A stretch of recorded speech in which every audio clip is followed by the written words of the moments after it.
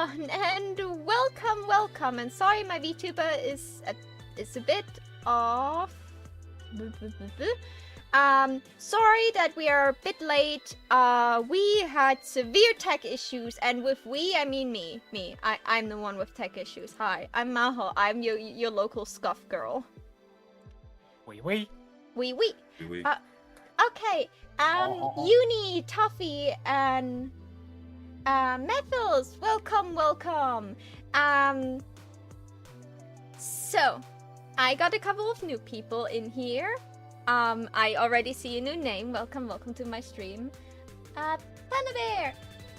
Hi, welcome guys. Okay, so we are talking about Hazbin Hotel Season 2 today. But before we do that, I have to introduce to you all the beautiful people I got here. And Mika, thank you so much for the sub. Also, I think I saw Ultimate sub too. Yeah, no, Blood sub too. Thank you so much, guys. Okay. So, as my co-host, we have Amy here today. She's standing. Hi-oh. She's standing. She wants to exercise her legs. Don't mind her.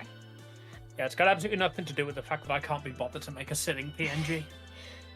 And thank you for the realistic knocking, guys.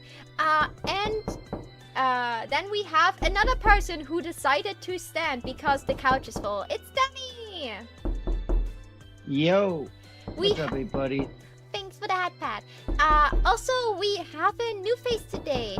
Say everyone that know most of the cast already, but don't know them yet. Say hi to Blue. Hello. I'm new here. Honk! Let's go. We have Kudai here as a guest this time instead of a co-host. Say oh hi to Kudai. Hello, everyone. And yes, I'm just a guest this time, so Amy can't tease me as much. Yeah. I can. Wait. It would just be morally wrong to do so. And we all know me. I'm a morally upstanding person. Amy? I always do the right thing. Amy, with great power comes great responsibilities. Be nice. And also, we got Paige here today as well. Also not as a host. Hello. Yeah, I think I've only been host like Once. once. I think I'm not really sure. I don't think I've. You Have will... I been? Yeah, once. It's great. I get the co-host sofa all to myself, and I'm standing in front of it. But yeah, I am here as a guest. Amy was willing to off me for it, and I was like, it's not worth the trouble, so I'm here as a guest. Yeah. Oh my god. Yeah, there I'd like was to some... point out that the murder threats were slightly sarcastic. Yeah. She didn't mean all of it, what she said. However, she meant a lot of it. Happened to see... I Well, wouldn't I have wasn't- murdered I you. wasn't I might gonna have risk mutilated it, you you a know? little, though. Maybe a little nod. Thank you for also following me here. That's very nice of you. I will try to have an eye on the YouTube chat, but the multi-chat doesn't show me redeems, so if I miss a message for the people on YouTube, I'm sorry. Also, I hope everyone is audible. I did a sound check multiple times. In theory, yeah, I see you guys act out. Okay. We have another guest coming in probably later. We will welcome them when they arrive. So, Hazbin Hotel Season 2. Let's start with the first question. And we start from the seating alignment with Danny first. Danny, how did you like Season 2 in general? Oh, what? But before you say, in case you people didn't saw, there's a big spoiler warning on top of the chat box. It's there. This is not a joke. This is not a drill. We will spoil you everything. So be warned. Now. This ain't no emergency broadcast freaking sound off, in other words. Oh yeah, if I would have the sound box, I would have play like the emergency sound alert now. But yeah, Danny, how did you like Season 2 in general? Honestly, it was a full-out trip of roller coasters up and down, back to a country, to another continent, back to my continent, back to another. And I loved it. It was that much of a trip of emotions. Like, I can't really say I'm speechless because we're a talk show, so I can't be speechless, but I'm amazed at what they did.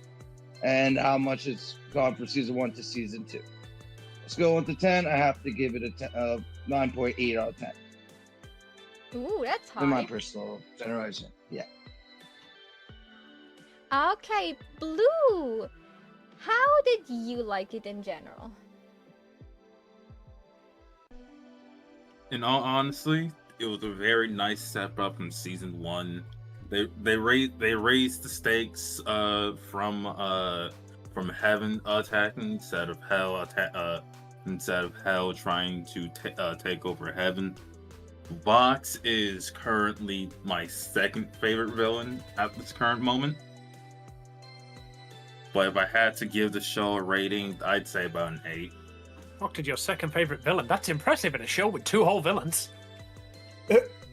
Hello? Half of hell is a villain. Kind of. Kind of. Could I? Signals, but fair enough. How did you like season 2 in general? I did. Okay. I think that question was directed to Could I? Clyde. I said could Oh. I? Yeah, Oh, your I mic actually cut out right raised- at the start. Yeah, your mic. Yeah. Yeah, Yeah, I you might cut out from time to time.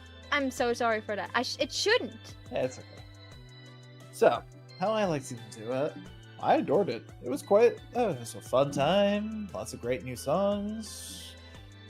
I do have to say one thing about it, and this isn't a point against it. It's a point for it, in my opinion. God, Alistair was a brat this season. Oh yeah. Anyone know what? Agreed. This season? Oh, yeah, Yes, did- this season he was a little bit of a brat before, but damn, he turned it up to like 20. I mean, First I feel line like in that's the because- show was just brat fucking energy, and that just carried the entire rest of the season. And he I turned feel it like up. because we spent a lot more time with Alistair, he was able to be a lot more of a brat. True. True. He He lives for the spent half the chaos. season tied to a chair. Of course, he's a brat. Yeah, but Oh, that's more- fair. The chair will be Go with the missed, chair. kind of. No, he it is will full not fuck be in that missed. damn chair. Not the cock chair. Yeah. I mean, like every time he was spinning in his in Oh. his chair and just like doing funky things. Seriously, he That- loved Don't, that don't chair. like Blue. He has trauma. Thanks to Sunny. Thanks to Like- Sunny. I can't wait until season 3 where he kills the overlord of spinny chairs. No, he will go after the overlord of cock chairs. I hope he does go for the Overlord cut chairs. Okay, we get ahead of ourselves a little bit. Paige, how did you like the show in general? Season 2. My feelings are kind of confused because I did watch the whole thing, like desperately going from one episode to the other, right? But I also I am not sure I 100% like it. I feel like in terms of rating, I'll give her like a 7 to 8. It is very good. It is extremely good compared to anything else that exists right now. But I do think that it is very much pigeonholed by, like its size, like how long the episodes are and how many episodes there are. Oh yeah. A lot of the stuff is rushed, and it just feels like I can barely, like keep up with what's happening, and it's moving on to the next thing. And that isn't that much of a, like, it is good, but it is held back by this thing, and that's why, like, it's really held back. Is what I want to say. It's why I cannot fully enjoy it, because I feel like everything was so rushed out the gate. Like, boom, it's here, boom, it's gone. Like, it's already over, right? True. Hi, Panda. Yeah, like this size. But I have like a question later where we can like a little bit complain, and I think like the size will be like one of our main complaints that we will have. But that is like a thing of like the budget and how much budget they get and how much episode they get. So I cannot really completely push that at fault to the writers. I'm pretty sure the writers could make the episodes longer or could make more for a season if they would have the chance to do it. So I am also not complaining at Vivzy or any of the cast Oh yeah, or any like of this the is artists that did their very this is an best. Amazon thing. Yeah, I 100% blame Amazon for this. They should give them what they need instead of, like, here, have another package of 8. Yeah, do it like Sony. Tell them like, oh yeah, go ham on it. Yeah, basically. I never thought I would say that in my life, by the way. Okay, Amy, how did you like season 2 in general? I saw so much season 3 in the chat already. I was about to ask you about season 3. I would be very confused if you have watched season 3 already too. Yeah, Viv's done like a series of interviews where she's hinted at some stuff from season 3. I still have to watch those interviews. I haven't actually seen them myself either. I've just seen like clips of them on TikTok. That should be good. Yeah, like season 2, like there's a question later about whether you like season 1 or 2 more. And I can't really answer how I like season 2 without also answering that one, because I thought it wasn't as good as season 1. Yeah. But it was still good. Like, it was good, but it wasn't season 1. You know, like, it Yes. wasn't what I was expecting. One thing I will say, the songs were infinitely better. Like, almost all of the songs were great. I didn't like a lot of season 1 songs, but season 2 was fucking hit after hit after hit. Then Absolutely. our opinions go out like in a different direction in a way, because I personally think a lot of songs, like the V's are like interjecting so many songs, they don't per se make them worse, but like so many songs are like so short sometimes that I feel like I think some of the songs, when you like see the entire list of songs that are throughout the entire show, like I would listen to almost the entire album of season 1 without a problem and would bop to every song, but like in season 2 I had like the feelings that songs sometimes suffered a little bit under the fact that, like I think Vox Populi was great, but Vox Die was way more impressive, but it suffered from that it was literally only a minute long. So I think like some of the songs suffered a little bit. And To be fair, that's a very common problem with musicals, is that the songs have to fit scenes. yeah. Especially in animated musicals like this, they have to fit scenes and they have to be animated. So the time that they're filling has to be like not short per se, but concise. Like the point Yeah. that they're trying to get across needs to be made quickly, because the longer the song goes, the more they have to animate and the more air they have to fill. Yeah. Also, Kai, yeah, there's a question later for favorite scene. Okay, so I liked it a lot. I had my problems, but it was like less with the show itself. I was just sitting there and was like, I was ready to literally like punch a couple of characters more than once. I was so ready to throw hands, and let's just say I was about to cry. It was very captivating. I really need a season 3 like yesterday.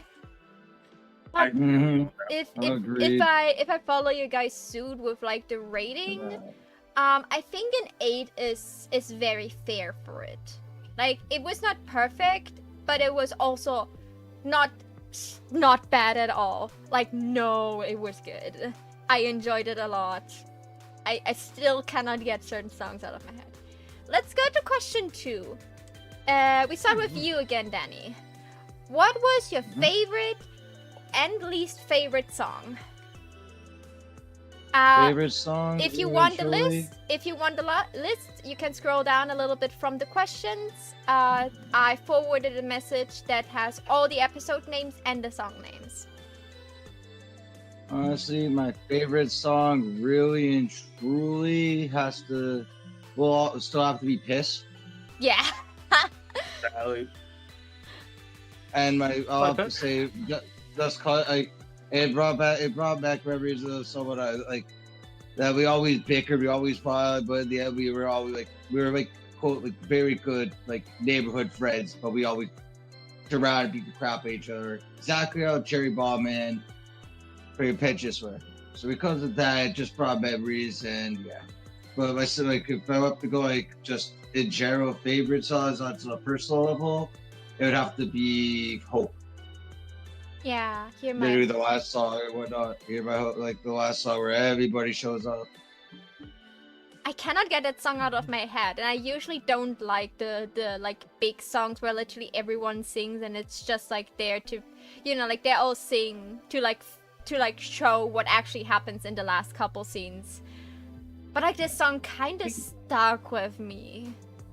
I normally really like the big ensemble finale songs, but like this one just didn't stick with me. Like I liked it, it was good, but it's not one that I'm gonna like keep going back to after, you know, the album's left my rotation. Yeah. Okay, And but then for the least favorite song, honestly, I can't really say I didn't like hate it all. Like I can't say I didn't. I honestly liked all oh, of them. you I don't have, honestly can't. you don't have to answer that. I just put it in because some people have strong feelings. Amy, Paige, those are the people that usually have strong feelings about a lot of things. Please continue, Danny. Yeah, but pretty much, honestly, one song I could say that I didn't like this song, but I did. I love the animation of it all, but it's because it was too short. Lucifer coming in hot. Lucifer, I forgot to Yeah, do that it. was That the start of Vox Populi, I believe. that was the good Yeah. part of Vox Populi. Like, if I'm being honest, like what? If I know. I'm Vox saying. could I'm have wishing- shut the up. reason I why could have didn't know- just listened to her Lucifer singing that Yeah, entire no, song. no, that's what I'm saying. No, what I'm saying is that song.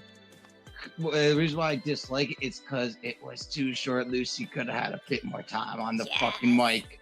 Yes. Yeah, that's Yeah. That's Everybody why. loses their shit over that, but I genuinely don't think Lucifer's part in that song was too good.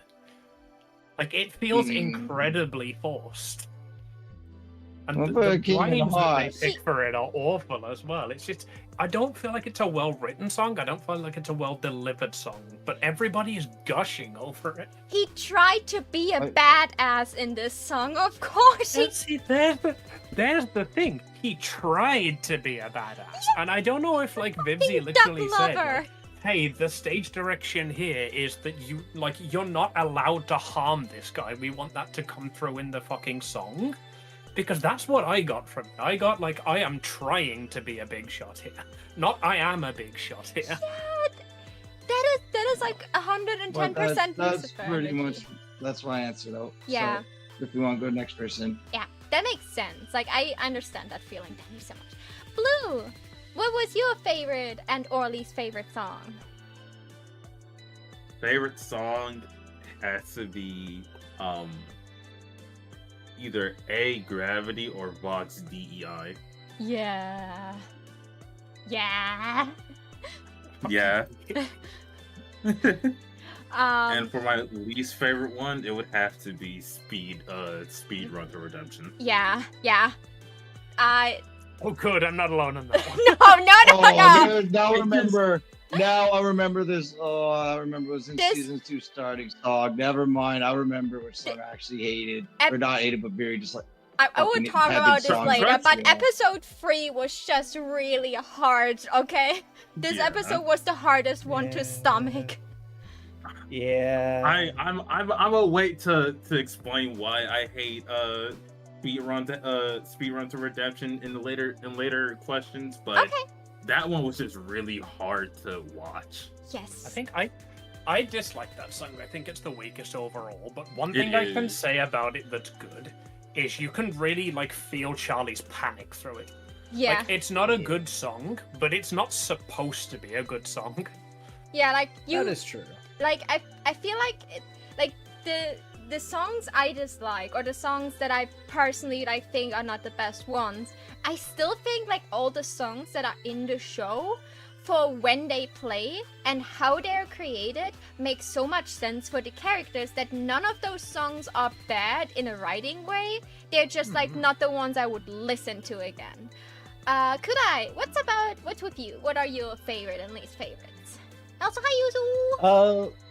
Well, I got like a few favorites. You know me. I gotta do a little thing here. Yeah, like do your chart. Gravity. Yeah. Of course. Come on. That was a great song. Like, look, Man, I'm not the biggest fan of Loop. I'll admit. Like, I like her as a character, but not as a person. But yeah, that song was fire. Love in a Bottle was fantastic. Mhm. Like, come on.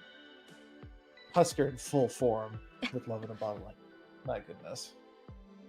And I've seen people online complaining about Love in a Bottle, like, oh, it glorifies drinking and gambling. Like, you need a reprise where he suffers, and I'm just like, the entire second half of that song is the reprise where he suffers. What are exactly. you talking about? He's also People quite were really literally not a paying Game attention. Boy.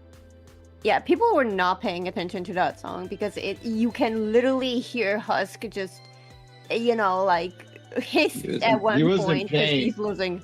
Yeah. And then at the very end, where he just goes like, another one! And you can literally... Another round. Yeah, like he's so- Yeah. Yeah, like even his conversation with Angel later on is also the reprise to that song. He literally admits that he's a drunk and not worth saving.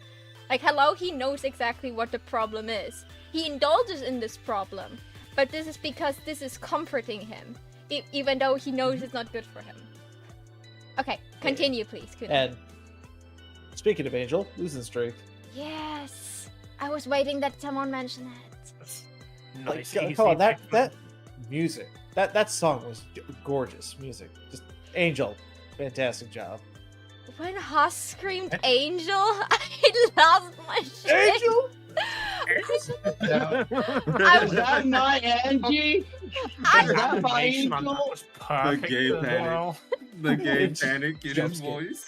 Yeah, he didn't. People said, "Oh, this was his awakening." No, it was not his awakening. Literally, in Love in a Bottle, you see multiple scenes where he takes a drink that is called like a blowjob. That is what this drink is called, I think. And he also like has like a boy toy on his lap, like a bunny boy on his lap, while he gambles. Like, no, this man doesn't have like an awakening. At least not a gay one. This man had an awakening of like, oh shit, wait a second. Oh god, like I was attracted to this man before, but oh god, no, shit, I'm in love. Shit, abort. Mr. Board. Yeah. Yeah, he's scared to love.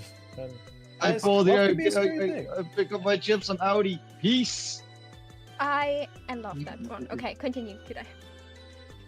then, yeah, I mean, look, there weren't any songs I actually disliked. Like, Yeah. Fair. I thought they were all really good. Very fair. And Hey!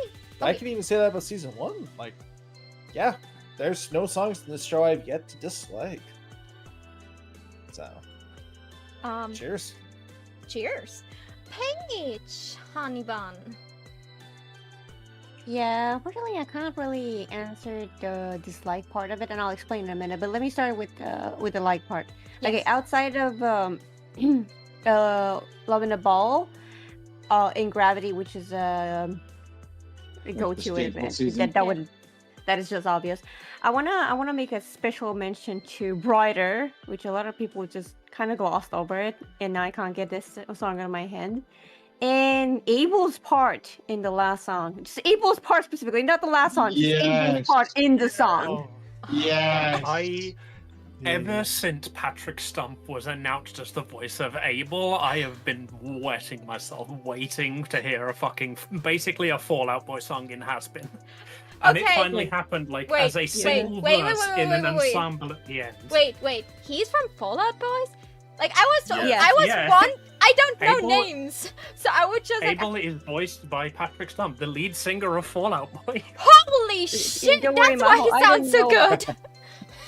I didn't know either. It was just beaten into me by the internet. Like every single comment thread, every single. Really? It's like YouTube has been recommended to me Abel's part in the last song, and every time you open the comments, it's like, "Oh my god, I can't believe it's the lead singer from Fall Out Boy," and they're like, "Yeah, no, I knew this because it was beaten into me." Like I heard Amy wet her pants over this guy. What is a rare thing because Amy never wets her pants over any guy usually. And I was like, I was just like, I guess like this is a famous this man was the person. sound of my teenage years. Mine too. I just didn't know what his name was. I mean, I still listen to Fall Out Boy, so Oh yeah, me too. Like I just didn't know. That explains so much. Like he sounded great. He does a great job. Like when he speaks, he has like he doesn't sound like he had it in him, you know? I was happy that he had it in him. Like, I love that he said, "Can I grow a pair?" And then just like, let me stop right there and like, get in your place, bitch. Like, I was like, oh my god, Abel, please, let Lute be the antagonist of season 3 just so you can bitch at her. Please, I beg you. I don't care about Kane. I am so happy for poor Abel because a lot of people were shitting on him for the exact same reason like the Angel Brown is shitting on him. So it was nice to see Redemption because he's not a bad person. He's just really chill. I don't even think he's a coward. I think he's just a chill person who doesn't like fighting and stuff. Yeah. He just vibes. Yeah, like He's just a chill guy. well, Yep. yeah, like He's he a was chill dude. not the son of Adam that probably ended up in hell. I'm still waiting for the Kane drop. You know? Where's Eve? Where's Kane? And those two are characters that need to show up in Aspen. I mean, if Stable's here, probably Kane's gonna be showed up too. But I think like because of the way that Has-Been is made so far, I'm pretty sure they want to get the other stuff out of the way first Yeah. I would because they have to absolutely take this love it. season by season. I would absolutely love it if when they cast Kane, they cast him as like Brendan Urie or like another pop punk band star. And then Kane and Abel just have a fucking sing off like pop punk style. That would be brilliant. That would make my life. Okay. Any other songs you like? You mentioned you don't have a song you dislike. The issue is that while watching, there are parts that I skipped because they were very awkward, including Speedrun to Redemption. Nifty's, cleaning song and the speedrun to redemption. I skipped those because I skipped most of the episode where Charlie was trying so desperately to convince Vox of something that he cannot be convinced in, and I couldn't stand watching the entire. So I skipped most of it. Like I Actually, only. If you skip Nifty's song, like legitimately go back and listen to it, it is brilliant, and halfway through it gets better. Yes, Yeah. I will not. That's why I mentioned it. I don't want to judge a song that I haven't heard. That is So fair. I'm not gonna judge a song that I haven't heard because it wouldn't be fair. If I haven't heard it, how can I judge it, right? So I can't say anything about the songs that I didn't hear. But out of the songs that I did hear, the weakest one has to be the first one. Again, all of the songs that I did actually listen to, the first song, the one with at the opening, at least the part that was sung by Charlie, not the part that was sung has by been the guaranteed. Bees. Yeah. Yeah, that was the weakest one out of all of them. Why be nice when you can be famous? That's why I'm not famous, guys. I watched that scene. I listened to that song, and my first thought was like, "Oh, that's why I'm not famous. I get it now." Thanks for the big dogs. Seeing Valentino just strip on the cop. command was just jarring. Seeing like, oh, this is happening. All right, cool. That's his whole full Honestly, personality. I'm pretty sure before he was like such a big number as an overlord, he had a fair share of porns he was filming. Yeah, no, the issue is that my poor Ace mind cannot keep up with it. Every time I see him almost naked, I'm like, Oh ugh, no. Yeah, it just I- hits What me. happens if that- yeah, I don't know, what like. happen- I've seen What an happens if absolutely Val- fucking brilliant meme of Val and Vox lying in bed, and Val's like, "Oh no, my phone's run out of charge," so he takes a USB out and plugs it into Vox's like rectangular nipple. Oh my god! There's a charging symbol appear on Vox's head or not. I'll see if Oh, I can dude. find it, but it was deep in a doom scrolling session. But that killed me.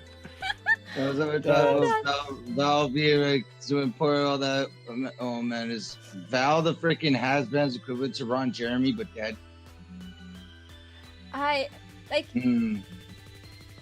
have certain opinions of that too. We come to that later. Amy, what are your favorite and least favorite songs? I am so surprised nobody's mentioned Easy yet. The hell is wrong with you people? Well, most of them are not like raging lesbians like you, but also, like, what's wrong with you Oh, guys? that That song. song was great. They were literally dancing the devil's tango. No, they They weren't I- just that. Yes, they were I banned. rewatched Yes, that they scene were. probably more than fucking, some VHS tapes have been paused, if you know what I mean. Mhm. I can sing the entire song with pointy fingers.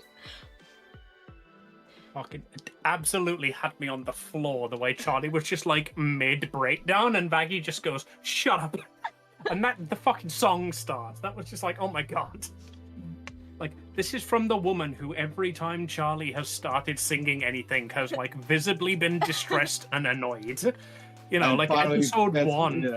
or fucking episode 2 opened Not with even her saying, finally. "Charlie, don't, whatever you do, don't sing." And Charlie leaves the hotel and starts singing Happy Day in Hell. So the fact that Vaggie, like, when flirting with Charlie, sings, I think that's beautiful. I love it. And I love how they did a full freaking Inuit and all that behind the picture. They were full out. Yeah, and that- I love I mean, It's the devil's yeah, they're tango. tangling in the bedroom. I did like that too, but That was such No, a that's great way to No, have I an know ero- how to hide it. that was a great Exactly. that was a great erotic scene without being explicit. That was Exactly. so, like that's it was what- good for an asexual to watch it because you didn't saw them bang, but also like if you understood what happened there, but it was so cute and wholesome. Like if they had if they had more than 8 episodes, we probably would have gotten a little bit more of like Charlie and Vaggie just like getting the shit together that Charlie messed up. Okay, songs you disliked or other songs you liked, Amy. It's gotta be Speedrun Redemption, hasn't it? But like as I mentioned, like it's not a good song like in terms of the soundtrack, but it's a good song in terms of the episode. Like it Yeah. tells the story of the episode well, which again, like as a musical show, there are gonna be some songs that aren't just good as songs, and that's fine.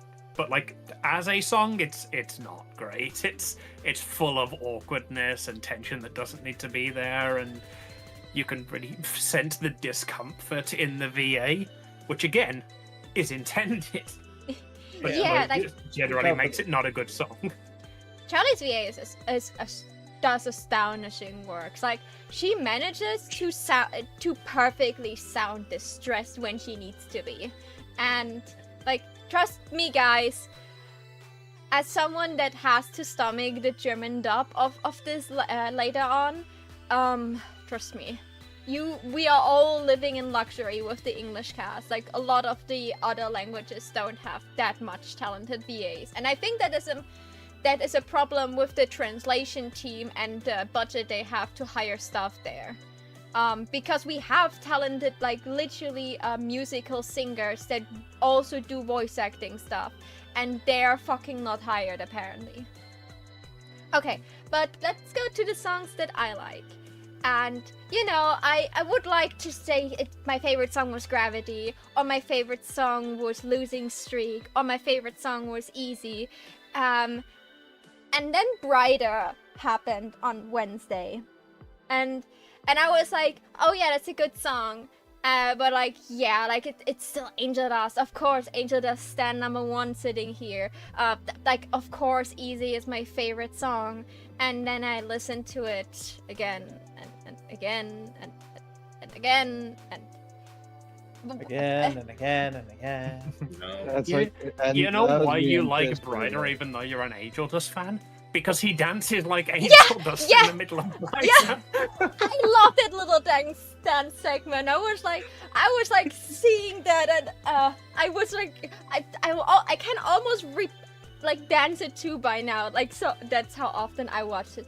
Like this song, like it was Vox's best song. Like Vox was like in almost every song by now, and I thought like, okay, so the Don't You Forget Receive, where he called Alistair, you're my partner's bitch, and I was like Best line. no, the best line was like, oh, won't you do fuck already? What, am I wrong? I hate Valentino. He was right with the sexual tension. Yeah. that was One very thing- well Alice- done. Part and- about that line is that line made it into the fucking official soundtrack recording. Yeah.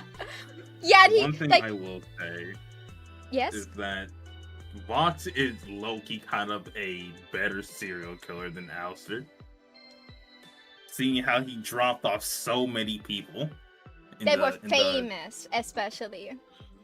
Yeah. But like he had like many years. Like you see Vox age through the songwriter, so we know he did it like for a longer time. He lived also later than Alistair, so he had like also other means to do it. Well, also Alistair was a cannibal, so like he had like his reasons for killing and stuff. And he was doing it out of like kind of enjoyment. Like Alistair was doing it out of like slightly revenge against people he hated and a lot of enjoyment. Like Vox was killing because he, no matter what he achieved, it was not enough for him. So he was always reaching a step higher. And so no matter like how high he got, like the fact that like he killed all his followers, you know, like when this TV crashed on his head, you can see the, you know, like the skeleton outlines from everyone that was standing there because he was standing in the water. Everyone that was present there was also killed that day. And like this song, like I thought Vox Die was a day I think, like because I thought was like the best one because like it was so deep and it was so menacing and it really like brought home the thing that he will not stop, and it made him like a true villain. But like Brighter really drove it home. Like I just liked Vox, and I had like he became over the show a better and better antagonist. Like you could see how he loses his marbles, and like Brighter was in Act just 3, no less. And God damn it! God damn it! Exactly. He lost his marbles in Act 3. It was prophesized by Bambi. Like Loki, very concerned, by the way. Something I realized earlier while listening to the Season 1 soundtrack, there are so many things that are predicted in Season 2 in the Season 1 soundtrack. And in Poison, one of the lines Angel Dust gives is, my story's gonna end with me dead from your poison. I'm like, oh no, please don't let that be prophetic too. no. Like, the show is so good about hiding fucking plot twists in earlier songs. Yeah, like even that Vox was like present after like Angel had his breakdown is not like, why was he there? Well, he was there because he was literally brainwashing him just before that. Finding out Angel was a spy was heartbreaking for me. Oh yeah. It was. But like I liked a lot of songs, and a lot of songs I just constantly listened in repeat. A song I have to give an honorable mention is wait, where is it? When I Think About the Future, because like the entire song, I'm not thinking the entire song is like as the entirety like my favorite song. I really like the melody. It's like so catchy, like, and it works. And the fact that they brought in so many other songs like Easy, like Gravity, The way they reprised them and made them feel even newer than the other songs is great. yeah. At the fucking start of that song where Charlie and Maggie are just singing it in the lobby in front of everybody, and then they start dancing and start singing Easy, and I was like, that's what they do when they euphemism for sex. They're fucking in the lobby in front of everyone. They're not. Also, you can see when Emily and Charlie singing together, holding hands, Maggie standing in the background, huffing and puffing because she's jealous. Like, it's okay. I know it's not gonna happen, but I so hope they become a polycule. I love those three. Oh no! I saw multiple times Velvet being part of the polycule, and I was like, for some reason, I can kind of see it. Like, for a weird reason, I can. Yeah, it makes sense. They've all got a lot in common. They're all my favorite girls of the show. Also, Yes. sorry, I was just saying. Speaking of Velvet, you ever notice that she sometimes had a few moments with Alistair where it's just like, yeah, let's just watch the chaos together. Oh Oh yeah, like Yeah. Oh, then just the fucking when Velvet turned around in the spinny chair and starts cussing him out, and then Alistair turned around. Yeah, the entire Um, fandom was like, "Oh yeah, girl, dish." okay, Yeah, so they were just hanging out. apparently, sources I'm not complete. I have not 100% proof, but as far as I heard through the internet, in this scene before that, there was supposed to be a scene where Velvet and Alistair hang out, and she's doing like a skincare routine or like do his nails or something like that. Like she was hanging out with Alistair because she personally has no beef with Alistair. Like, so she was. Yeah, it's just fucked. Yeah, so, and she's like all there for like all the chaos, and the fact I love Velvet. She should. I think we see a little bit more of the V's in like season 3. So I hope Velvet get like another song. Like the girl deserves it. I was so excited for new Velvet songs because like Respectless is easily my favorite song of season 1. And I absolutely love Velvet's delivery of just like her entire part of that song. And then she gets like fuck all this season. She gets a few bit parts in some other people's songs. I was so annoyed, especially since the entire season was supposed to be about the V's. But she got like 25 outfits, okay? Like she got the visual representation in the show. He changed every. I- He changed out to every scene. I sent thought- I sent Maho and Eden just a slideshow that says, "Hey, now that the season's done, I've counted. She has 25 outfits. Here they all are." Hi Urnia. So Uh, yes, could I? Also, I noticed. What do y'all think about the fact that she's a doll demon? That's what the kind of demon she became. Oh, that was like a big theory in It makes season sense. 1. It was a big theory in season 1 that she is, and just got confirmed in season 2. I am so Yeah. annoyed it took me so long to notice that. Like, I literally noticed when Oh, she no. got thrown out the window and burst into doll bits, and I was like, "Oh my god, she's a doll!" Oh yeah, that makes sense. Yeah, like she covered the visible. She covered the visible parts of her joints in most outfits. Like I think like she doesn't want it to be seen that much.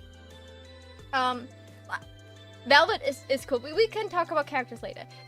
Definitely Speedrun to Redemption was just a painful song to sit through.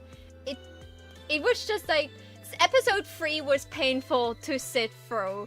The amount of time I want to lovingly slap Charlie across the face. It's like, Charlie, I know this is your personality. I know this is your whole spiel that you have to like. She doesn't want to be a hypocrite and like say that the V's cannot change their mind. She doesn't want to be a hypocrite, so she doesn't allow herself to question their sincerity. So she always tried, but like she hurt a lot of people through that because she was. Yeah. But like the moment she saw them like actively hurting Angel and hurting Husk, like she kicked them out. I feel like kudos to her, like when she actively saw, like before they were just sitting there and listen. She wasn't like thinking about what they would do with the information they got. But the moment they actively did something to try to harm someone, she immediately got protective. Like at least like she tries. She needs more time to realize things. But like if it gets physical, she's always having a big no line. She's like, you're not overstepping. You can't be mean to me. You can be mean to the hotel, but you cannot go against any of them. Or I will fucking skin you alive. And I wish she would skin them alive. Like, God, I wish Charlie would have just punched Fox's screen. I feel like her reaction to Vox, what he did to Angel, was a bit late. I feel like she should have been putting belt to ass the moment Velvet put one of her little spells over Angel's mouth. I think. Hold on, let me start that thought again. I think episode 3 being so bad is what makes episode 6 so good.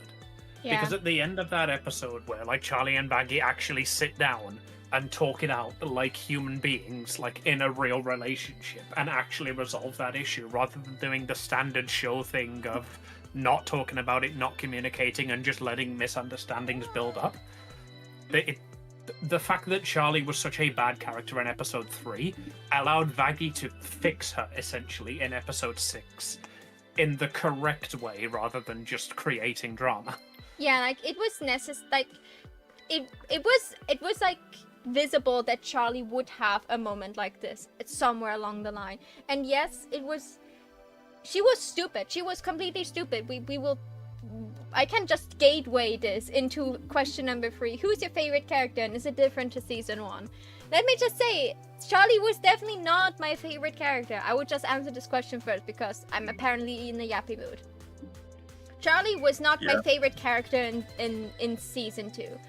Like, she did so many things wrong because she admitted to herself she was too narrow-minded, she was too hyper-fixated on one thing.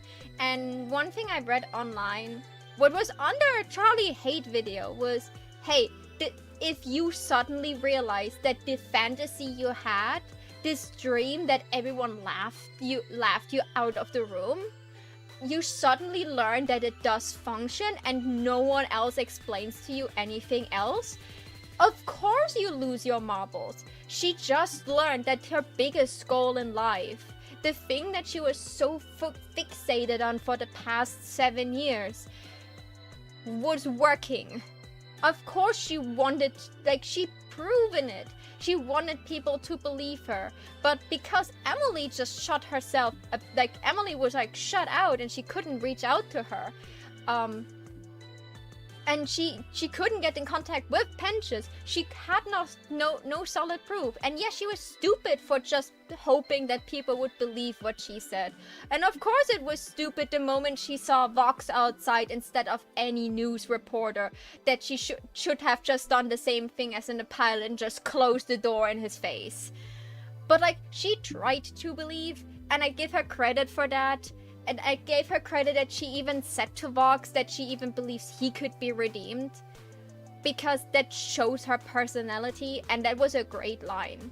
I hate Vox. If I'm allowed to, Yes. I wanted to keep this for later, but it has to do with Charlie and her behavior, because a lot of people did not understand what was going on and why Charlie was acting this way.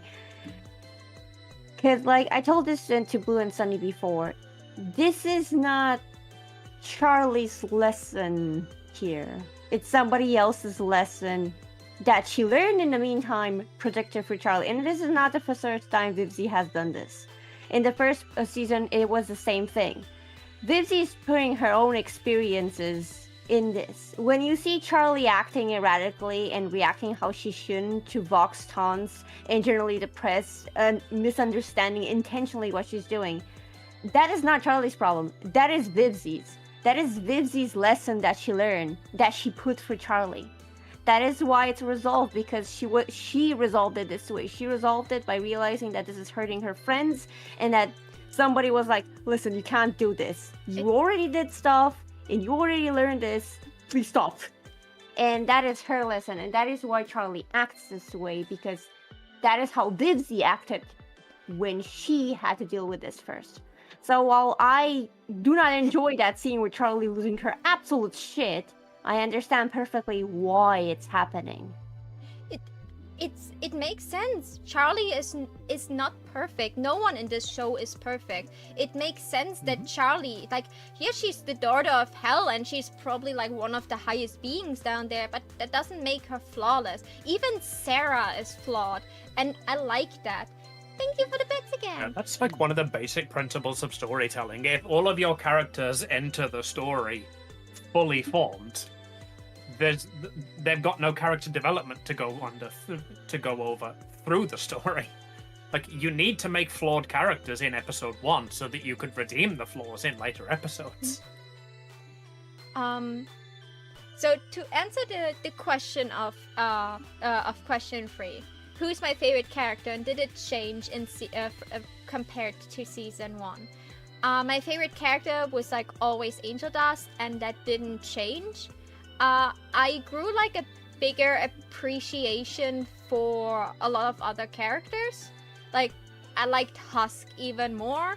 Like, the fact that he was hosting the therapy sessions in place for Charlie because she was losing her shit was was really good. I love that. Who Especially else that. but a bartender? Yeah. Um. Oh, that's one thing I will say. Like, I did not like Husk in season 1, and I did not like the Husk and Angel ship. Season 2 fixed all of that. Like, Husk became a much more relatable and better character, and like the way he actually like treated Angel Dust made it a lot more sense for that to be a ship. So like now I sail with that one. Okay. So, yeah, like my favorite character didn't really change, but my feelings towards my favorite character got me through a roller coaster or two. But like Charlie, like I liked Charlie in season 1 a lot. I liked her like like it was necessary that it happened.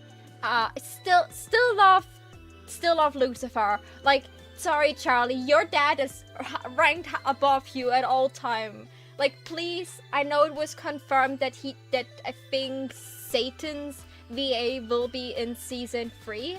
I need him to go back to the other sins. The fact that they all sent him presents, fucking Mammon sent him money. That greedy bastard, the sin of greed, was sending his own money just so that Lucifer would come back. Hello? Yes, I need that. I need that in my life. I need Lilith to come back. Because I need that derpy little king finally having his wife back. I want this man to be happy. I don't care about... Like, Charlie, go make your father happy. Make sure that Alistair's not harming that poor man. I don't want to see any more, like, Lucifer's harmed in this show, and it very much teases that Lucifer will probably be the main goal for Alistair next season. Like, no, fuck Radio Apple, fuck that. No, don't hurt him. Don't touch my duck king. I feel like they're setting Lucifer up to just start becoming the Princess Peach of Yes. He cannot defend himself.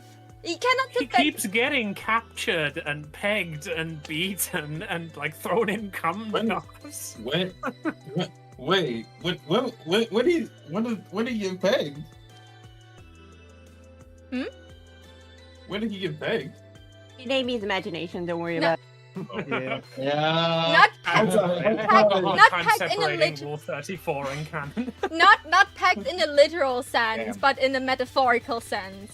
Because like the only person he could lift it, like we saw how strong he is. He fucking like he dealt with Adam like in the most funky way. The only reason Adam didn't die was because like Nifty killed him and because Lucifer was not out to kill him. Probably also because of a deal he made with Adam. And because Charlie stopped him, Maho. Charlie stopped him, remember? Yeah, and she While we're stopped on it. that point, can we talk about how I was fucking right about Nifty being the most powerful sinner in hell? No, technically it was Yeah. Vox. The end of season 1, fucking Nifty kills Adam, and I just immediately jokingly went, oh my god, she killed Adam, and Adam fucking beat Alistair. That makes Nifty the most powerful sinner in all of hell. And then at the end of season 2, Nifty is fucking all but confirmed to be an overlord. Yeah, but Goes she toe-to-toe with 2 active overlords, and wins. She was only toe-to-toe with one overlord. She was only dealing with Velvet. And She fought Val, and then she fought Velvet, like, I think 1 or 2 episodes Man, later. But the fact that she, like, actively fought 2 overlords. Yeah, but- and kept her Val- own. It was with the scene where Nifty goes and Bitch, grabs and- Hustle, like, you come with me, bitch. yeah. And they both just Wow. go Alistair. Val was about to pop a cap in her ass. Yeah, but like I think like she would have absolutely enjoyed had that. his number. Like yeah, Nifty is strong. She's not the strongest overlord because that was Alistair. Like this was his whole deal with Rosie. That was another thing. We have to talk about later. But yeah, Danny, who's your favorite character? And is it different than season 1? It's actually very, very different because it was never in season 1. I love my little Baxter. I love that little shit. Oh yeah. He's fucking awesome. I love Baxter. I honestly Hey, can say Maha, it. what's I that really rule about truly- being allowed to disagree with the other with the other guests? Yeah, I will slap you with this keyboard. We agree to disagree. I know, and I'll slap with the keyboard with my repentance of it. But regardless, I loved how Baxter. We went there to actually just do his research to see everything there. Like he actually played his own role on that. He's like, and then in the end, he's like, you know what? There goes the Bensons. Fuck Vox of these motherfuckers. What you need, huh, Charlie? What you need, Nifty? What you need, everybody? I'm here for it. I love when then- Baxter muted him and said I always wanted to do this because that Yeah. was the entire Yes. fandom. The entire fandom wanted to Yes. do that to Vox. That Exactly. was just a very subtle call out to everybody who has ever worked a day job. Because wouldn't you love to do that to your manager? Oh, Oh. god, yeah. Okay. Good. Blue. Who's your favorite character? And is it a different character than in season 1? It is a different character than season 1. Oh. So Who was it in Uh, season 1? hello. Oh, Grandma Season said- 1? What? Grandma said we might go to 7-Eleven, so if we can you take us? I'll think about it. But Hi. I don't see that season question on one- the list. my nephew came in asking me if I could take them to 7-Eleven. But anyways, so I know I'm gonna get some flack for this, but Adam was low key kind of hilarious. Yeah. Oh. Yeah. He was. I low key did really like Adam. Oh yeah, like I Adam don't was a blame you. great character. Like He I was an didn't amazing character. I didn't like him, but like also hi people As a on person, YouTube. I don't like him. As a Yeah, character, as a person. As a Oh, person, as a I don't like character, him, he's but as a okay. character, he was amazing. See, that's yeah. like I think the way he was portrayed in season 1 was a very hateable person, which made him a very good villain. Yeah. Yeah. Also did It was also a really interesting fucking interpretation of Adam, because of course the first man is a sexist prick. yeah. Did you own But for season 2, Oh yeah, go on. I first. really like I really liked Vox this season Yeah. because of how effective he was. The fact like he like if he wouldn't have such an obsession with Alistair, and if his main goal wouldn't have been to like just prove Alistair that he's wrong, I think Vox could have won. Like Yeah. his obsession with Alistair was a main reason why he lost. Like, the one thing I enjoyed about Vox is they set him up to be like a Machiavellian villain, and then they put a real Machiavellian villain next to him in Alistair. And it was just like, I'm gonna manipulate everyone around me, and Alistair just sort of sat there in his spinny chair going, ah, cute. How are you gonna Right, manipulate them right. exactly? The rage baiting Alistair was doing yeah. was Oh, some yeah. top tier. Absolutely brilliant. I've said before on these talk shows over and over, like, that is my favorite type of villain, the kind who works from the shadows and just influences people to make them think it's their decision. And Alistair played that perfectly. Yeah. And the Oh, fact that absolutely. like Vox thought he was doing that perfectly while Alistair was actually doing it was just brilliant to me. Like, if Vox would have just accepted that he's great together with the V's and that those two fuckers, as bad as they are, really cared for his fucking ass. Like, they did really love him. Like, if they talked about revenge on him, but they also said, I hope he realizes that we're still here for him. They like ripped Valentino, kissed him, but like he reached out his hand, he said no, so he kissed him and ripped off his head because he wanted to save him. He grabbed the amount of like emotions they had for each other. Like even Valentino, like I hate that guy, but it made him so human, and for fuck's Oh, it's just- sake. The fact that the best line of the entire season was delivered by Val infuriates me so much. You are not killing us over that fucking deer. That was delivered so perfectly. Like, was, oh oh my my god, God, his so VA is not perfect. getting paid enough. The second Texas Seriously. line is also Man. said by him. I'm from fucking Florida. I love that Yeah. Man. so much. Man, the Fucking bees, dick. man, the bees That's the had end part. bills to pay that month. Yeah. They had bills to pay. Also, That's one of it. my favorite lines from Vox is three for the price of one. You just got fucking canceled. That was my favorite line from Vox. The animation on that was brilliant as well, with Yeah. him just like hunched over and like he has properly lost it at that moment, and you can really tell from the way he's drawn. It's beautiful. I love it. Yeah, like Vox was impressive. Like when the season started and we had like when once we get up there, like I was not seeing Vox as someone that would be able to truly mess with heaven. Like I didn't believe in that shit. Like I believed that Vox had a vision, but like I was not thinking that he would be capable to one manipulate most of hell so much to the point that they would rile up and unite under him. That he too would manage to con most overlords into helping him. Manipulated Carbine. Of all people, Yeah. manipulated that into I After create being- But laser. that's easy. Like almost every scene Carmine has been in, she's been manipulated into doing something. Like all you have to do is say, "Man, your kids are gonna suffer for this," and she goes, "Oh, fine, okay, here you go. Here's That my is social very security true. number. Here's the date to my house. Here's my weapons that's- company." Well, she has That's very priority. true. She has priorities, and her children are her top priority. I stand her for that. She made a wrong decision to build that fucking laser for Vox. But Yes. Like, build the laser or I'll kill your kids. Help me destroy the laser or I'll kill your kids. no. Grow a spine, Carmilla. Jesus Christ. Maggie did have a point though. If Vox does reach heaven, what stops him from killing her? Seeing how she's the only one who can stop his weapon.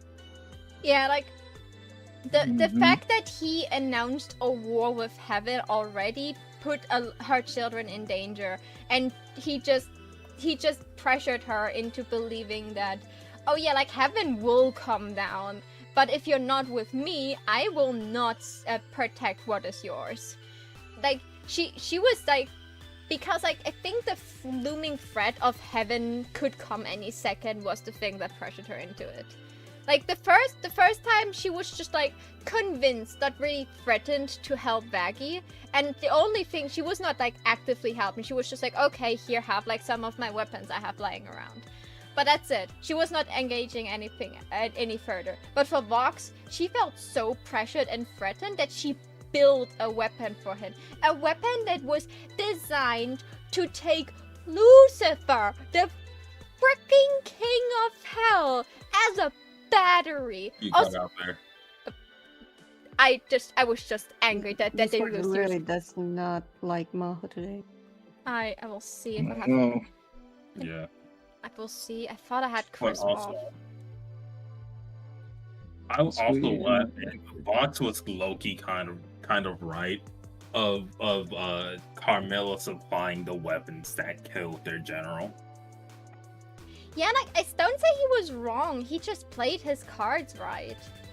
And like Yeah. the fact, like when he was like when he was not reacting to Lucifer's like taunting him, and he was like, and like it didn't click when he called him Lou, but then like when it was revealed that he literally brainwashed Angel Dust, and that's why he knew Lucifer could not hurt him, that scene made so much sense. Like kudos to that, to him, to not being phased that the King of Hell is standing in front of him, spinning that around to make sure that he stands there as like the cool guy in Vox Populi, and then he just takes Lucifer's part of the song, and it's just like, well, I'm the motherfucking King of Hell. Like, you were just telling the people 5 minutes ago that they don't need a king, but here you are.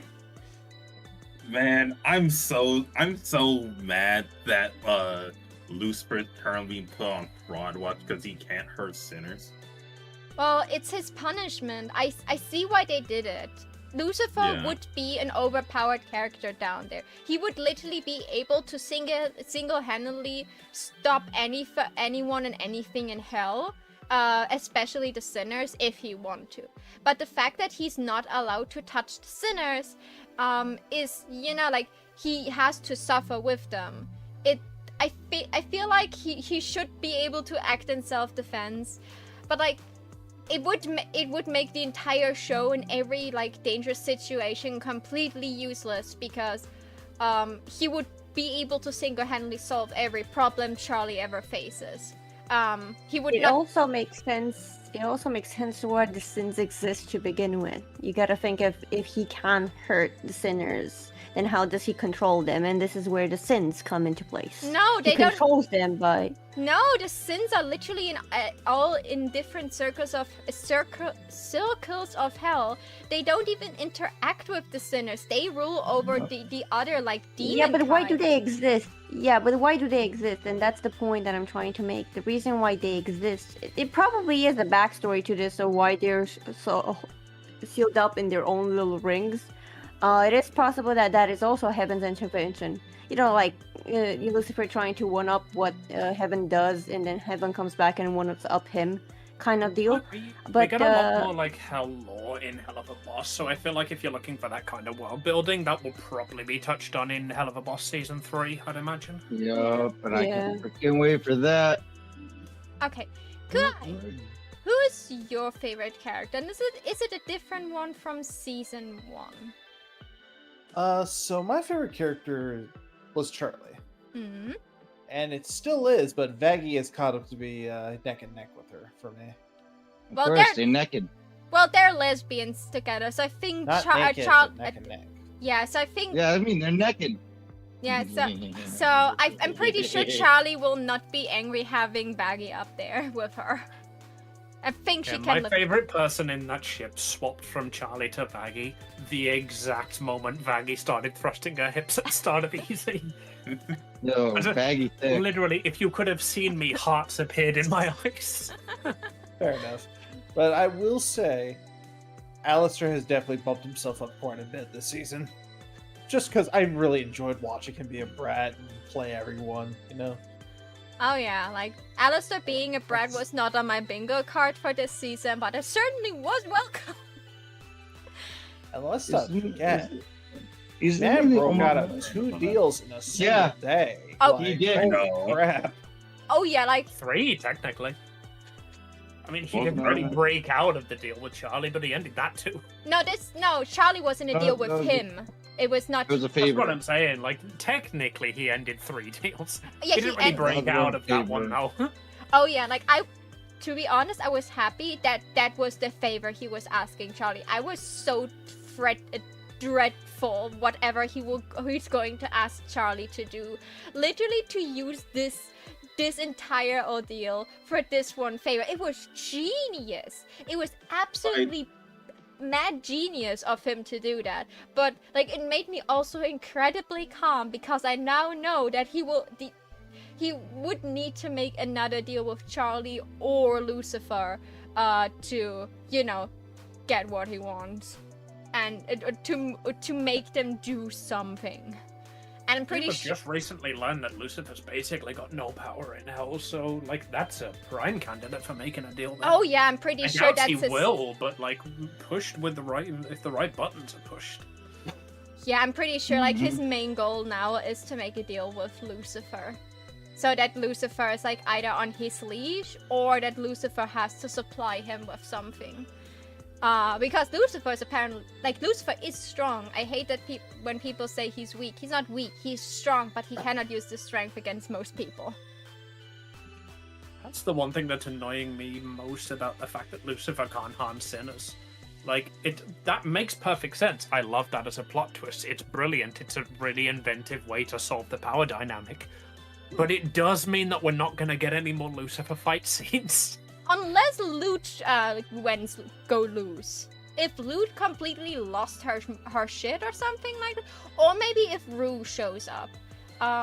Rue, I don't know much about her, but Rue is apparently the root of all evil. I think all the eyes we see in hell everywhere watching is is theorized to be It's a Rue. theory. Is a theory to Yeah, be Rue.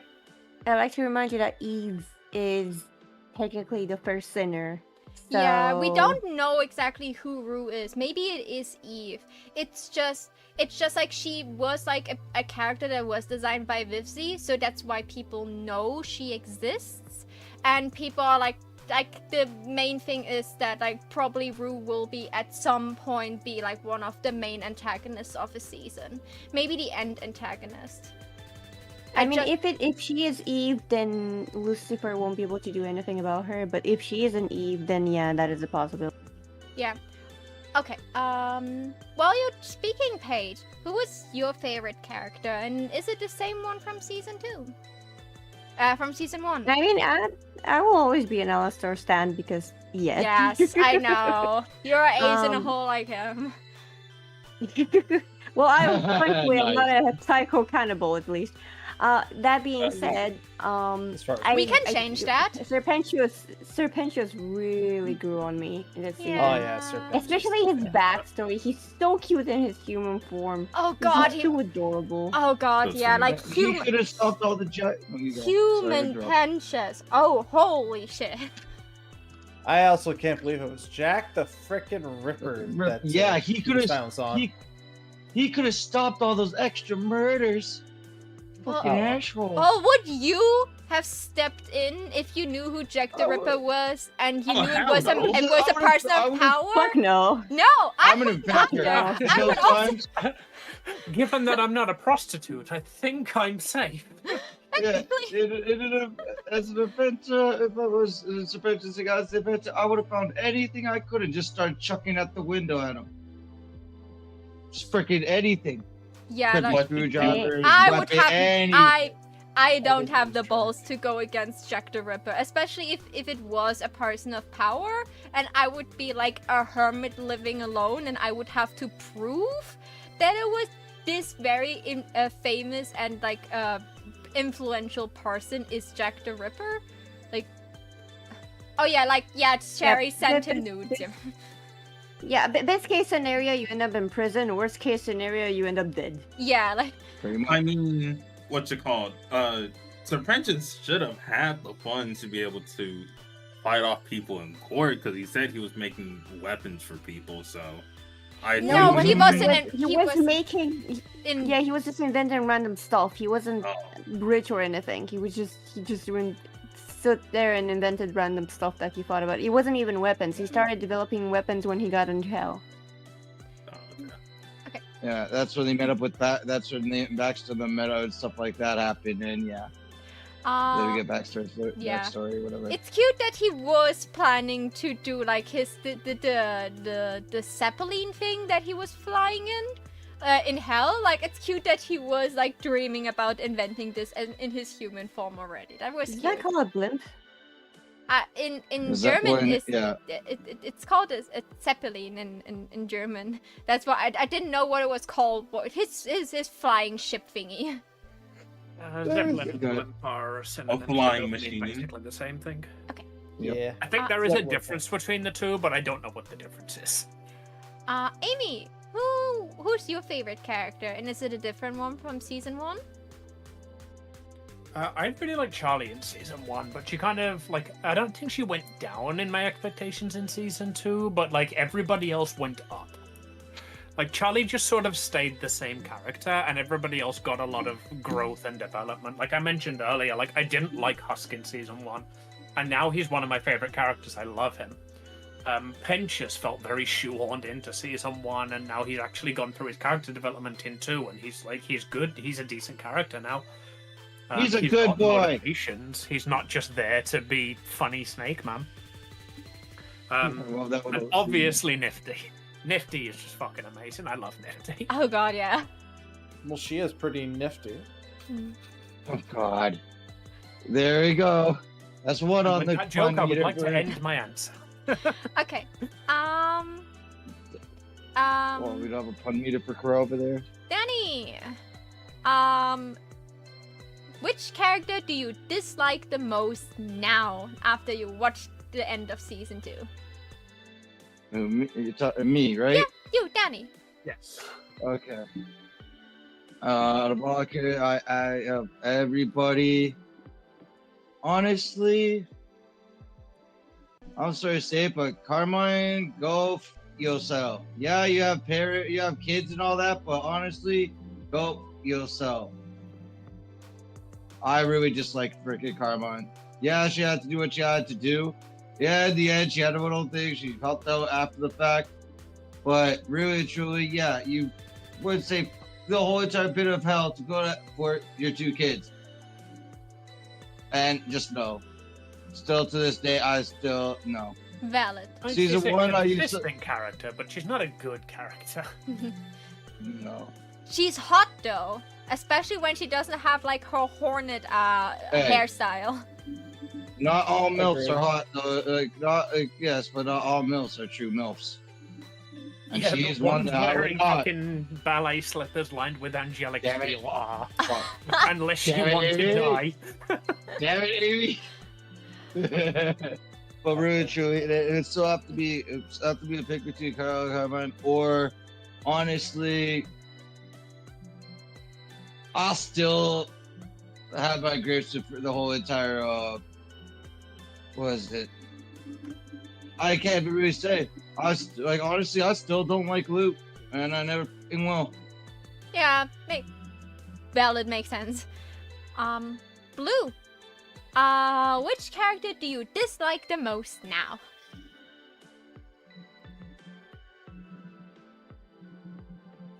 Blue? Oh, he said in Oh, chat, be I'll right- be right back. Oh. I was about to call him out for not letting us know, and then I looked up and saw in chat. I was like, oops. Good eye. Who do you dislike the most now? Well, I guess it's 3 characters now, but Go on. look, in terms of characters, I don't really hate anybody. But in terms of, who they are as people, Val, Lutz, Box, those 3. For obvious reasons. But Yeah, like those. Yeah, those 3 are like a good trinity of, like those are a better like trinity of like hated characters. Like I want to exclude Velvet from the V's because she is. She's just a businesswoman. She is a motherfucking giant bitch, but she's not on par with Valentino or yeah, Vox. honestly, she's just more, She's half she's that just more bitch. bratty. Yeah, She's just more of a brat. yeah, like Honestly. she is And- a big manipulator. Like she is all about like twisting people's words. Like she's handling the internet industry. Like come on, we all know what kind of person she is. But it's still like yeah. Paige, who do you dislike the most now? Honestly, at first I thought nobody, but then when Saloon mentioned it, I gotta point it out that all the overloads outside of Rosie are just didn't think for themselves the entire time. Like Voxia made a crazy cuckoo plan that could very well get them killed, and they're like, "Yup, sure, go for it. Yup, absolutely, on board." But Paige, know, there's elder care in it. Oh yeah, also Wow. not what's his name? I forgot his name. Maestro? Sestio? No, the Dark Spider guy. I forgot his Zestial. name. Zestial. Yes, Yeah. Zestial. Also, Zestial doesn't count. Rosie and Zestial are the one, and well, Carmen doesn't count. But Zestial and Rosie are the only ones like. Do we not see what a bad idea this is? No, he didn't even ask Rosie. Rosie wasn't. Yeah, no, he knew from the start that that was a no go. Yeah, because she was like in cahoots with Alice, so he knew he could not ask her. Yeah, so I really did not like the fact that the Overlords just like. I know they didn't have enough time, but still kind of like everyone was immediately on board with it, and I'm like, What do you guys think for yourselves? I feel like when like when Velvet in the first season were like, you guys are, like hashtag last year or some shit. I think she was right. Like, with the exception of Carmine, Zestial, and Rosie, nobody there thinks for themselves. Like, whatever happens, happens. They just, they have their own wars and don't care about anything else outside of that. If Vox wants to start a war that would possibly kill everybody, yeah, sure, no problem. And I'm like, I think we maybe need to learn what exactly makes you an overlord, because like Nifty and Husk are still overlords, technically. They're not like part of the overlord meeting anymore because they had to submit to Alistair, but like they still could be considered overlords power-wise. So like it's very hard to say because, for example, Astor also was in season 1, he submitted to Rosie, but at the same time he was at the table. Which means it's probably some other criteria. Yeah, like which, he still because his deal with Rosie was from the get-go and it was not a public deal that was known. I feel like whatever deal was made between Husk and Nifty and Alistair was a completely different one to the one that was made with Rosie. So like, it's not that you're not an overlord anymore. It's more of a like making a deal doesn't take away your overlord powers, but we don't know what exactly makes you an overlord. I think that was not completely explained yet. I'm pretty sure that will be tackled probably like in. But my issue isn't it with the overlord status, is that these people are somehow considered top of the top. No, what I want to say with that, like except for Rosie, Carmine, the V's, and Alistair, we don't know what made them overlords. They could be significantly weaker than like any of the V's and could still be considered an overlord. So what I mean with that is like we don't know like how weak they actually are, that they just go along with this idea. They like becoming an overlord doesn't make you a smart person. It just means you have power. So like if he came to those overlords promising what they like, except for Camilla, because he didn't know what to offer Camilla, so he just became racist towards her. Mikami, like Mikami. Yeah, so like, are you serious? I'm like, he could figure out other things the overlords wanted, so he was just offering them that. And like most of the overlords are overlords because they like the fighting, they like the power, so they don't have to be smart to have this seat there. Like even in I still very much dislike it. Like compared to, for example, The Sins, or like the characters that we focus on. These characters seem like cardboards, like propped up to exist for no fucking reason. I really hope in season 3 we get more of them and they give them some personality or something. But at the moment they're just like cardboard cutouts that exist. Just they also suffer from like the 8 episodes that they had. But they suffered the most. Like they're the prime victims of this, and I feel like just like background characters from needed.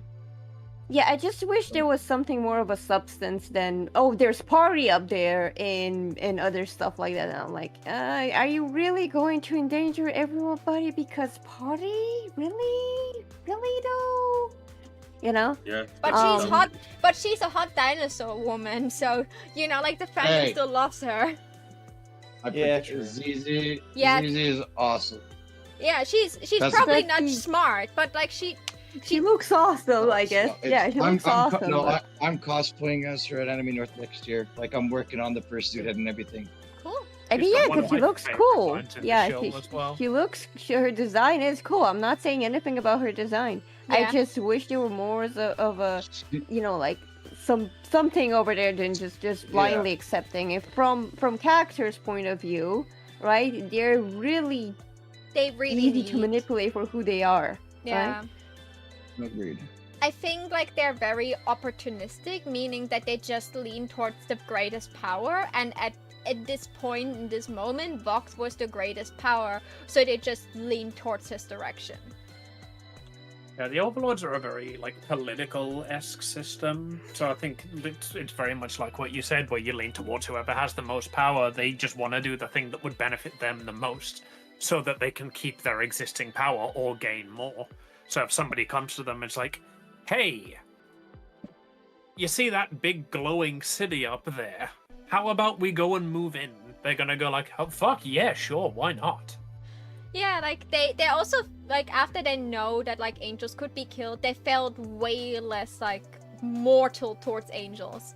You know, like angels until then was like creatures that they had to fear because they had no way to protect themselves from them. Now they know they can, and now suddenly like it feels way more possible to just storm heaven. It was still a stupid idea, and I give you that, Paige. Like again, like those characters are like very cardboardish, but like at least it's understandable why they followed. It was not great. I was very happy that like they also didn't really help Vox when he was in trouble. Like they were just like, oh shit, Vox is in trouble, well, lifted their hands and went 3 steps back. We are not engaging with that shit. They were not following Vox because they believed in him. They just were like, yeah, like okay, I guess that's a good thing I can do this afternoon. Storming heaven, cool, so I don't need to make plans for later. At least it felt like this. Amy, who do you hate the most right now? I want to say Val, just on principle, because I hate Val, but there are different reasons for that. Vox, though, I love him as a character, hate him as a person. He's a fucking terrible person. Oh, yeah. Like, and I know that's the point. It's a show about sinners set in hell, and this is an overlord of sinners. He's supposed to be a terrible person. What? But the fact that he just like spends the entire fucking series listening to himself talk, it just makes him deplorable to me. Oh, yeah. Like, for me, like, it was always Valentino. Like, I like Valentino as a character. Like he especially in season 2, he became a really good character. I hated him as a person. Like for fuck's sake, this guy. Like he deserves all the bad things that happened to him.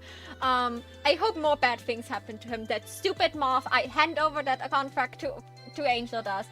You made my baby cry. You fucking bastard. But Vox, like Valentino valued at least Angel Dust enough that he wasn't happy with that what Vox did with him. The fact, like, I doubt that so much that he cares about Angel Dust, and more that he's just annoyed that Vox is using his property. You know? Yeah, it was. I didn't mean that he cared for him as a person, but he at least was pissed at this. He was like not willing for him to let him do that. And like, you know, like again, like he showed a lot of like human sides this season, where at least can acknowledge him as a good character. Still hate him though. Fucking want to burn him. Fly in the sun or something like this that doesn't exist. I don't care. But Vox, when I saw the end of episode 6, I was ready to fucking punch a TV and out. You know, like. I was ready. I was like, no, you fucking didn't.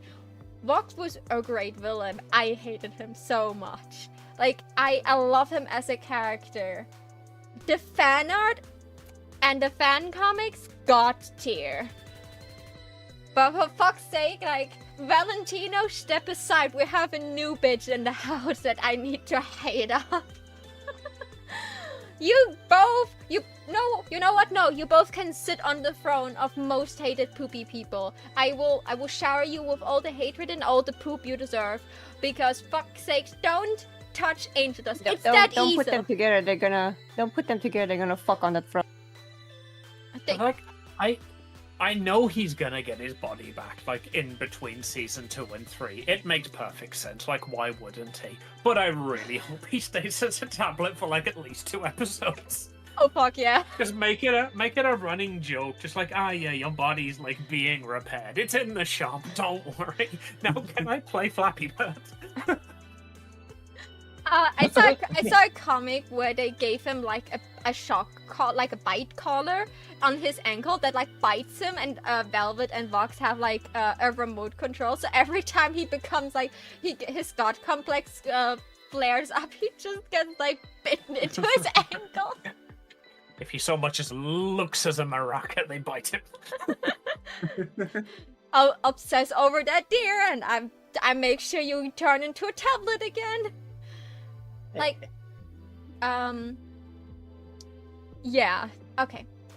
Danny, last question you have to answer first. Oh wait, Blue's still not back. Okay. I'm back. Oh, I'm back. okay. I had to sneeze, but it stopped automatically. Okay. Blue, which character do you dislike the most now? Charlie. Ballot. Charlie. Ballot. Their episode, honestly, it was just Charlie's whole performance in a whole. Her getting mad at her own friends trying to help her out, even though she's quite literally committing self-sabotage, was make me pull out hair strands by the day. She was certainly not helping herself. Vaggie deserved better that whole season. She got better at the end. Like, she managed to finally knock some sense into that woman. Or fuck some sense into that woman. Well, it I'm took glad. a 2-minute long dance sequence. That's what that was, right? Dancing. Right. Yes. Right, Jet? Right, Jet. Anyways, but yeah. Charlie in a whole of season 2 just pissed me off. Like, it was... I understand that she's supposed to be like a life lesson of how to deal with media and stuff. But God, did she piss me off. Yeah, I needed episode 3, I needed Vox to have belt to ass immediately. She felt a lot more Mary Sue in season 2 than she did in season 1, which I think is why a lot of people are disliking her more now. I feel like when she finally like admitted that what she did wrong and stuff, it was like a good character growth moment. Like the moment when she finally realized that Vaggie was not at fault, and it was not like, yeah, it was Vox at fault, but it was not only him. She was there too. She didn't think. She didn't hear to the person that supported her the most. She heard her friends. So it was like very valid that she realized that she was wrong, and it was good that she realized she was wrong. She had to be wrong. I'd rather have like this entire ordeal like in an early season. I would not be able to handle like Charlie having this kind of attitude in a later season, where you know like everyone's life is completely at stake. You know. Yeah. I think the character defining moment for Charlie in that season for me, and the reason why like so many people hate her, is when she like bumps into Vaggie in the corridor and starts like going off and not knowing what to do, and Vaggie starts trying to help her and talk to her. And Charlie visibly ignores her and starts texting on her phone. Yeah. Also, Amy, Vaggie, not Vaggie. She literally tried to move away from that name. That is not nice. So many names. Well, So many. I like that she just turned into Vaggie with just an E and without the E at the end. Yeah. Yeah. Drop the E. Yeah, that way. See, I would have went. See, I know it would be a long name, but Penelope. I like That that. you guys thought Vanny. Okay, but Vanny we're for just gonna sure. ignore Vagisaurus. No, Oh, I- fuck you, Amy. I- That was no. on my brain. you know Oh, fuck. what was really sweet, that she was thinking of Vagatha because Serpentius called her that once. Yeah, I was thinking that Vagatha Yeah. was actually a good thing because it can still be shortened to Vaggie, just like... Because I feel like that's how Serpentius thought her name was Vagatha, because he thought of a name that, you know, like, would be shortened to Vaggie. So he thought, oh yeah, I must be from Vagatha, nothing else. He's just a pure boy at heart. I just find it so funny. He's just a pure boy. Yeah. But like, Vagatha would have been a good a good idea, but Yeah. you know, like We could still all call her Vaggie, but like.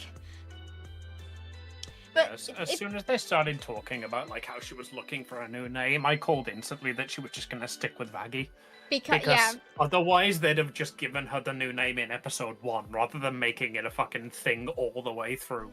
And then everybody continuing to call her Vaggie. Yeah, no, the whole thing also, like, from a marketing perspective, they could not rename her really, because like she was known under fan art, under like posts that were about her, and on wiki pages she was already called Vaggie.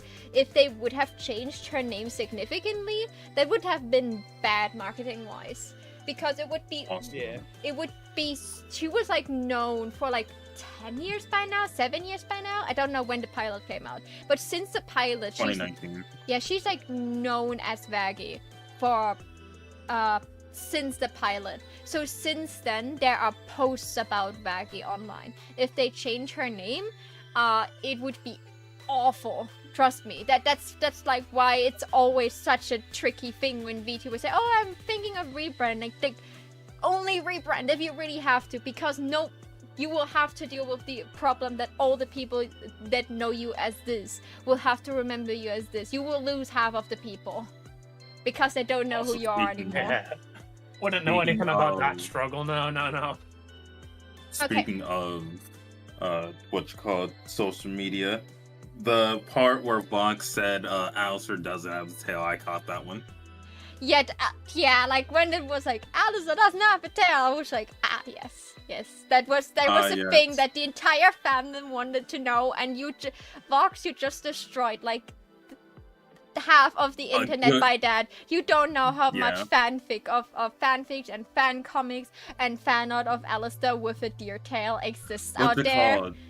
The Because funny thing I- about that though is Vox is notorious for telling lies to make to make people look bad, and it's never shown that he doesn't have a tail.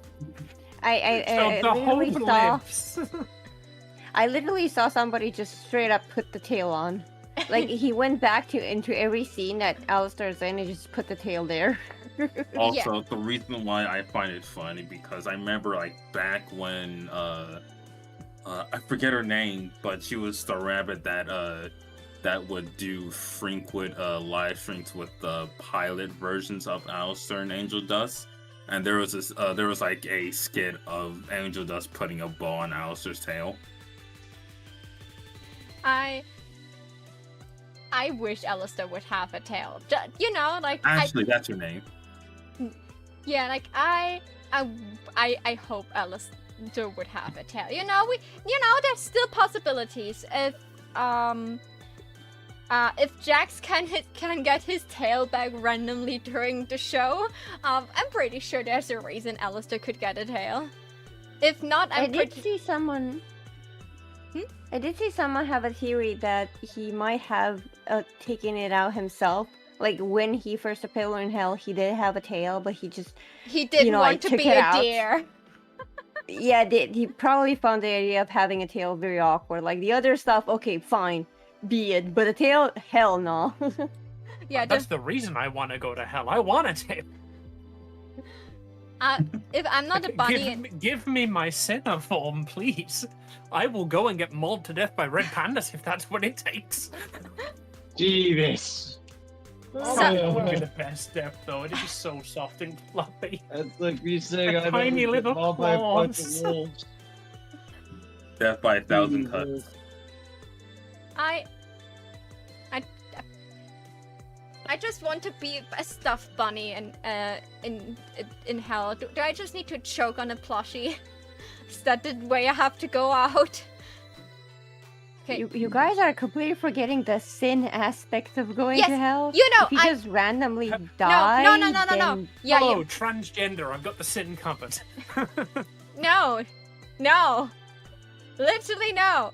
Also, I'm literally the embodiment of the sin, sloth, and gluttony. Trust me. I will have like fluffiness from being sloth, and many eyes from sloth.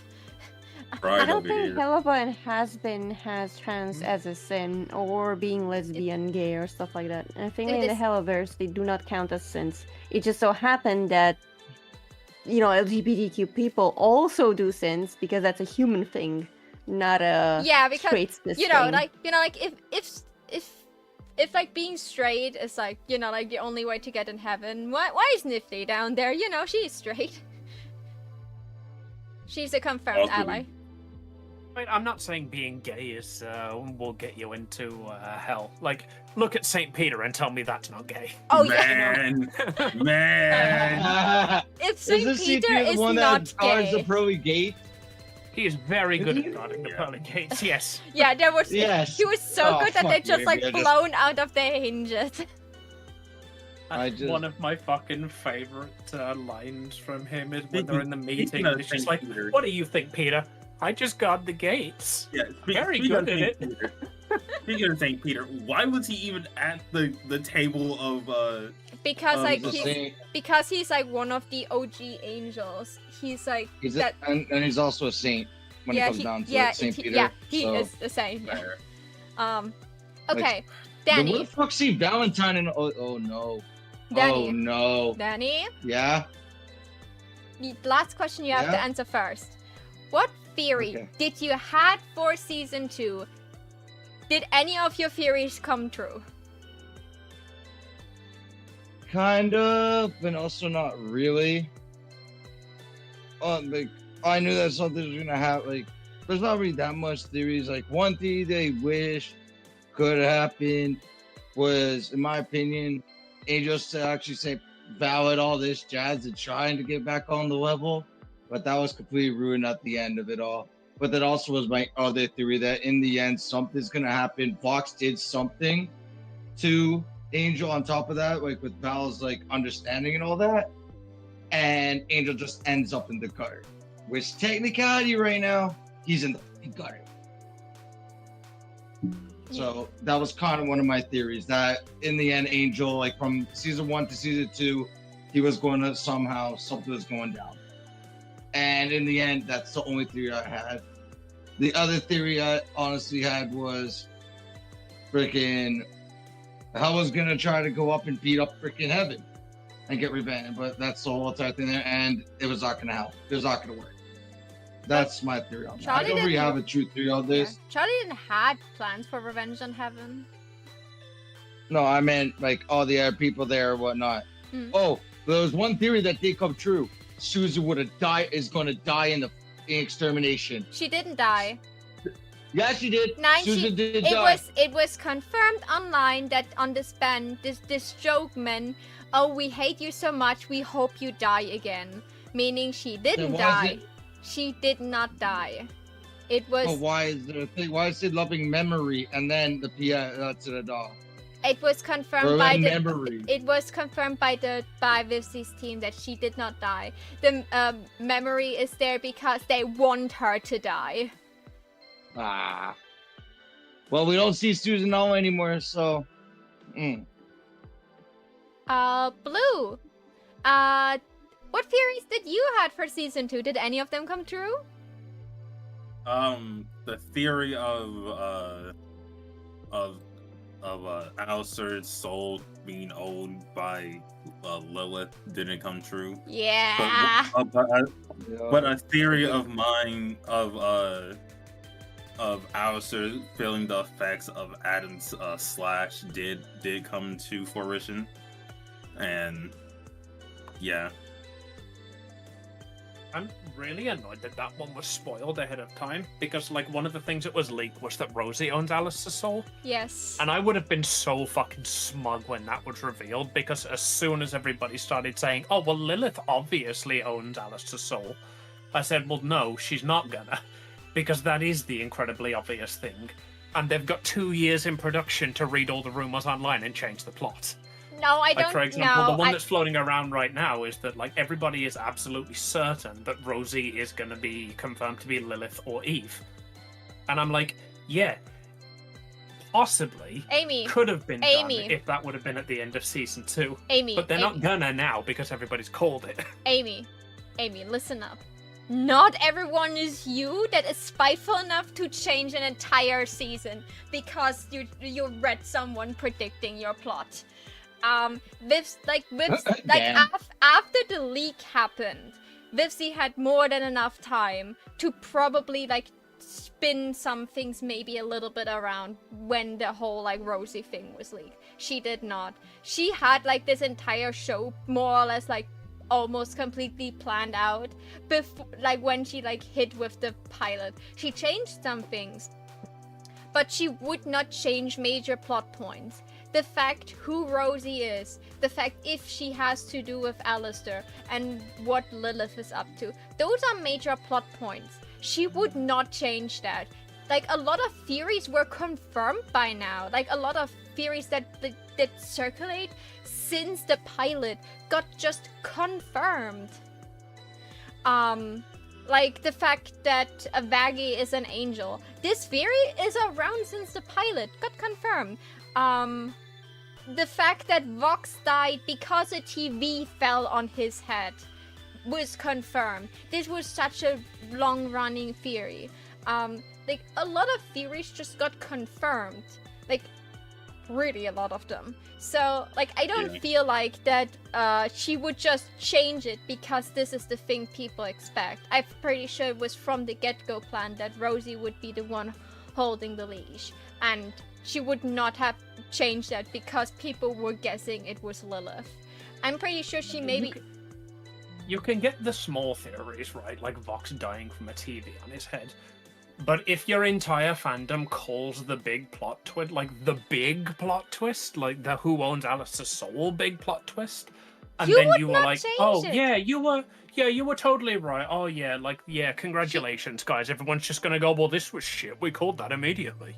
Well, it was expected. It was a theory. But, like, again, like, people that, like, guess theories will be happy about that they guessed it. And also, like, again, like, no one is as spiteful as you that would just change it because you don't want people to be able to Okay, predict your plot. Yeah, okay. So storytelling is for the point of telling a story. It's not specifically to pull the rug from underneath people, like feet. Your story goes as it is. You're not supposed to change the entire plot just because somebody guesses. If you guess it, good for you. Are you gonna read it? No. Move along. Yeah, Not so... supposed to, but welcome to modern media. Okay. About the Rosie thing, I will say when it's my turn. What theories did you had for season 2? Did any of them come true? I actually never theorized anything for season 2. I Ooh. wanted to go in completely blind and surprised. That is a good So approach. I tend not to really theorize too much. Yeah, like I just have some like main things I would just try to figure out, but like I'm not going into details. But that makes sense. That is a healthy way to approach a new season of something, because that way you have zero expectations for it. So at least your expectations cannot be ruined. Exactly. Paige, did you had any theories for season 2? Did any of them come true? No, I like Kura. I don't really do that. I just kind of watch and I'm like, that was nice. Next season. But I did have a tangential theory that basically has nothing. I mean, he has something to do with the show, but it's not the show itself. It's more that I had a theory in season 1 that Vivzy was just kind of projecting her own highs and lows in life into season 1. Like, for example, the pilot was very doom and gloom about where I can do this and stuff like that, right? Whereas season 1 was a bit more upbeat than this, right? It was just kind of, especially the last song in season 1 where Charlie was hyping up people, right? From Cannibal Town. That was just, Vivzy Paul's victory speech, and that was the theory I had. Now for season 2, I realized recently that it was Vivzy's, argument with Twitter that she used to have, that she needed to learn her lesson, and that was actually confirmed. I watched a podcast of her with where she was interviewed, and she did confirm that she did actually put her own experiences with Twitter into Charlie into season 2. So that was confirmed. But it's not a show theory, it's more of a Vivzy theory that has to do with the show. I'm not sure sense. it counts or That not. makes sense. But I was right. That is good. To be fair, Velvet literally fights with tweets. Yeah. Love Yes, Yeah, Velvet. with she actual freaking literal does. tweets. I love Velvet's powers. Okay, Amy, did you had any theories for season 2? Did any of them come true? I discussed this earlier about how I had the sarcastic theory that Nifty was the strongest sinner in all of hell. That was basically confirmed by her It's not. fucking She's joining just the an other overlords. overlord. She's not the strongest, but she's definitely an overlord. But it was That's why I confirmed she was said an overlord. sarcastic theory. Yeah, but she was Like, confirmed I overlord never since the actually thought it was gonna come to fruition, but then when she steps up and starts using overlord powers, I'm like, wait, fucking what? I was right, what? I was certain she was an overlord because it was like in the pilot when Vaggie tells about Alistair. She talks about like all the overlords he defeated, and in this panel they literally show Husk and Nifty. So since then there was a theory that they're both overlords, and in season 1 it was confirmed that Husk was an overlord. So I was pretty certain that everyone already got the memo that Nifty is one too. I was so confused when half the internet was just freaking out over, oh my god, it got confirmed that Nifty's an overlord. Like, hello, we knew that. Did you all forget? We knew that. It was more or less told in the pilot. It was confirmed with Husk being an overlord. Why is that a surprise now? I think this was pretty perfectly outlined in like the start of the Velvet fight, when Nifty like starts to challenge her, and Velvet goes, "I thought you were just a fucking maid." That's what the entire internet thought. Yeah, like Nifty is so chaotic that you know she's violent. You don't think she's that strong until you actually like even the fight with Valentino. She didn't took serious. She was just like crawling into his coat and stabbing him. She could have just taken him out immediately, but she had more fun in just like torturing him a little, and that's why he got a chance to pull her out and try to shoot her.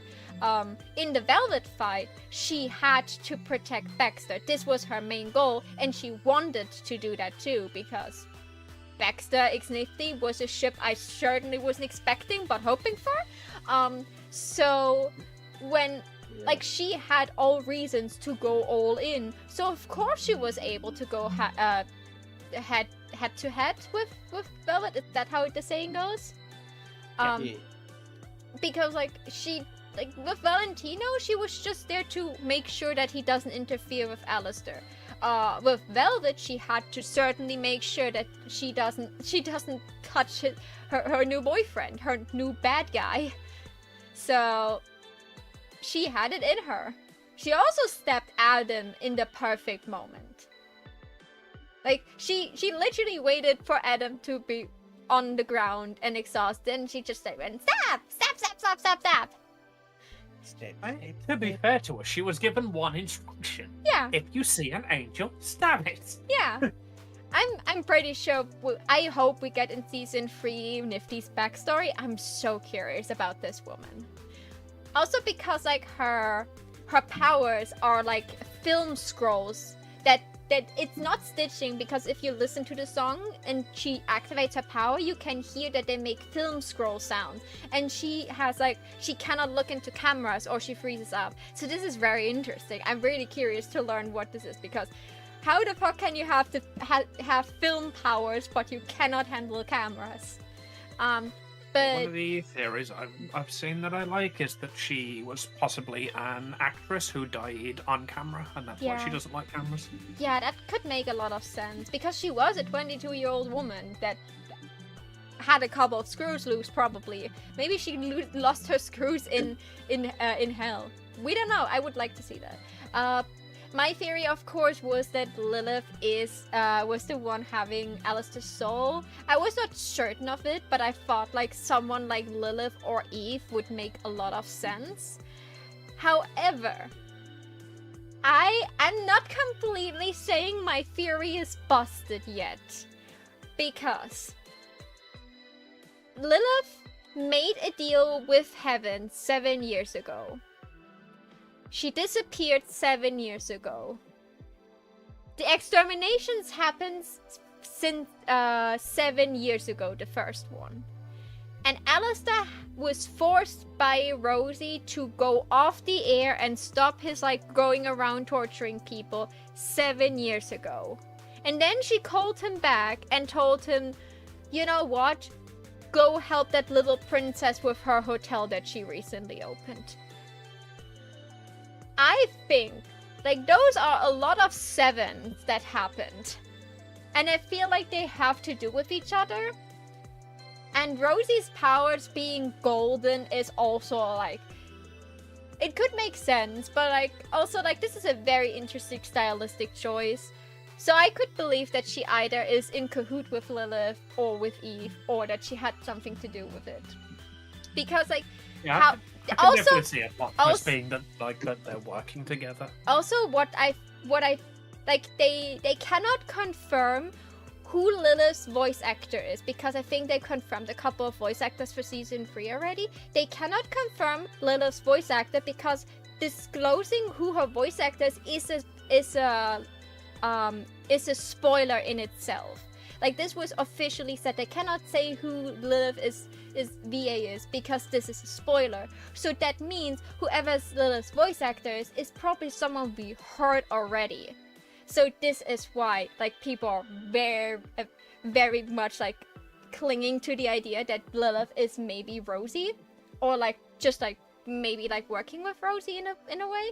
And another thing, how could a mere overlord get in contact with the outside world and grant powers and make a deal through the other side?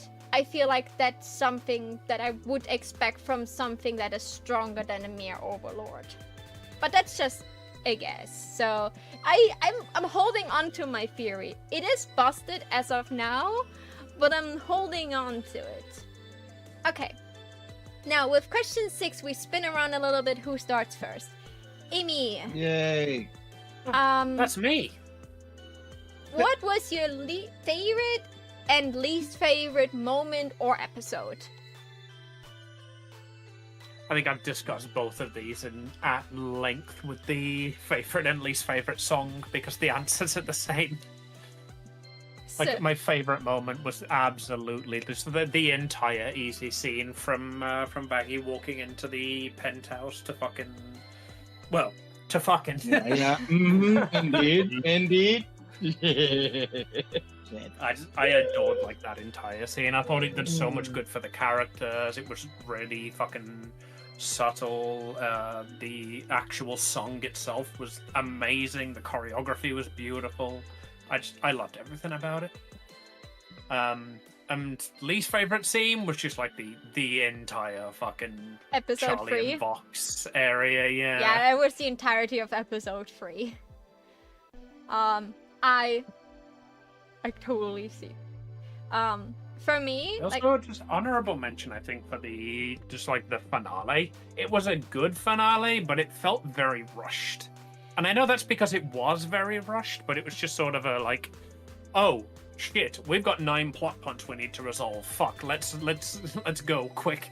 We've got a 37-minute episode to cram them into. Let's go. speed run to an ending. Exactly. Yeah. Okay. Paige, what was your favorite and least favorite moment or episode? I mean, my least favorite was definitely everything having to do with Charlie and Vox. That was just painful. I just skipped the whole, just straight up skipped. Like, I couldn't stand it. Right? Behind closed doors. That's yeah. why, that's why I had to learn what happened with Angel and his father, like, from a recap. Because I couldn't stand actually sitting there and having to deal with Charlie embarrassing herself for, like, the entirety of the episode. There was a Um, whole lot of secondhand embarrassment in that scene. Yeah. I handled cringe very badly, so I couldn't do it. I thought I was gonna die. I thought I was gonna implode from the secondhand embarrassment. But my favorite part was Same. definitely Val just pulling Vox's head straight off his body and being, "We're not dying for that fucking deer." Yep, agree. 100% agree. It's just like that was so visceral. It was straight up yoink his head clean off his body. It was so But yeah, satisfying. also a second favorite moment has to be when Baxter muted Vox on Yeah. stage. Him flailing around trying to speak over Charlie and being unable to do so. Oh, that was so good. Also, radio. yeah, like, that- Hey, wait, what are you doing down here? What? Saving you, I guess. Also, like, I think a really cool scene was like Alistair had like his Leonardo cables across his mouth, and then he was just speaking through every speaker in that room. God, that was a chilling, cool moment. Don't fuck with the radio demon. That's pretty Um, much what Alistair was trying to say, but not to say just fucking with him. Like, hey, just cause right now, I'll show you what I can do. I'll with you psychologically. you can I just think that was pop the in moment yourself, where Sonny, Alex you dingus. I feel like that was just the moment where Well, Alex if it's stamped out all doubt that he was in control there. It's like, I am tied to a chair. You have just muzzled me, but I'm still fucking talking. Let me speak. Yeah, right. I have no mouth and I must roar. In other words, and I must scream, but no. It's Uh, deer. it isn't the man of the hour. Yeah, Kudai. Sonny, we will Yeah. come to you. We will come to you after this round is over. Don't worry, I won't skip you. Kudai, what was your Take your favorite? time, I'm eating. What was your favorite and your least favorite episode or moment? Oh goodness, I have a few too many favorite moments I can mention. So I Just guess I'll try to just say keep it the under least 2 favorite minutes. moment of mine, Oh, and that was the secondhand embarrassment with Charlie trying to fix things in the box. Yeah, like look, I love Charlie, love her to pieces, but girl, if I would gotta know rewatch, when to fold. if I would rewatch everyone the can be show, if Yeah, I would rewatch the show like in its entirety, now that I saw what happened, I would literally just like look away from the screen for like almost the entirety of episode 3 because episode 3 was so hard to handle. That's what I did.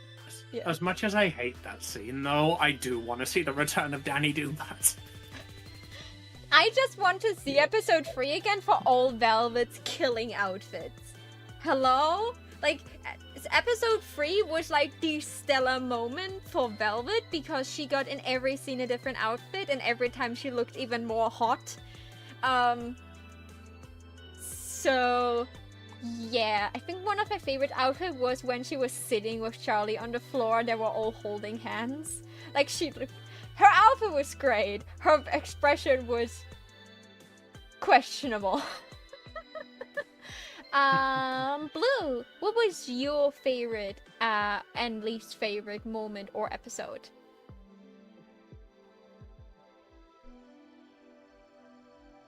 You got Blue. cut You out put out and we at the don't know start again, we who don't you're know who talking you're about. talking to.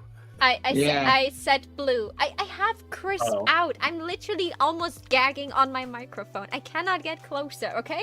Hello. I don't think it's Chris. Heyo. It's always right at the start. I think what might be happening is it's just like your mic is not picking up quick enough when you start speaking. Yeah, probably. Okay, you know, yeah, I'm working on it, okay? But good mics are expensive. Okay, Unfortunately, I don't know what the solution is to that, so let's just move on to Blue. yeah, blue. Anyways, least favorite scene, all episode 3. Yeah. Yeah, I can't stand episode 3.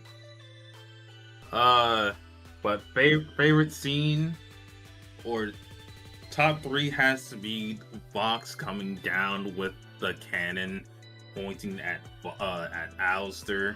Oh, where Alistair Alistair- looks truly distressed because he's being hunted again.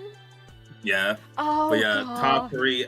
Vox coming down with the can pointed at Alistair, Charlie, and Emily, saying that 3 for the price of 1. You just got fucking canceled. What you call it?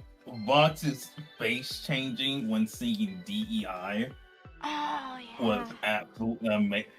His quote unquote seraphim wings was absolutely was gorgeous. Yeah, this Ab- man, he was Absolute eating. cinema. He was just eating. Just bro had a buffet for this season. I'm just gonna say it.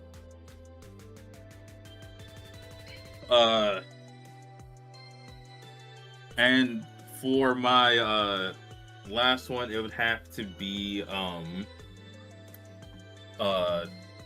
what you call it? What song? Which song? You have the list in the Discord if you want to look at it. When I just a whole thing of when I think about the future. Yeah. That Honorable mention, Piss. yeah, honorable mention, Piss, definitely. Danny, what was your favorite and or least favorite moments / episode? Honestly, my favorite episode will have to be the one with the song "Piss." Of course, I love the whole entire freaking scene of that. I love how like two That- people being so far away, like try to get a hold of each other. That was but also part of we- episode 3. Yeah, regardless of that, I want to see favorite episode, see part of the episode. Even though the episode did have a whole entire story built for it, all that jazz. It was too cringy. It was too much for me. So I'll have to say that's also my worst. But my favorite, like my worst scene or most saddening scene to see, really truly, is right after the ending of the song there, where Serpentius looking at the mural that Emily drew and just put his hand right on freaking Cherry Bomb's freaking caricature or face. That shit broke me. Yeah. Because I know like with Petrol that my other most favorite scene or whatnot has to be when Vox decides to call up certain Moth Boy a freaking island boy. Oh. I'm not an island boy, I'm from Florida. But then for the final thing there is there when they're like the end of the scene where Serpentius comes out in anticlimactic after all the shit just went down and be like, hey everybody, I'm a good boy, and finally got to speak with Cherry Bomb. Yeah. That's literally my favorite of all the scenes there. I got to say honorable mention of this as well, but that's literally my favorite scene because I love their dynamics. So all season 1 and I'll see it too. Even the pilot of it was. Oh, that ship! It brings up memories of real life and shit like that. So I have to say I love was that amazing. I love that they can send letters and or nudes to each other now. Yes. Yeah. Oh That god, was that the means Cherry perfect Bomb's finally character. gonna see the. Yeah, but And Cherry finally Bomb. gonna see the double things under the freaking under the coat of Serpentius, eh? I wonder though, You are really they like black or are they your white now? bombs. Yeah, are they I don't know, are they black or are they white now? Depending on now that Serpentius is yeah. Innocent. Rule 34 artists will figure it out. For me, Not Rule for Arts to get fired. Cherry Bomb's gonna figure it out via sending of the nooch. well, if he sends back, also- if he sends them back, Also, can we make an honorable mention of just Val throwing it back to Lucifer? yeah. Oh, during Lost oh, Populi? dude, and yeah. Just straight throwing it back from.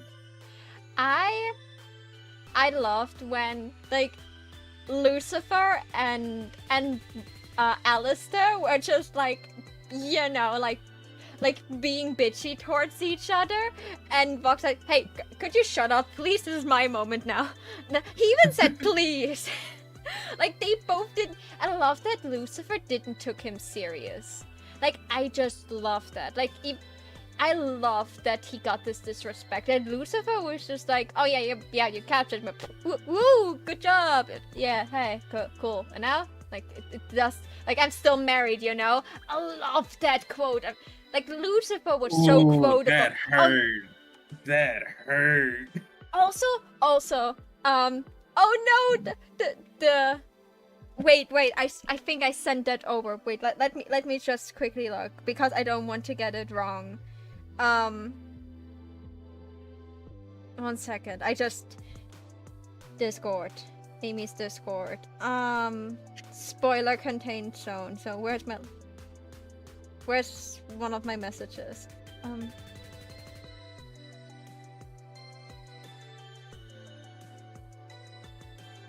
No, that's not it.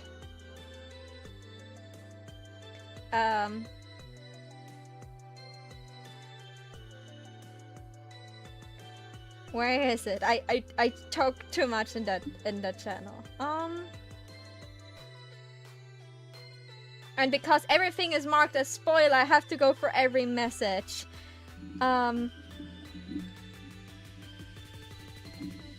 Because that was like my top quote of the entire show. Like, no quote could be more quotable than this. Hey, Sonny.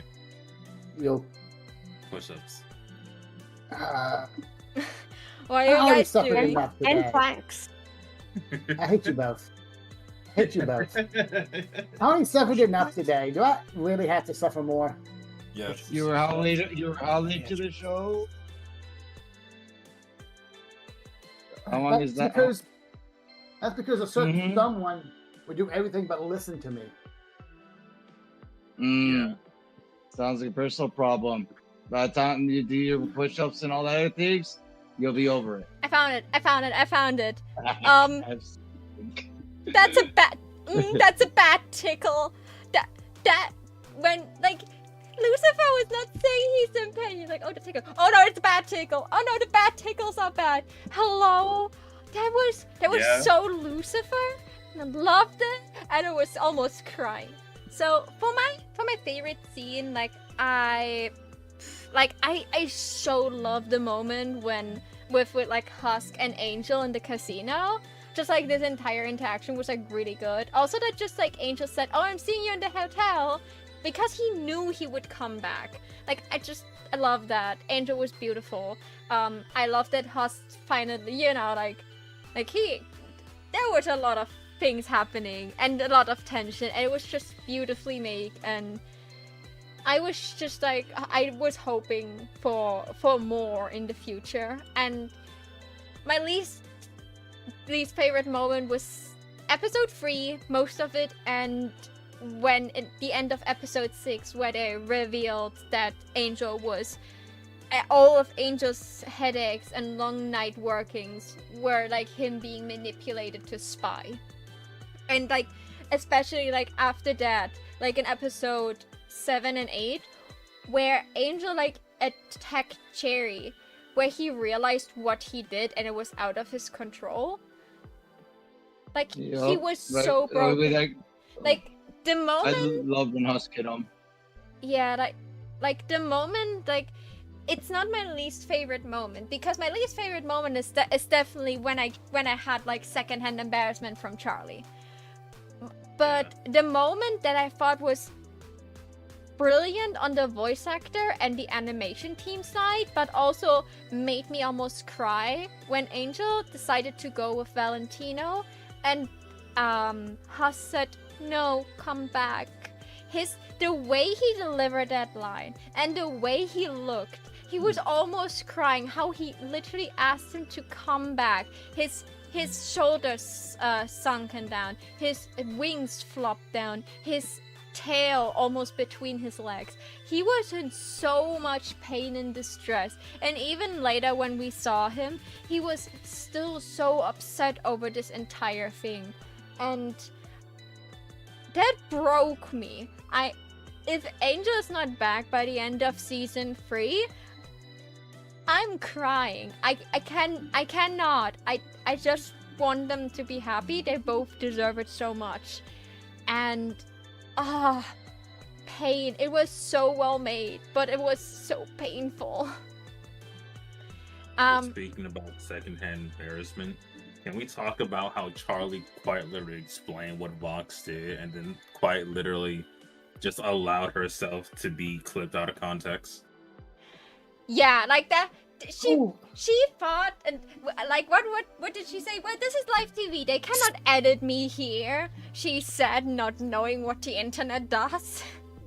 2 minutes later, explains that what Vox did was clip her out of context. Proceed to explain how he clipped her out of context, then says something that's most likely going to be clipped out of context. Oh yeah, being out of context is certainly a thing I'm very familiar as a content creator. Okay, Sunny, it's time. How about instead of speedrun to redemption, we speedrun through the questions? You ready?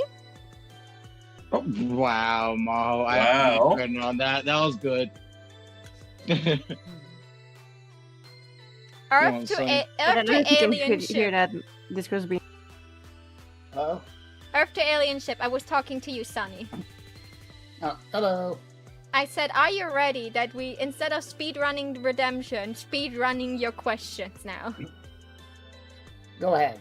Okay, question number 1. So, did you like? How did you like season 2 in general? I loved it in the opposite sense. Okay. Question number 2. What was your favorite and least favorite song? You have in the Discord. You can scroll down. There's a list with every episode name and song name if you don't remember. Okay, so my least favorite was the last song, definitely. Okay. My 2 favorites was either Gravity, because let's be honest, I went hard, Hmm. and the one where Rosie put Alistair in his place. I really enjoyed that one. Don't you forget. Yeah, And the last song is called "Hear My Hope." yeah, I did not care for that song. Okay. Question number 3. Who's your favorite character, and is it a different character from season 1? Well, Nixie goes without saying, but besides that, I kind of liked Alistair in season 1, and season 2 is Vaggie. I like Vaggie. Vaggie killed it this season, definitely. Yeah. Okay. Which character do you dislike the most now? And why is Okay, it so- Charlie? Because like you kind of like teasered that a little bit already. Oh, okay. So I have a whole rant. I could get into this, but I think I'm just going to say a quote. You think you're entitled to everything just because you suffer, but suffering isn't enough. You can't just be strong, you have to be smart. You can't just be deserving, you have to be worthy. But all you've ever been is a bloody migraine. And that sums up my feelings to Charlie the entire season.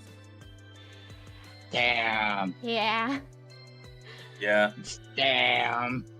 I hope you don't feel like this. I hope you don't feel like this about me because you guys love to compare me to Charlie. Please tell me you still love me. No, Okay, I'm let me sorry. ask you- You're nifty to me. Okay, question. I'm sorry. You're nifty in a good Oh. way. Let me ask You'd you let her something. stab you in a maid dress? no, Actually, no, you no, might no. have lied.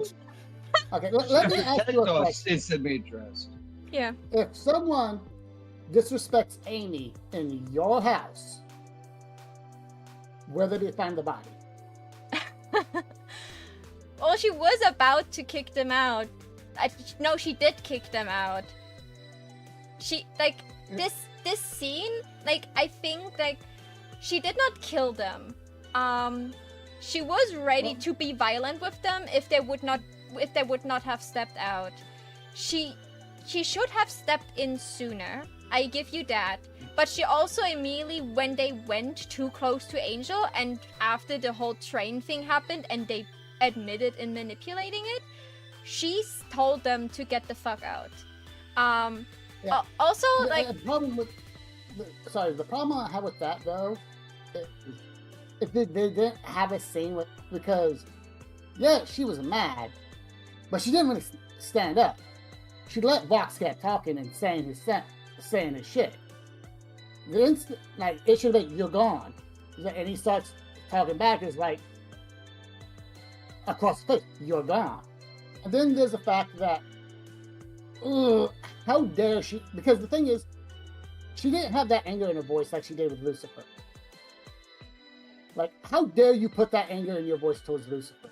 He Oh, is yeah. a sweet being I- who has done nothing but try to help. Yeah, And how dare you talk to the parent who's actually been there for you? yeah. He's been No, by your no, side. no. I'm He's been completely next to with He you. didn't leave you. Sorry. I'm Get com- ranty. Get ranty. Yeah, I get you there completely. Like, she had no right to be that I think her anger towards Lucifer was like, and her anger towards Vaggie were just like the magnum opus of like there was so much stress and like a frustration building up inside her that just the thing that happened with Lucifer and that thing that happened with Vaggie right after were just like she let out her anger on them. Like after Easy, we realized that she did notice what was wrong. She immediately wanted to apologize to him because she realized she did him wrong. She had no right to say that. The fact that he got kidnapped and she couldn't tell him that was like again, I understand why you're mad at her, and Yeah, I understand like why she was mad and why she did it. It doesn't make it right. it doesn't make it right. I'm not saying it was right what you she can did. have a reason. It doesn't mean it's justified. Oh no, like that's what I mean. Like I completely get why you're mad because she had no right to say that. She had no right to act that way. But what I'm saying is like she's a flawed person. She's not perfect. So of course she made a huge mistake. She wanted to stand up to it and make it right. Bit by bit. The fact that most people she did wrong are not present, so she cannot immediately make it up to them. For example, Angel. She has a lot of making up to do to Angel. I hope season 3 is her freeing Angel from his contract in a form to make it up to him to show that she cannot always screw things up. That also gets me. Like, okay, I understand that Vox was the biggest problem, but as soon as Vox was dealt with, everyone in that hotel should have gone to Valentina and goes, hey, look, listen, you helped us out, so this is what we're gonna do. You're gonna release Angel from your contract, and we'll go our separate ways, be friends. If you don't, I'm taking all the hell with your blood, then I'm killing you. Well, that would make Charlie a hypocrite, and that's the least thing she wants to be. She was a hypocrite the entire show. She is a hypocrite, but she doesn't want to be. She wants to believe that people can change. She wants to believe that people can make right decisions. She literally got painted in a bad light the entire time. I think the least thing she wanted to do is be violent again towards people. Like, also, again, like, this show suffers very much from, like, being captive in, like, 8 episodes, especially this season. So, like, I think, like, a lot of things could, like, had to be rushed. So a lot of things felt like way more like what the fuck because it couldn't be covered longer. But again, like I understand why you hate Charlie. We can move on to the next one. Pinecone. Okay. What theories did you had? Did you had any theories for season 2? Did they Excuse come me. true? Also, one last thing before we move on. I put in talk show chat the Android speech. That's also a good summarization of how I feel about Charlie. Theories. I did not really have any theories, and has been Blue kind of made me watch the second season. Oh, okay. Yes. Blue wanted to rise my blood pressure. Indeed. For the stunt that you pulled in D&D, I feel like I have the right to. Good old revenge. Okay. Didn't you just end up making more damage to yourself after the cock chair incident? It did do a lot more mental health damage to my after seeing the cook chair in episode 3 or 4. Episode 4 Was was it? the cock chair scene. Yeah, I know. Episode 4 that did so much more damage than I wish it did. Thanks, Sonny. I love you, Blue. Okay. I love you too. And the last So fuck you. question you missed was, what was your favorite/least favorite moment or episode? They don't have a favorite episode. Ironically enough, on both of those questions, my favorite part does include Charlie, and my least favorite part doesn't. her admitting that she was wrong and stepping down from leader of the hotel to give it to Vaggie, who actually earned it and does the job, made me believe she has some redemption. She can redeem herself because she realized the problem, realized she needs to step back and let people who know how to handle the business. That I did like. That made me cancel my trip to Vizzy Pop's house to shit on a porch. The least favorite scene that I really did not like was the hotel scene with Vox and Angel Dust. Yeah. So yeah, episode 3. Yeah. That made me uncomfortable as hell. Yeah, we were all very much in agreement that episode didn't happen. No. It needed to happen. It needed to happen. Hold on, but I it was think awful. someone's referring to the motel scene. I think Oh, someone's that was referring to the motel episode. scene. That Let's was see. that was episode 6, the end of episode 6. And yes, oh yeah, that was Yeah. my breaking point. Yeah. That episode. Yeah, But we also Honest- I have to agree agree with that that. this scene was Yeah. painful. I have to agree on that. I was. I kind I of don't watched want that. to talk about it though. I don't think. Oh yeah, I'm not gonna talk about it. No, I mean me personally. Like you guys can talk about it. I'm just saying me. I Well, I'm personally gonna say- think where Angel Dust was at the end of the episode. Yeah, I'm just saying that scene didn't actually need to happen. There was like Mm-mm. Vox controls media. They all had phones and a new 50-inch screen TV. You telling me he couldn't like do listening stuff through that? We didn't Well, need that. The scene. second he fucking dropped that TV, and I immediately sort of called out, like, oh yeah, I bet that doesn't have fucking 13 cameras and microphones in it. Yeah. And then they pulled the fucking Angel Dust thing where it's like, oh no, it wasn't the TV. It wasn't Serpentius. It was Angel Dust. Well, the Well, thing, okay, there's still a door. the thing is, Vox didn't know about Alistair being back until like episode 3 or so of season 1, and then he just like he didn't want, like, that was the idea to take like someone that's already in the hotel, but they thought it was too obvious, so they planted Pensius. Pensius was busted immediately because they were like, oh yeah, like we just sent someone. If they kill him, we don't care.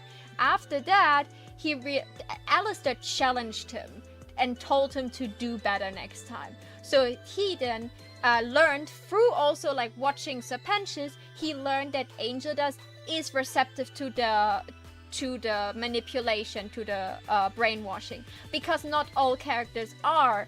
That's also confirmed. Like Valentina also said, hey, don't do that freaky eye shit, it doesn't work on me. It means you can only do it to people that can actually be manipulated by this power. So he learned Angel Dust is receptive to this power.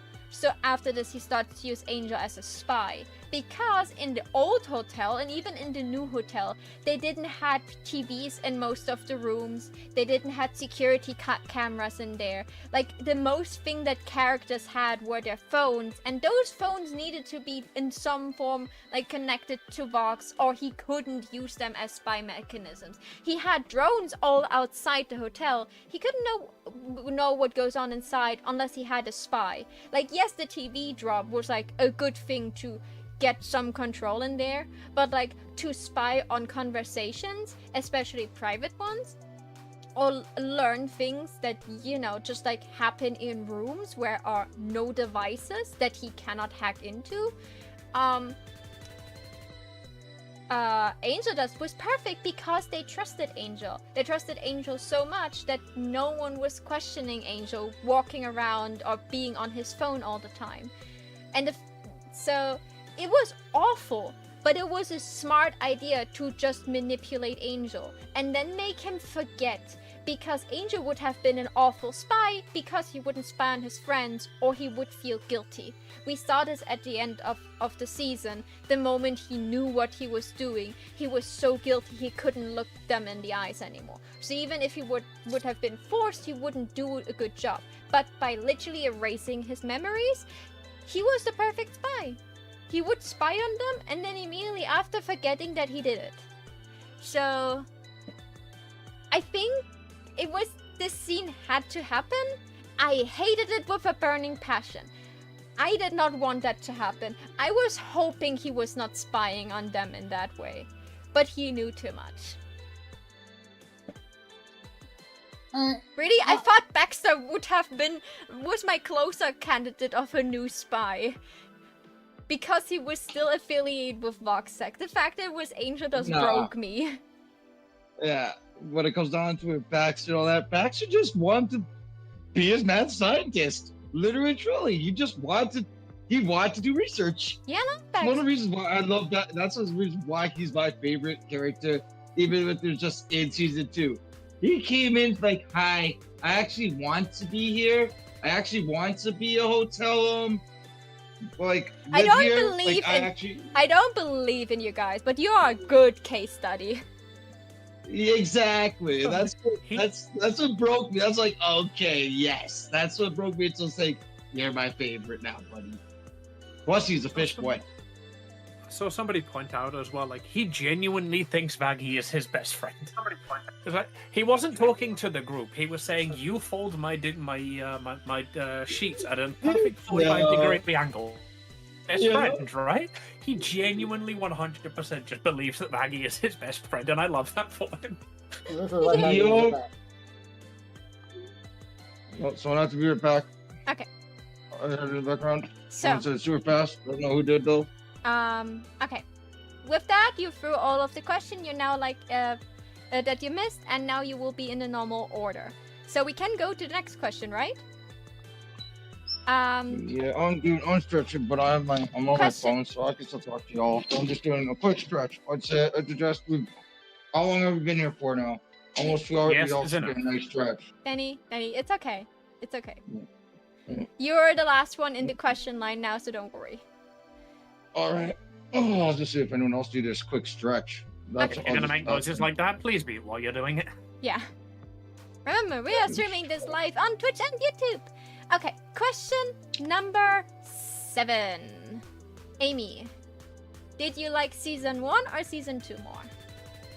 See, I addressed this one earlier, and like literally when I addressed it, I said like, "Hey, this is a question later, but I can't really answer season question 1 without also answering question 7." So like, I just to reiterate for housekeeping, I preferred season 1 like a lot, but the songs in season 2 are just infinitely better than the season 1 songs, and I think that's just generally my opinion of that. Like, I didn't dislike season 2, but I definitely preferred season 1. Paige. Yeah, Okay. more or less ditto. I feel like season 1 was more upbeat. I don't really like stories that go from down to worse. And in terms of season 1, it was more balanced with the bad stuff and the good stuff, where it overall, like canceled each other out and was a good story. Whereas season 2 is a bit more gloomy for no particular reason. See, Like, I enjoyed certain stuff about it, but it did seem more of a downer than season 1. And I agree with Amy that the music in season 2 is just objectively better than season 1. season 2, Yeah, season 2 also had like 4 episodes less than season 1. So they think couldn't season- put much outside stuff in. Season 1 had more stakes because they didn't know if they were getting a season 2 or not.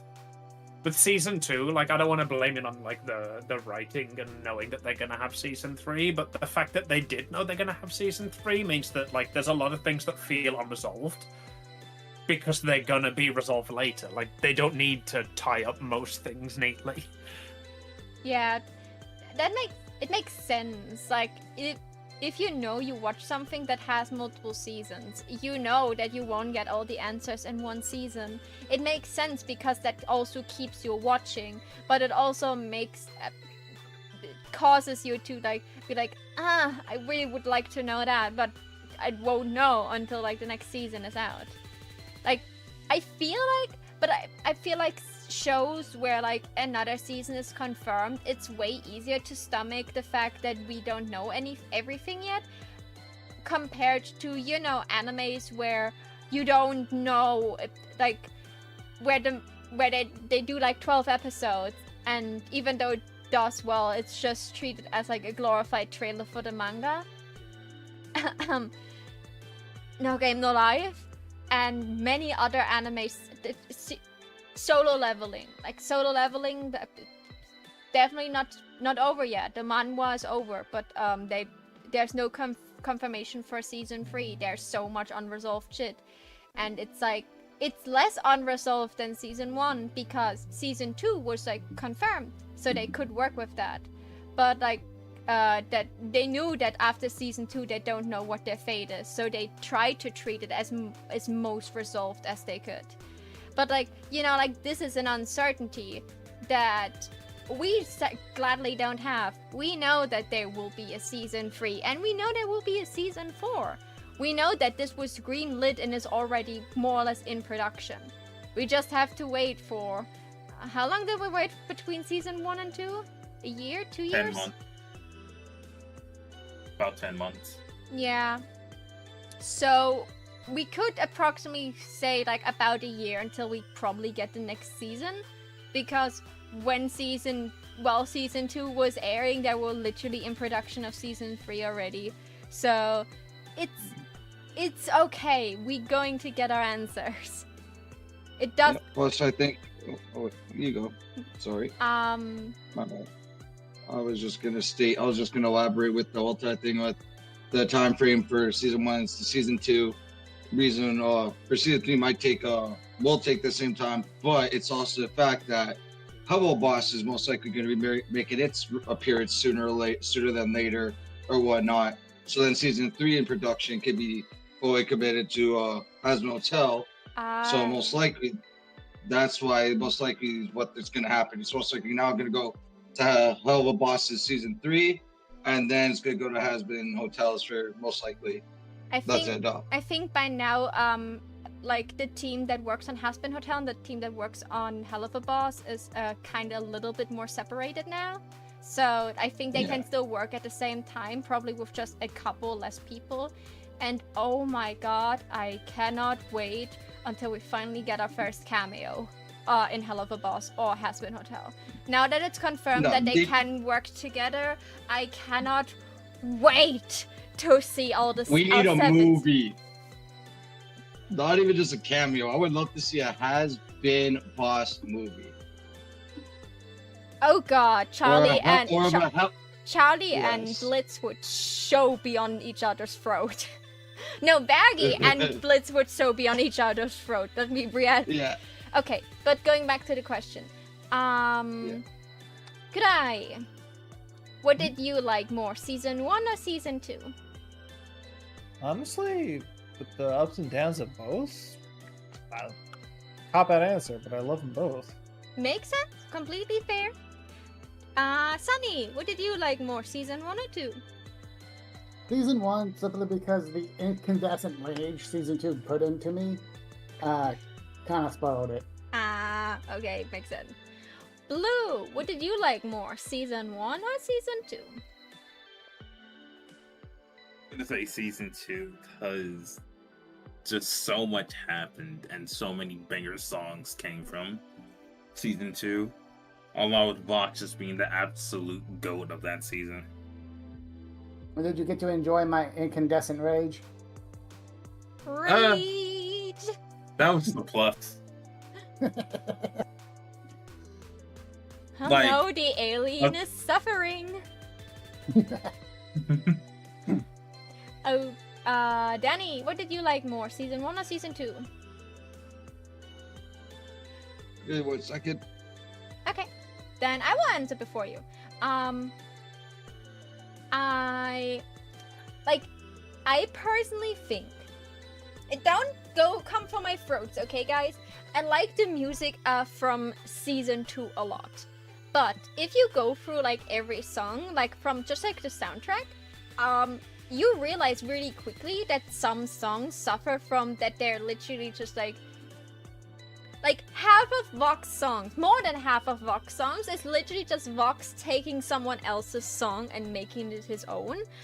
So even though he's great at it, it's just like you hear all the same songs again, just like Vox singing them now. So like the few songs that are not his song is like once we get up there, the second half of Vox Populi, like Vox Day is literally just like Stealing from Lucifer, and Brighter. Like, and I personally think, like, yes, I like the other songs too. I definitely like the like really weird sexual tension that was the radio silence ship that was going on there.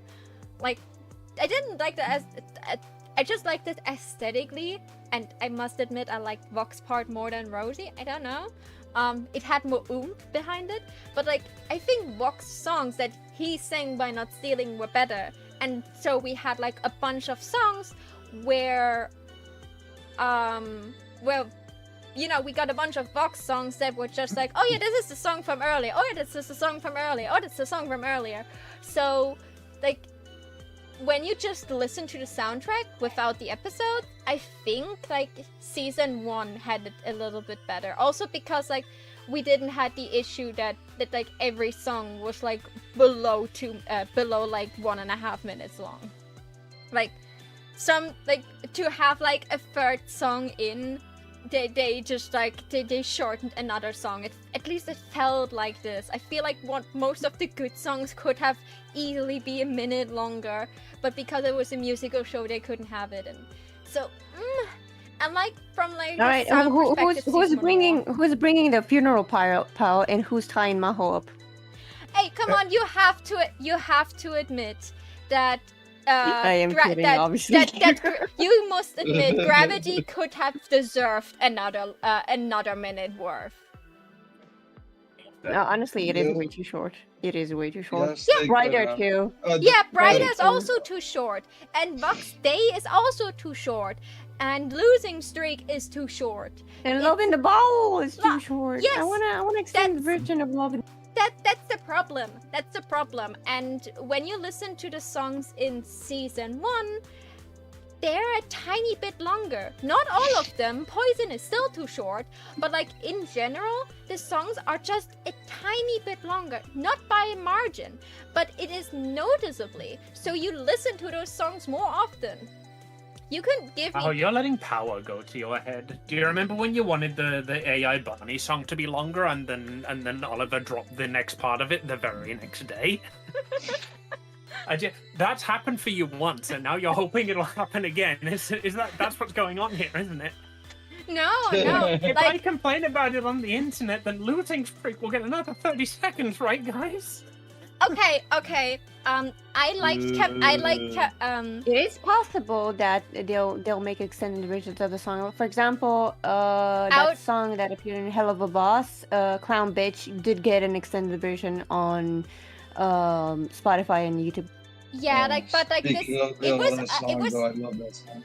Both parts of this song were in the episode. They were just not together. So. But there was high demand. No, also like for example, Camilla's song in season 1, Out of Love, or Out for Love. There was one. Favorite song. A YouTuber covered this song, and she just ended a full course to it. Like she just extended this song. So even if the Has-Been universe will not extend those songs, the internet will. It's just a. Yep. So yeah, like it. I want those episodes to be longer, so I can have a tiny bit more of the longer music. I liked season 3 a lot. Season 3. I liked season 2 a lot. I very much like hated most of like the unresolved plot points because Angel. I simp for that fluffy spider. He's the reason I hate spiders less. So yeah. So now, Danny, what did you like more, season 1 or season 2? Someone that really loves Has-Been Hotel, just like the whole Hello verse as a whole. Honestly, I have to be like Karai over there with the. I love both of them. Completely fair. But in all honesty, though, they had some parts of like season 1, parts that. They could have put like what season 1 did with certain parts in there. They should have took that same time that they did for those songs that they did for season 2. The main thing for season 2 that I like that I have to gripe about or whatnot with the whole music thing is because they transitioned the full scene, like a whole entire scene, like they transitioned from a scene into the song, so the song had to incorporate partially what what the whole entire scene beforehand was depicting or stating. So they had to have a let's say like a synopsis already via that song just because of the scene beforehand. That's the one of the gripes I have for season 2. Also with season 2, how they could have went more depth with certain characters, all that. Like with season 1, how they did a good character development. Season 2, they could come out as well, but they could put more depth into it. Yeah, again, like season 1 did had more episodes than season 1, and that was very much noticeable. 7. Yes. Okay. With season, yeah. Then pretty much that's about all I gotta stated that. Okay, so But yeah. Amy, let's talk about ships. The ship I did not expect to fucking be behind was bloody Baxter and Nifty. And then Yes. the fucking Velvet fight Yeah. happened, and I was like, oh my god, This what? ship, Why am I behind this ship? What the fuck? This Yes. ship, Yes. though. The more yes. They set that up so perfectly with just all of the little background interactions, and I was like, oh yeah, the fandom are gonna be on that. The fandom are gonna make that a ship. And then they fucking just like put them together and fought and had them doing all the cute stuff in just that one scene. And I was just like, oh my god, it's me. I'm the fandom. They were holding hands at the end. Yeah, like Nifty just fucking glumps him and hugs him. Yeah, like Beautiful. I love them too. I hope they're happy, like so much. yeah. Also, I have to agree with that. also Oh. like Nifty always says she wants a bad boy, and like when she was just like talking, and Baxter was like trying to defend that he is indeed a bad boy because he is a scientist, a mad scientist. I love There that you go. because he's not as, you know, like Nifty says she wants a bad boy, but Nifty definitely needs a kind of good boy because otherwise no one can stop Nifty. So giving Nifty a boyfriend that is kind of a bad boy, but he's also like, you know, a sweet little bean, kind of that helps his friends. That is a perfect balance. Also, like he helped her to give her little cockroach demon thingies hands and lungs so they can play instruments. Yeah. He cares about one experimenting. thing in this world, and that is her cockroaches. And Baxter came along and helped her with her cockroaches. It's beautiful.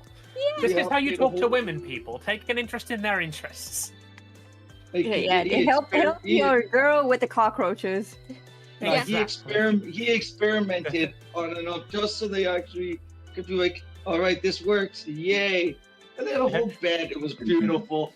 If you It take was- one thing away from this talk show, make it be that the trick to picking up women is genetic experimentation. Yeah. I was gonna say, speaking Wait, of what? picking up women, my girlfriend is currently obsessed with Call of Duty Mobile, right? Yeah. And really? yeah, and so a little bit about me is I used to be a really hardcore Call of Duty person. Mm-hmm. And the running joke every time I play with her is that I'm back in the fucking building again. Fandom reference as well. Yep. Fun times. Because I left Call of Duty because it was way too much of my mental health. Yeah. Blue, can we stick this Yeah. Yeah. topic, please? Yeah. Yeah, Yeah, I alright. would. Yeah. Okay. Anything else you want to mention, Amy? Before I go to Paige. No. We'll stick with those two. I'll leave the other ships for the other people. We've got a lot of guests to get through. Okay, Paige. I'll make my feelings known when you guys list your ships. Yeah. Don't worry. Paige. Oh yeah, no. Unfortunately, my ship is also Baxter, and it's so cute. That is so cute. They were so unexpected. They were like, you were hope. Like the moment Baxter showed up and was perfectly Nifty sized, it was like immediately fitting. But like I was not. I didn't see it coming. Honestly, I still didn't see it coming. I only realized after the show was done and everyone was talking, and then I look back and I'm like, yeah, Yeah, actually. Yeah. Actually, yeah. It was Yeah. Hold up. Wait a minute. perfect. Fair point. Charlie told me to protect Baxter, so I'll protect Baxter. I love her. She's amazing. Honestly, the moment where the cannon fired into Baxter's direction and the little tip of his antenna caught fire and just Nifty, just Nifty making- stands up and just puts it out with her hands. It's like, oh, what are we doing now? But I can also talk about the broken ship of Alastor and Vox? Vox that will never happen for obvious Yeah. reasons. It But like still, so Risk. are you on team radio static or team radio silence? And do I need to explain those terms first? no, I know radio silence is the one-sided love from Vox, and radio static is like the happy ending one. But honestly, I'm a radio silence person. I know Vox not gonna get what he wants, and he should stay in the relationship he has. Yeah, like, Right? come on, you have But- he's so obsessed with him. Like, even though he has a relationship with Valentino going on, and it's kind of going well, he's still hung up on his ex that is not even his ex. Please move on, guy. This is like, what, how many years ago? More than 7 years ago? Please move on. But he even acted shocked when Alistair called him his friend. Like, in seeing him being like, what? Like, Yeah. he could be like, wait, excuse me? We're friends now? Wait. He had that moment of, like, and everything that happened in the season is just Vox making mistake after mistake because he's so infatuated with Alistair, he just cannot help himself. Yeah. He would blow everybody to bits just to get a reaction out of Alistair, because that's what he wants. That's why he wants to wipe his smile, because he wants a actual legitimate reaction. He wants to break his persona so he can, see past his facade. For the first and only time, he wants to see him like a normal person and not the facade that he puts on. He wants to break that so hard that he will blow everybody to bits. Yeah. So I was like, my guy is so he has so many issues and he's so in love, and you can obviously tell because a lot of people got really confused about why the shift from how he was in his life. In Songwriter, he's shown as being so confident, so determined, right? But he's so shy and reserved towards Alistair. It's like he's not even the same person. But he never cared about any relationship up until now. And he got really shy because these was her genuine feelings that he never had towards anybody before. So he was so shy because it was the first time he opened up to somebody for real. Someone he Admire. respected and loved. Yeah. Yeah, like, And to have Alistair just break him in two like that. yes, like he certainly had a crush on him. And one other thing, what people tend to forget, the Songwriter only shows like what he did to the people he saw as rivals. They didn't show him what he was in his private life, and that's what a lot of people forget. Like even a murderer can be a good neighbor. Like even a serial killer. Actually, that is a thing because people don't really realize that, like murderers outside of the murdering part are usually just normal people going about their lives, right? They're gonna go to grocery shopping and then they're gonna sleep in, and then a lot of human things that humans do, right? Do you want a chance to redact or footnote that before Twitter cancels you? It's I don't care. At this point, if Twitter does cancel me, at least people will know about me. So I have that double Yeah, going for me. that's like All right, Twitter, you heard it here. Paige wants fame more than respect. Ah! Fuck you, Amy. You made me spit up my can to dry. Now my computer's all wet. hold and dry Oh, it. my keyboard. and that's how I get canceled. Yeah, so yeah, but like This evil witch ruined a Canadian's computer. With the main Canadian. It was drinking the can to British attack. dry. It was the British attack. Okay. yeah, so like Ugh. this is the thing. Like yes, Vogt has his Gross. confident moments, but like also like he was also a butt kisser most of his life, unless he was like going around killing because he had to, and like he definitely like Alistair was way more famous than him.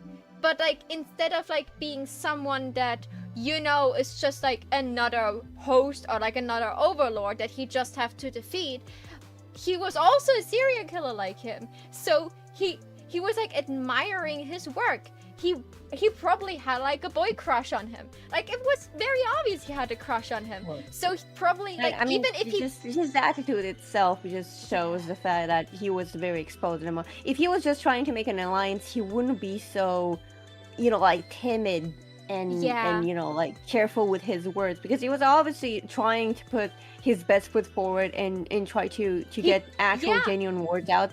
And he's also a master manipulator. So even if he was planning on maybe, like at the end, maybe like using Alistair's power to his advantage, he still was honest with the wish to be a team, because this wish was still there with the V's. He built a team with the V's, and he genuinely wanted to be together with them because he could see a future with that. He could see a future with Alistair, but Alistair broke him. So since then, he not only got his heart broken, but also like his pride was broken. And now since then, he always wanted to prove that he was better, that he could achieve things, that he was not dependent I on feel him. And I feel at the end of the day, he just wanted to impress Alistair. He just literally wanted him to look up to him the same way that he looked up to Vox him. looks up to Alistair. Yeah. He just wanted to see that victory, that Yeah. admitted. That I think I- that was it was so shocking when Alistair told told Charlie to tell him that he's- he is the strongest, because that was the win. Yeah, that was the win he know? always desired. It's like, I must admit, I can understand Vox's feelings in that. I have people in the past and now I truly wished to prove to that I can do better, even though those people don't care for me anymore. I truly wish I could prove that I can do better. Like in the past, I did it in a destructive way and overworking myself. But like I don't go around like try to conquer heaven, guys. Like I'm not obsessed with those people. I don't care for them most of the day. Like I remember them like maybe once a year, and then I'd be like, I wish I could rub it in their face. But then like I go on my own day and I don't let it rule my life, and Vox could not do this, and this was his downfall, and it was glorious. That's why I still think it was good that he didn't die. Like it was good that he didn't die, because the humiliation of losing and being turned into a fucking tablet was, and now that his friends are literally just putting him in the naughty corner, that was the thing he needed. That was the thing he deserved. Being just killed would just be like, yeah, like it would be end. He needed this suffering now to finally, for all the bad things he did, he need to suffer now. He need that suffering. He need that humiliation. I'd rather see Vox suffer in the background than just know he was just killed off, Because that would give me satisfaction every time I see it. Yeah. Okay, Kudai, let's talk about ships. I mean, Anyone you liked, anyone you were surprised, anyone, you support? well, I hope, and I know Charlie and Baggy will continue to go strong. Yeah. Husker and Angel, maybe. Definitely would be cute. They kind of could, pair of losers need each other in their lives, Yeah. all that jazz. I think a long time ago it was confirmed that Angel will get a boyfriend. That was confirmed that he gets it, but it was also confirmed that it's kind of going to be a slow burn because of all of Angel's trauma. So, and we all know it's going to be Husk. Let's all be real. They cannot introduce another character that would fit better than Husk. No one could ever accept anyone else except Husk. It's the whole ordeal with like Blitz and Stolas. Like you can introduce 20 other characters. You will always come back to this one. And the way how Husk finally probably realized his feelings and his like comeback in last episode, like how he delivered this line, like it was clear that there are feelings. And I want that to come true. They both need it. Those two loser babies need to win for once in their afterlife. A win. I need a Stolas win. Well, he kind of won already. Like, he lost a lot, but it looks like he's slowly getting on board again. Sunny, let's talk about ships, shall we?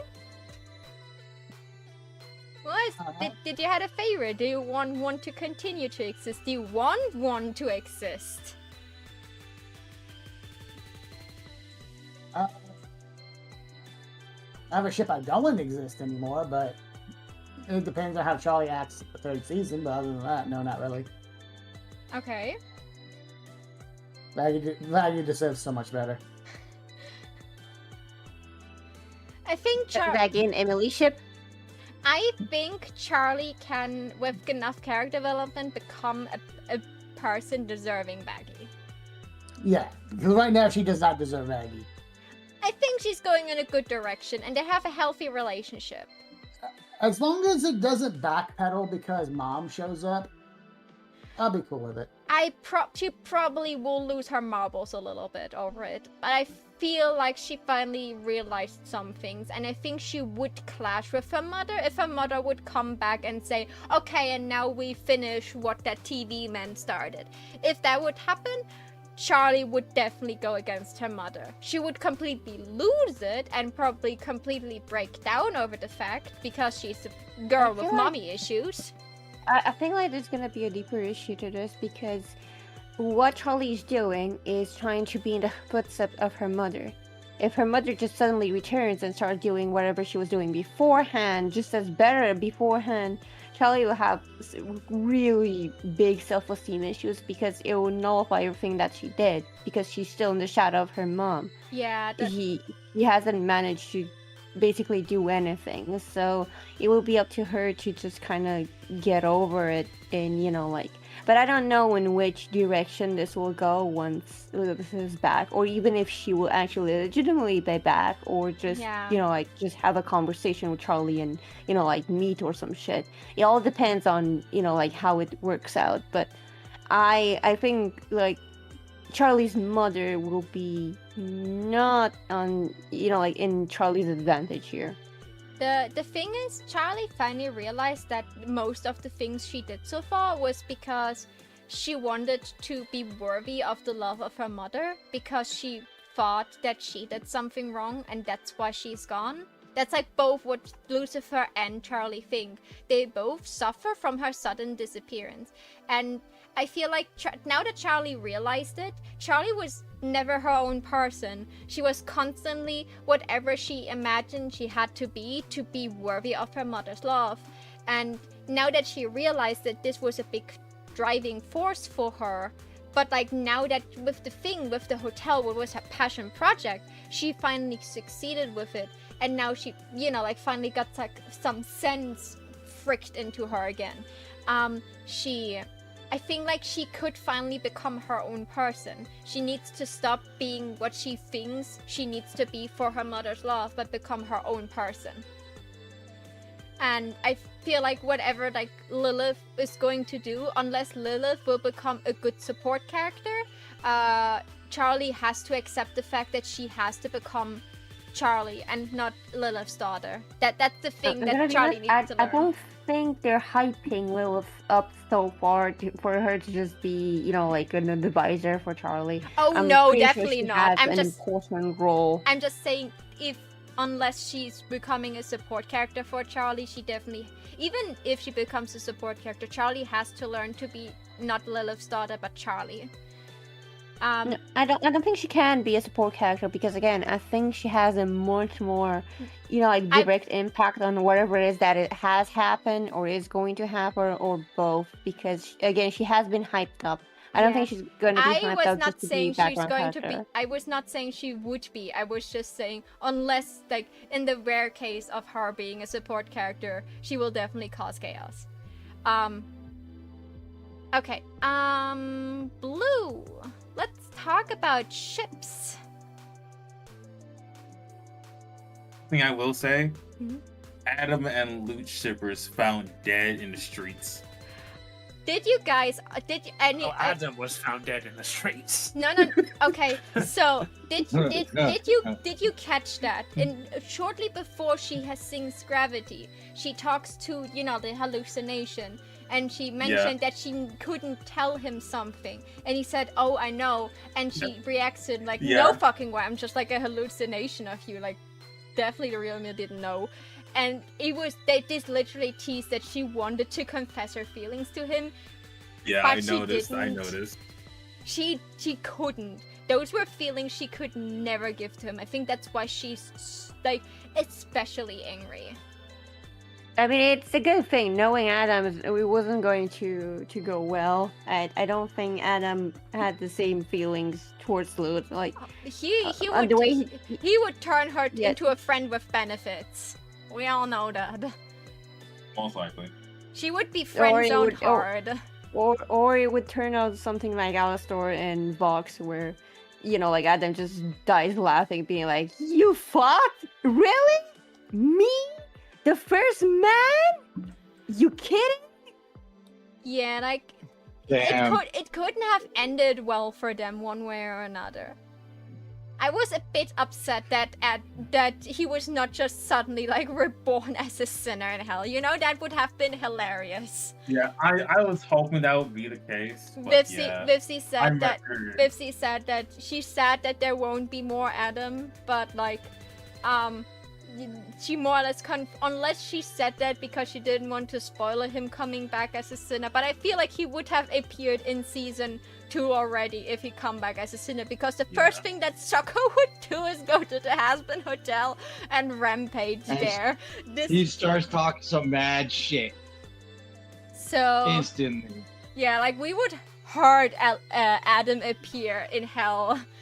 This guy would have been loud enough for the entire Pentagram City to know he arrived there. No, most definitely. But for ships that I do low-key have at the current moment, Emily and Adam. Emily and Adam. Not Adam, Abel. Abel. My bad. Oh, Abel. Oh yeah, Emily and Abel, Emily and Abel. definitely. Those two Yes. wholesome beings. Yeah. This is no. Yeah. Also honorable mention from a friend, Loot and Abel.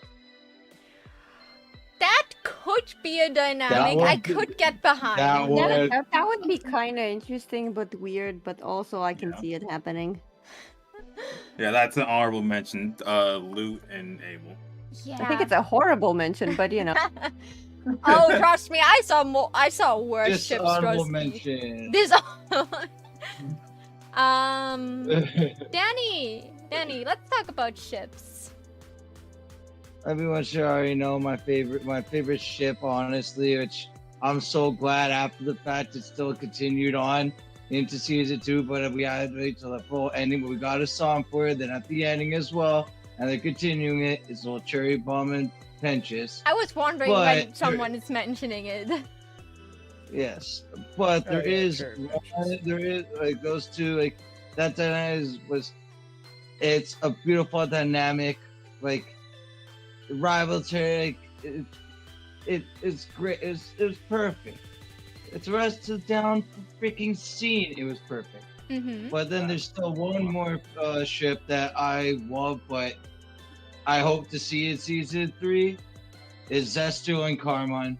Yeah, I can get behind that too. I know they're Like, right at old the end, friends, right but at the also end of like, it, yeah. Yup, like right at the end of the friggin' thing on that, when Carmine Potter says, I'm gonna go help and all this, so that when they put their hands up and everything, and Zestel shows up and he's like, I'll be back when you have truly come to your set and everything of that, and he shows back up. That shit made me teary-eyed and screaming. I'm so glad my mom is in Cuba. It still is in Cuba. But I'm so glad she was in Cuba at the time. Yeah. I was screaming all like, yes. The fact that one of Cecil's spiders, which is just hanging in her office, like he takes very good care of Camilla. Like he very treasures Like, her. Like they're like That'd be a very perfect wholesome with dad each for other. the kid too. Yeah. That'd be a perfect dad for the kids too. Honestly, really, truly. Like, in my opinion, that's my favorite. That would be like instead of the canon ships, that for the non-canon ships, that's comic ship. That's the ship I would want to see progress. Yeah, he's also a retired overlord. He's not really an overlord anymore. He retired. He still has his overlord powers, but he doesn't really enforce much anymore. Isn't he the oldest? One of the oldest big overlords out there. He's one of the oldest. Yeah, it's like he is absolutely ancient. Yep. So yeah, that definitely can see that. Like again, like Nifty and Baxter, definitely something I was not expecting that it would be so much Same. confirmed. Charlie and Vaggie going into a good direction.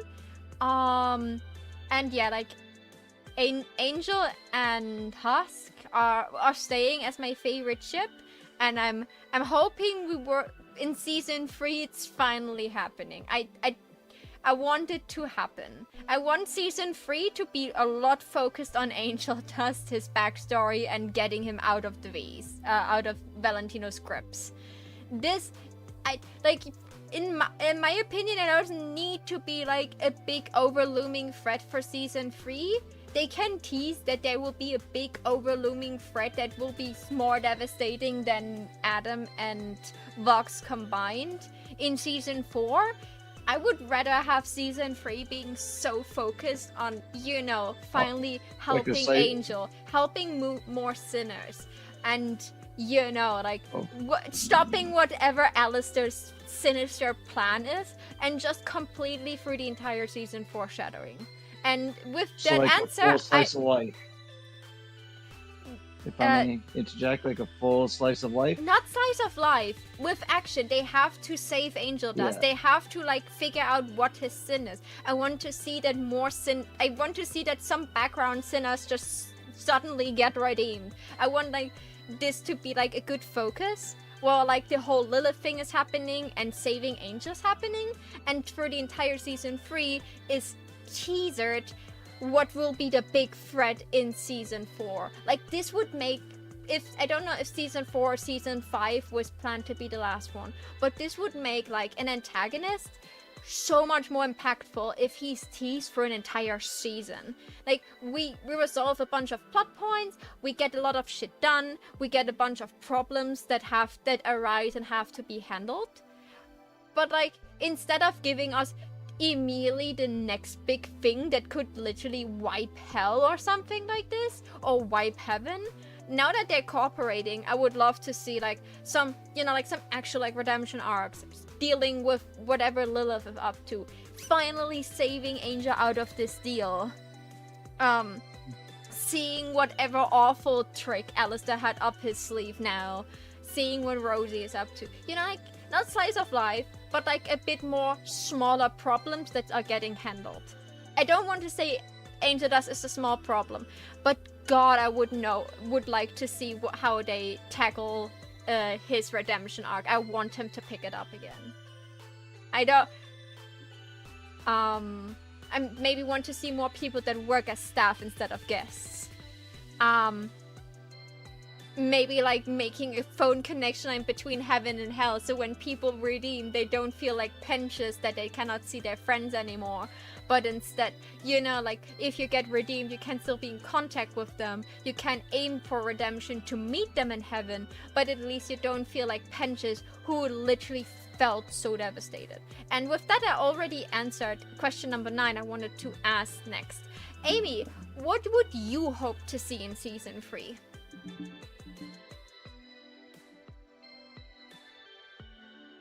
Oh, fuck. I had an answer prepared and it's gone. Hold on. I know where I put it. You want more Danny Doobat? Well, yes, but that was mostly sarcastic. Yeah, I was like worried now that this was your answer. Should I take someone before you so you can find it? Yeah, please. Okay. I'll go dig for my spoiler containment too. Paige, what would you hope to see in season 3? What are your hopes? Definitely, I want to see Lilith play out more, and stuff that I don't want to see is I don't want it to escalate, because if season 1 was hell in danger and season 2 is heaven in danger and they want to escalate that, I don't want to think about what's in danger in season 3, like existence as a whole or some shit.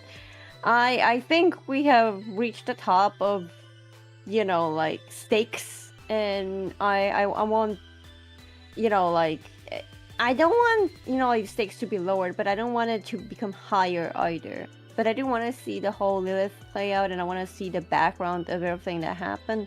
Less concentrated on, you know, like, upcoming threats, and more concentrated on what the hell happened up until now. Like, tying up the loose ends, like, why did Adam do what he did? Why is Lutz trying to continue what he did? What was Lilith's part in all of this? What was Alistor's part in all of this, you know? I got all these loose threads of what the hell happened 7 years ago that I kind of want resolved. Okay, we did the thing. We showed Vox as an enemy. We did the thing. We solved the, you know, like... From my point of view, I think, like, the dealing with the extermination should have been a season 5 thing. But I understand they didn't know if they're going to get a season 5 when season 1 was made. So, you know, like, they did the last hurrah, but now I feel like this show's kind of empty.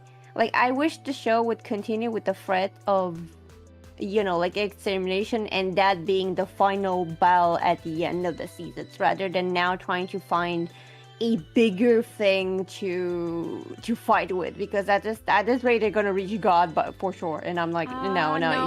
I think the end threat that we have to deal with is probably Rue, the root of all evil.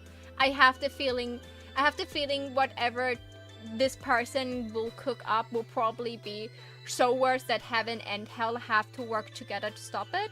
And I feel like this would be a good climax for the end. I think it's good that the extermination thing was not carried on until the last season. It could have maybe carried on for another season, but it makes sense because they could not include heaven wanting to help while also still doing the extermination.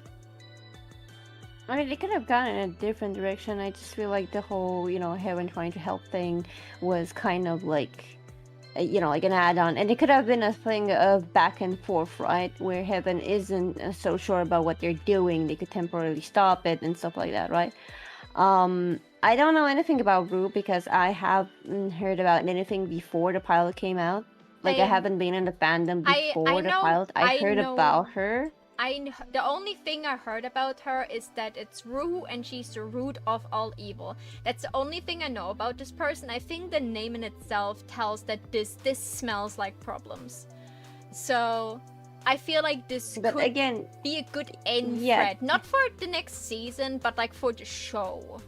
You know, with a big climax. Anyway, for season 3, I just kind of want to tie up a few loose, you know, ends, a few mysteries solved, a few of the... you know, like, as you mentioned, like, get Angel out of where he is right now could be a big plot point. Like, then find out what's tying him to Val and then trying to redeem him.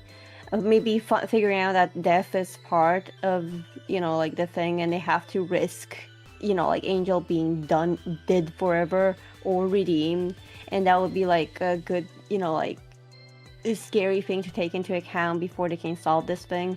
Maybe it's not so easy, you know, but I don't want it to escalate even further, you know, like, oh, we're trying to save the world now, oh, then we're trying to save the universe or stuff like that, oh, the aliens attack or some shit.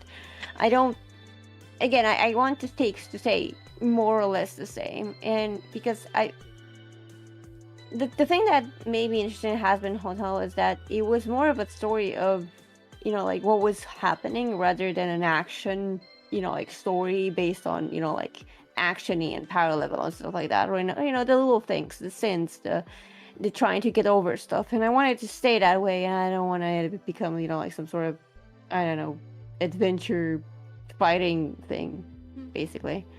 Yeah, I see what you mean. It started out like, well, not like a shoujo, but more like a shoujo than a shonen, and it ended up like a shonen. Yeah, The- the basically. thing- So We need to save the world. Just like, no, I just want to run a hotel so that people get better. The I- show's called Has Been Hotel, not Has Been Heaven's Gonna Explode.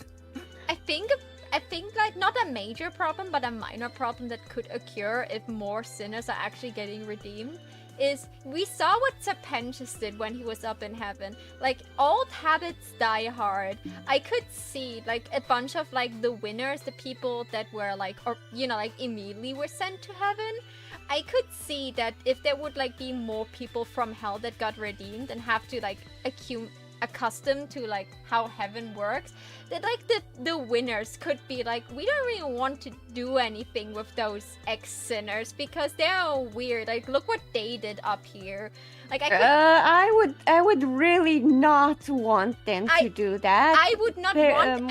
I say this is a minor problem. I could see that could Yeah, no, the arise. issue when you mention it is just it sounds eerily familiar to a current problem Yeah, that no, exists no, in no, no. Western countries, and Yeah, I no. don't want my politics in my show.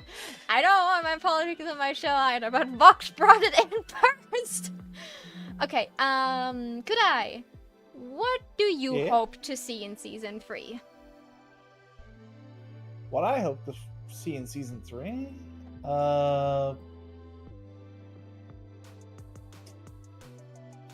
Honestly, yeah, I do feel like we've had a little too much of the Action? Sojo action. Like, yeah, it's fun to see once in a while, but We can still have epic fights and still like only have minor battles, you know? exactly. Like, I don't mind a fight once in a while. It's a show about hell and sinners. Of course, there's gonna be like some people throwing down, throwing hands. Angel's family probably could like fill almost an entire season worth of drama. If we go and try to redeem Angel, we have to tackle his entire family that is in hell. And they're all awful. So dealing with them could be interesting because it would have stakes attached. But it's not like Adam's or Vox's level of threats. It's more of a, okay, we kind of want to help Angel and we have to deal with a bunch of assholes. But also we kind of have to help Angel to redeem himself. So we kind of have to deal with those assholes without just punching in their faces every time we see them. Just every second time. So, Yeah. like, I totally get it. Sunny, what would you like to see in season 3? Definitely want to see Angel Dust get out of his contract. And I'd like to see Charlie grow the fuck up. Well, she is pretty No, but- young, so let's hope she grows up a little bit more. It's only a few hundred years old. I don't know if she actually is a few hundred years old. I have the feeling she was not created that recently. Old enough to know better. How about that? Yeah. Makes sense. Definitely on your side with that. Blue, what would you like to see in season 3? I want to see more archangels like, Michael, Gabriel, Oh god, yeah. other high-ranking angels. Maybe I finally want to see where let's St. Valentine is. maybe let's finally Whoa. cover like why like the problem with Lucifer being in hell, and hell is now finally talking to angels again. Oh my god, the family drama. The drama. Also, I want to see where that hallucination of Adam and Luke goes. Because they introduced it for like 4 minutes and then just dropped it. Yeah, For, like, the yeah. very- We need more Lulu love. yeah. This one needs to get some love. I Yeah. think Lute is going to lose it at some point, unless Abel manages to keep her under control, this woman will probably not strive from her idea of vengeance, and every time she gets a chance, she will try to kill Vaggie and everyone in the hotel. I do wish Luke gets a redemption arc. honestly. That would be cool too. Like, it would be cool if she doesn't spiral out of control. But it would also be interesting for her to also become a fallen angel, and now she has to live in hell. Now she has to deal with that. I feel that could maybe do her maybe good. Maybe she needs to get out of heaven. Because her violent tendencies are not very angelic. So maybe she needs to live through a fall herself to finally understand how everyone in hell feels. How Lucifer feels. How Vaggie feels. Like, it would be nice if she would not become an antagonist, but she's very antagonist-shaped, you know? That's true. Yeah. If you were written for the show to specifically be an antagonist. If not antagonist, why antagonist shaped? Yeah. I also do want to see what the overlords, besides Alistair, Fox, you know, the big overlords we've seen on screen. I want to see some of the see what the minor overlords do in their spare time Oh, yeah. to give them more Well, screen time. we know that ZZ parties a lot. Yep. Because I remember seeing like a map of Pentagram City, and it's just like, you know, sections of Overlord's territory, and I want to see what goes on in those sections of the Pride Ring. Hydrate, everyone. Eden demanded hydration. So because I just finished, just before I got the honk, I finished my drink, you all have to hydrate for me. Yippee! I'm scared to hydrate now. The last time I did, I keyboard all sticky. Well, No. Hey, We won't Blue. talk. We all drink from. why are you getting that drink, squats? Fuck you. Hey back! Hey back! I've been going easy on you for the past week. That's what she was saying. Skill issue. Yeah. Okay. I know Sunny and Paige know the teasing that is going on. Blue, Sunny, do we need to shift our focus to you guys? You can We have a thing going where you can have your marital discussions after the stream. Married? That's what you get from that's what you lovebirds get Blue from gets the cup bickering tip. on my stream. No, absolutely not. I'm sorry, if you flirt on camera in a show called Weebs Talk About, you're gonna be shipped. Yep, it's already happening right now. I can already hear the fan fictions Oh. being written up. Don't get a Sunny camera. Take a Blues. picture will last longer. Here out this ship name, Sunny Blues. Blue Alien. No, Blue Alien probably. That's Should- Sunny Sorry, Blues. That should- sounds should like we- a website that you shouldn't do. That sounds like a website. So should we tell them after stream about the thing you and my girlfriend do? No. Yeah, Oh, the Ooh. trauma. I'm sorry, We cannot- that doesn't sound like something that Get we it can Twitch discuss safe. on Twitch. yeah. Also, Yeah, no. Afterwards, when the cameras are off, Yeah. Blue's This is- gonna share his lore. yeah. This is why in the this is why cup here. This Also, is why also Blue Sky. I just had it. But guy. yeah, like Yeah. Blue and Sunny. Sun is in the sky and Blue. Yep, your shipping name is now officially Blue Sky. Good luck at beating the allegations later. Let's focus on Aspen season Yeah. 3. Okay, so Danny, what would you like to see in season 3? Honestly, I want to see the backstory, like the backstories of the rest of the characters, like how, like, I know, like Husker. How did Husker, like, the actual? Let's see, he's actual just demon born or whatever, Hellborn. How did Husk actually die? How did freaking Nifty actually come to die and all that? Baxter and all them, like regardless of the matter and all that jazz. Like they had the backstory for Penchus and everything like that. I want them to like go. Let's go into the like story of that stuff. So, like, what actually occurred? Like, how did they actually get to hell? Yeah, like I would And then love also to. with the I would love to and see then like also some the more. backstories. I would love to see Like the some more back- human designs. They were killing with those humans designs this season. Alistair, Exactly. absolutely gorgeous man. Vox, Penchus though. Pensious. Penchus though. Ugh. Penchus is such a cute human. Yeah. Penchus So though. such a cutie. Oh god, yeah, with his long hair and Honestly though, I want to see what Cherry Bomb actually looked like as her human form too though. oh What? god, human. I'm curious how Nifty looked like. Cause she's so short. Was she short in life too? She's or Japanese. Is her kind of punch becoming? she is She's Japanese. She is a Japanese woman, trust me. Some of them are just tiny. I think Yeah, she's a like- bit. That's why the music video, but not music video, but the song there, Nifty's little song about everything, about the Yeah. song she had. So Was it the full Japanese or it's fucking Yeah, stupid, like, it was That's pretty much confirmed what I that wanna it see. was confirmed that Nifty is Japanese.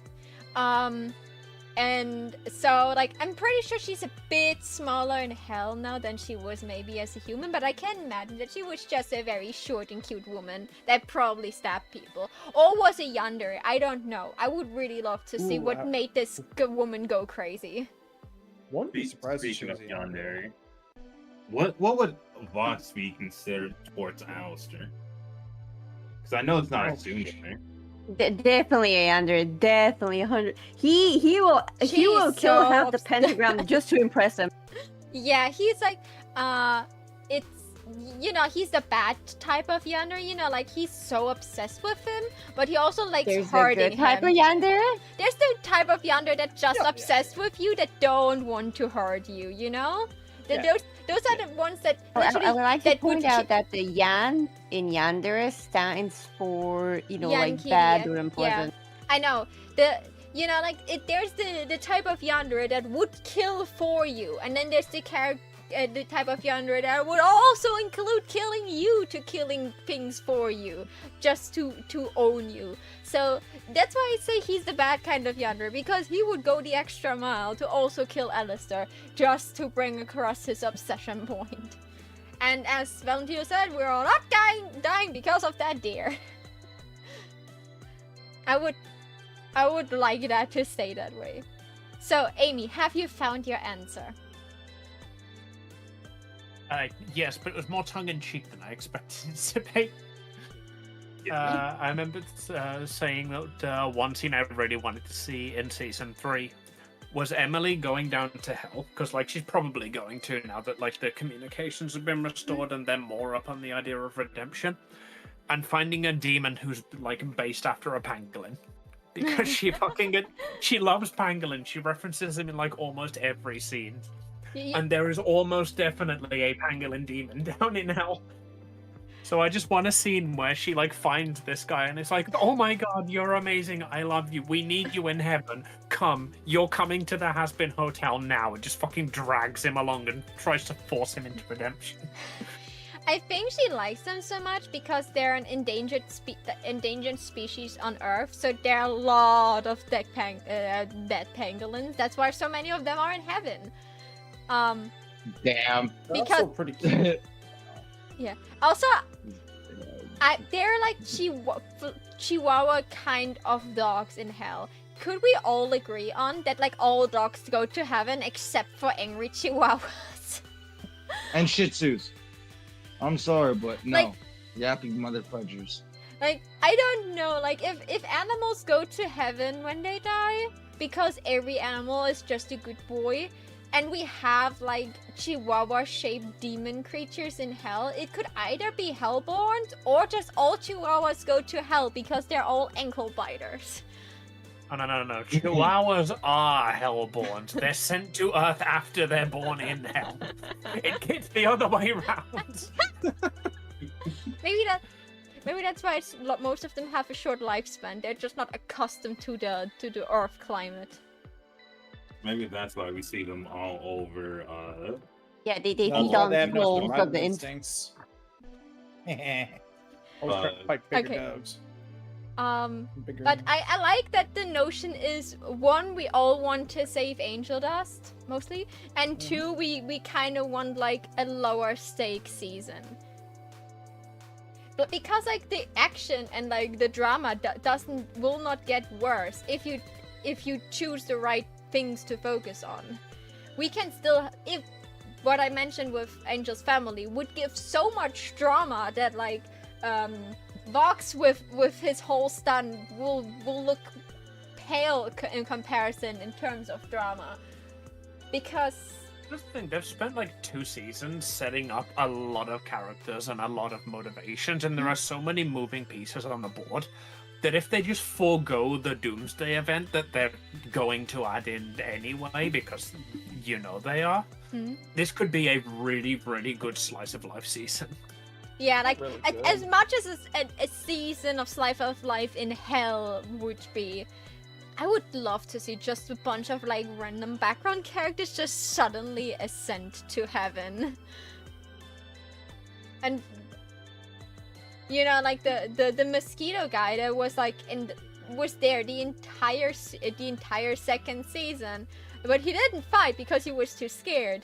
Imagine him manning up against someone and suddenly issue get with ascended. this is that, well, this is just a theory, not confirmed. It probably will not be confirmed, but it is possible that dying again is a part of the redeem. It's hard to say because sacrificing himself for heaven was a part of Cinepentius' specific redeem, right? But I don't know how the exact transition happened. Will they just be raptured if they get redeemed, or Maybe. is actually dying? Well, part of it? that's what they I- can answer in season 3 finally, now that they focus on it. I very much Also- doubt that actually dying is Yeah. part of it. I think it's just the, like, you know, the whole speedrun to redemption song. Like, there were 25 steps. Like, after Charlie stopped counting, I went and counted the rest of them. There were 25 steps because Charlie doesn't know what redemption's all about. We don't know if it's the grand sacrifice or if it's just him fucking putting She- on a silly hat and hissing when he talks. Yeah, she kind of figured it out after someone said that Angel is not Pentious. And then Charlie, I think what Charlie had, because she came to the exact same conclusion as the people in heaven that were not talking to Charlie at the moment, and that is you have to act against the sin that brought you to hell. And most people know why they went to hell. You know? Like literally the way you look is also mirroring why you were in hell and how you died. So acting against your sin is what gets you redeemed. Because like that's all what redemption is. You can be redeemed in the way that you do exactly that, you know, do the right thing when you did the wrong thing in the past. You learn from your mistake and you man up to it or woman up to it and, you know, Oh, do no. better. You know what I think would actually be better? It's like they start realizing that like redemption isn't necessary, instead of more of turning hell into a more pleasant place to live. So instead of this, like we all go to heaven, it's like, well, I kind of like the vibe of hell. Let's just make it a better place to live. That's what Charlie already No, I- tried. And I also can't handle another "this is the bad place" plot twist. it's Actually, the thing that makes hell horrible is actually people being in it. And Yeah. actually, just a place like any other. the people that don't want to be redeemed and that don't want to work on themselves make hell a horrible place. Because we see with like all the other demons in the other rings that hell doesn't need to be horrible. You know, you can just do whatever you want. But because they can do whatever they want, all the sinners, they make hell a not really nice place most of the time. But like in Charlie's Hotel, like you could just like move in Charlie's Hotel if you want a nice place. But in the moment where you just want like a nicer place, you probably also want like more peace. You also maybe aim for to be better. Because like the moment you find fault in hell with how everyone acts, you also find fault in yourself. Because you realize that they that there's pure anarchy going on down there, except for like the couple ones that follow certain overlords. And even the overlords are very, not very diplomatic most of the time. So the moment it is the first step towards redemption when you realize that hell is an awful place and you want to go somewhere better because you realize that something is going wrong. So, are you a distant, like, relative or something in this new world of the freaking Morningstars or something? Well, Like, are you like Charlie Morningstar's, like, distant, like, sister or something? Because that was a really good pitch. have you not Just watched saying. one of my I earlier don't talk shows? It's literally confirmed Charlie's based on me. That's a totally true Yeah, story. this was a joke ever since we got to look at how Charlie actually acts besides the pilot. It was always a joke like Maho should sue for, like her character Copyright. infringement. Luckily Charlie was so dumb this season that like they got beat the further away. allegations. They beat the Yeah, allegations.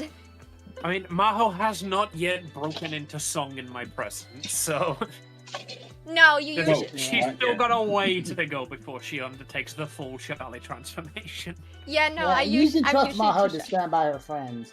Yeah, I usually. Well, as long as she doesn't go full meltdown because people on Twitter are mini poo poo heads, it should be fine. Oh no, you should have seen how I dealt with some haters on TikTok. I was living that. I had the blast of the day. I literally Okay, got a here's hater my to plan, what I wanna apologize to see. me. Okay, I changed my mind. I know what I want to see in season 3. We just kidnap Charlie and replace her with Maho. Boom. Solved. No, no. Should someone not to off Maho though?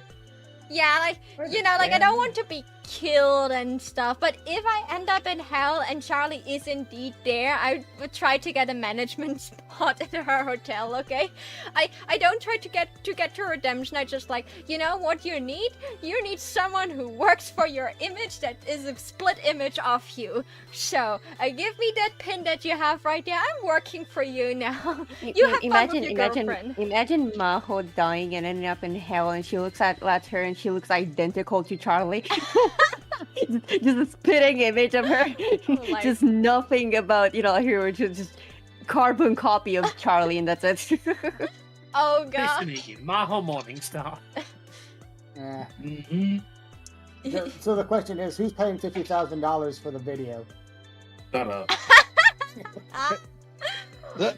Damn, I would almost forgot about that 50,000. meme. Hold I on, was no, so it was close to 50,000. Forgetting. Why are you doing her so, like her short? It's 50,000. Yeah, it was 50,000. That's what I said. Yeah, who pays 50,000 for a Maho short of me being in hell, running the show there? Like, I'm not that good of a singer, so Charlie can do the singing numbers or teach me better in singing. And I will make sure that she never does a PR stunt like this ever again. I will muzzle that woman and give her the Alistair treatment and tying her to a chair if she's about to do something stupid. Every time she's about to do something stupid, I send her out on a date with Vaggie. Every time she's about to sing or whatnot. No, you just have not when Maggie she sings. Right? No, I was just saying when she's about to obnoxiously sing when we're not like they're in a public place and Baggie's like, no. You just give Baggie the nod. Baggie has duct tape right there. I would just teach them the wonderful world of bondage and make sure that Charlie is not pulling any stunts anymore and give her probably like dedicated phone time. I'm taking away that woman's phone if I see that she's misbehaving. She's like, no, I mean, phone. take that hell, phone. I'm Don't- sure don't Charlie take it- knew about bondage before she was 11. Yep, no, she was raised by her father, you know? I think he was like taking good care that his little Wow, princess wow. is not seeing certain There's things. internet. There is internet, and Oh yeah, she had an emo phase. I'm retracting. She probably knows since her emo phase. It's funny that she had an emo phase and then she ran right back to Disney Princess. Okay, so this is a wildcard last question, so feel free to just discuss and like talk at any point in time. You don't have to be spoken to, at, except like other people speak to you. Just don't overspeak over other people's. But does any of you have like theories, like new theories, like like things that like now that you saw it, it's in your brain and now you have to get it out? And Nope, I'm sitting this one out. I Same I don't Same. theorize that's perfect when it fine. comes to I show. want to go. I actually want to go freaking blind. Like, how do we really just spot? No theories on my brain. I just want to go fully blind into it. That is fair. Yeah. Well, we have to wait for probably about a year to finally get anything else. I stated my Oh. one and only theory I had like earlier with like that Lilith is in cahoot with Rosie. But that's just a guess. This Uh, isn't I really gotta- a theory of mine, but more of a question. Hmm. What are they? What is heaven going to do with all the angelic steel in hell? Seeing how Watts quite literally, Probably shot a hole in heaven. probably nicely asking if they can return it, but I feel like leaving the angelic steel in hell is a good way to show from heaven that they believe that hell will not use it against them. Like they would probably quietly try to get as much angelic steel as possible back if possible, but I could see that, like the moment you ask someone to give back, the only thing they can defend themselves is if heaven would turn on them, feels kind of threatening to people that are very scared. Like Serpentia's song, Live to Live, really much showed that, like, a lot of stupid things they do in hell is because they're scared. And the thing they're scared the most of are angels, because those fuckers know how to kill them. Now they know demons also have the weapons to kill each other. Like, Vox proven that other demons are also as frightful. So, I feel like this is a problem that will be shoved underneath a rug somewhere.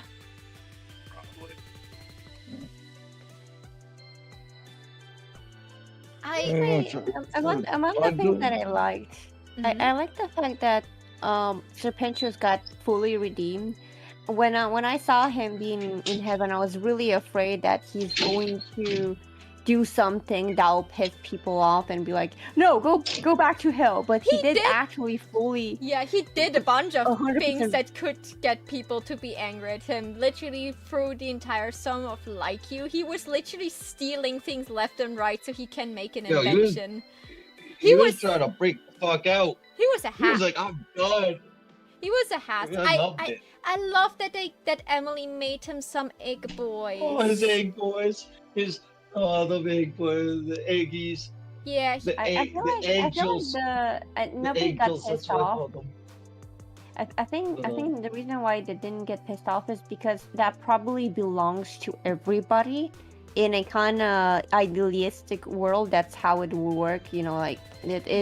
isn't something that belongs to someone in specific, and if something breaks down, you just repair it. If from a generally good person's point of view, if you really need it that badly that you would just yoink it right off, then feel free. Think about it, these people are 100% good, right? They don't have the duality of a person. They're like just good. Because that's what you need to be to get to heaven. Yeah. So the type of person being like, all right, if you really need that, go for it. We'll just replace this with heaven. We have loads of that. Yeah, So nobody actually legitimately got upset of that because there was no reason to be upset. It's Yeah. true that It was also mentioned at the end that all the citizens of heaven very fast bounced back on their legs again and were not scared anymore, because heaven is such a stress-free and perfect place that they literally, after the scare was over, they had no reason to have more anxious thoughts afterwards. Yeah, but see, that's a because Pentious in his toy blaster. what? You can't blame about that? it. It's shown that Yeah, you that- cannot make anything No, violent he had a creatures. toy. Remember when he tried to? Yeah, At but the end of the song, like the toy blaster is a confetti gun. That's what I'm saying. It's toy blaster, the confetti gun. Yeah, no, So that's that's all I'm saying. Like, But stress free and whatnot, but in his brain, he's freaking losing it. Instead, Gross. he just went full angel, and outside of that, just went to try to help as much as possible. Like even going to try to befriend Sarah herself, even though Sarah was kind of mean to him at first. He was still willing to, like, give her a chance and be friends with her in turn. Like that was full good person behavior. That was right? beautiful. And then going so hard as to make that machine to communicate to hell to fix it. There was a moment where Sarah was screaming like, "Pension, do something!" Right? It's Inventing "Why?" faster. Yeah, Inventing as fast as I can. It's just peak pensions. Yeah. yeah, It true. really is. That was great. And I am so happy that it didn't go for that very, like obvious plot of, oh, he was good, but then he did something and everybody got upset with him and he's back because, like people don't believe it. I'm glad it didn't go that way. Yeah. And Serpentius is So many more good than he people- ever was. So many people theorized that Penchus would just return to hell. Like, He watches Jerry Bob. because like there was a Oh, yeah. scene in the trailer that showed Penchus in hell, but it was like from the song Piss, so there was a flashback of him being in hell. But like people were going so hard on believing he would go back. I was happy he didn't return. I love an Angel Penchus. Also, he flew Yes. the first time in the last, in like his song with Sarah.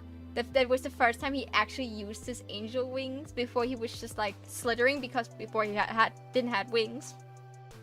Well, I think was a Wasn't nice used touch. to them yet, Yeah, he was used to not use them. It's weird that he didn't change his shape because a snake is something stereotypically evil, especially in the Bible. I feel like yeah, but like in general, snakes are probably not that evil creatures, and I feel Yeah, they like just got that I right. feel like keeping a part of his form that he had in hell is just even more showing that he was redeemed, because like despite being a snake, he could be redeemed. So keeping that, I think, is also like a good indicator that like your sins are part of. It shows your sins are part of you. The only thing you did is better yourself, but that doesn't erase the things you did. And I think that is. Like, if that was the intent and not just to completely change his design because that would be confusing. I know this is a design choice at the end of the day. But if that is a meaning behind it, I would love that. Pretty sure it's Spiritually, like, I just realized, like, Serpentius and all that, repent and all that jazz. Motherfucker, his name, he's living his name. His He name repented. came That- from pretentious. That's not the able moment you think it is, Danny. Hey, I can try, I believe, okay? Also, Yeah, can I love Can- that Can- bit Can- where Abel was just in the middle of court, was just like, oh, serpent, like a serpent. I get it now. yeah, like That I, girl's going for it. yeah. Also, I love that everyone was just so okay and like call him by his chosen name. Very nice trans allegory of just like respecting his choice of his chosen name. Also, I think the reason why he stay a snake is more of a representation so that a snake that, Lucifer the snake who tricked Adam and Eve into eating the fruit managed to get into heaven. Everyone can. If the snake can do it, everyone can. But yeah, like I think like if we're not talking about show law, it's definitely a design choice because it needs to be a character that can be Recognizable. recognizable. Yes, like the recognizability had to stay. So the design choice had to stay with his design. They could maybe give him his human legs back, but like keep his like shape, like similar to his human form. But again, like I like the idea that he stayed a snake because his sin may be forgiven but not forgotten. Kind of. Like it is a good message because like we can all make mistakes, but if we work on ourselves, we can at least become a better version of ourselves tomorrow. Mhm. Like the forgiven but not forgotten type of thing. Yeah, because like it is okay to like it is okay to accept that you did wrong in the past, but you cannot change the past. So the only thing you can do is be better in the present, so that your future you is better than the past you that did the mistakes. Also, can we just all for a split second talk about the speaker of God? And Gorgeous. Yeah. she is Gorgeous. gorgeous. She spits so many facts, and she like I feel like the way how she represented religion in a like her song with Sarah was like a good depiction on how religion should be interpreted, because her like the entire part where Sarah asked for answers and she said like you asked for answers that that they cannot grant her. Like, you have to find your own answers. You have to make your own decisions. You should not you should speak with your own voice. That was such a nice thing, because it was not just like putting God above. Like, God was above everything. We don't know what God is, but like if the speaker of God is just like conveying, what God feels or how God should be, the way that she chose to let Penn just speak, and so that he could show that he was redeemed, and she was listening to him. She was kind. She was listening to Sarah's worries, but she was not leading heaven. This is Sarah's job, so she was not taking away the control. It is a nice idea. Like, I'm a not religious person, and I thought this was, like, without picking any religion, it was just like how a religion should be. It should maybe something that kind of helps you to make better choices for yourself, and not something that is literally like taking your hand and dictating your life for you. You have to make your choices. You have to make decisions. You should not strive for someone else to dictate your future, because the future is uncertain and you will shape it. I thought that was really nice. That's why I like this song so much with Sarah and the speaker of God. This is a reference I would find funny if the speaker of God did, because there's this thing in Destiny 2 where the traveler, there's this thing called the speaker, and he said to one of the enemies, said that I speak to the traveler. I never said the traveler speaks to me. And I find it really funny if Sarah said that I speak to God. I never said God speaks to me. I feel like that would be a hilarious turn of events. Yeah, like, also the speaker of God would not constantly show up to just tell Sarah what to do. Like, Sarah very much needed to finally make her own decisions, and oh god, like, she was so driven by her guilt. Like, I didn't like Sarah in season 1, but like when she was driven by her guilt, and then she was talking to the speaker of God and would not listen to her. She would not listen to her. The speaker of God told her, hey, it's your choice what you do tomorrow. You have to make it. So, speaking of speaker of God, man, Lute needed to be popped in her mouth for talking to the speaker of God like that. Not gonna lie. Yeah.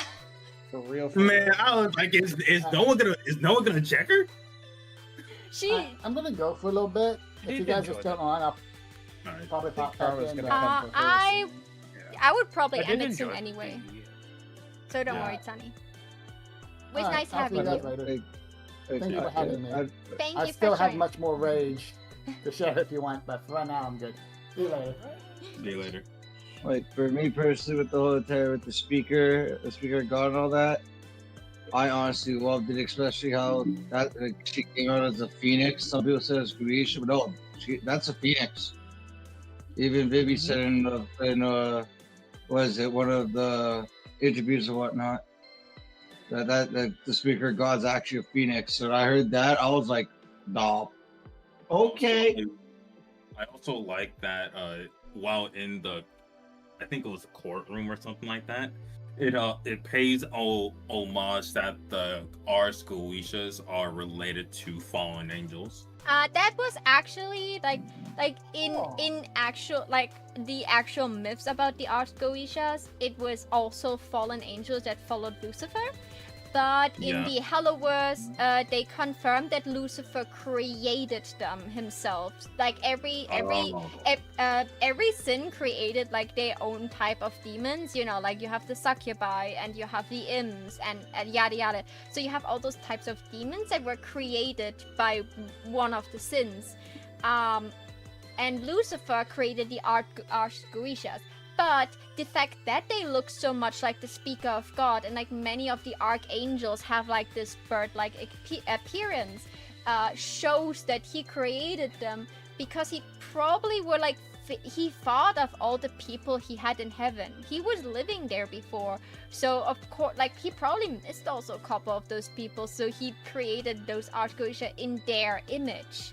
What I think is a nice touch, and like we see how obsessed Lucifer is with ducks. Like Yeah. I have the feeling that this obsession with ducks and birds comes from, you know, that most archangels are just like big birdies. I also wish that we got to see more of the Speaker of God I think instead of just that one instance. I don't think she's supposed to be shown very often because I feel like the Speaker of Gods is a very safe way for Vivziepot to represent God themselves. You see, people are going to shit themselves if Vivzi dares represent God in any way, shape, or form. Especially so as Vivzi is trying to imply that the God is a female. God forbid God is a woman. Adriana God Grande is a girl. God is a Love girl. that song. But Yeah, yeah, so I in like order that. to Haru in order to com- Suzumiya. Hatsune Miku. Okay. So, Just saying. yeah, whatever. Yeah, sorry, is you interrupted me and I lost the sorry. flow of my thoughts. That's okay, don't worry about it. I was It's just probably, responding I'm to probably getting some of the tired. Don't things. worry about it. Sorry, I'm probably getting tired. It's okay. Anyway, what I wanted to say is that hold on, the thoughts. The Speaker of You were God. yeah.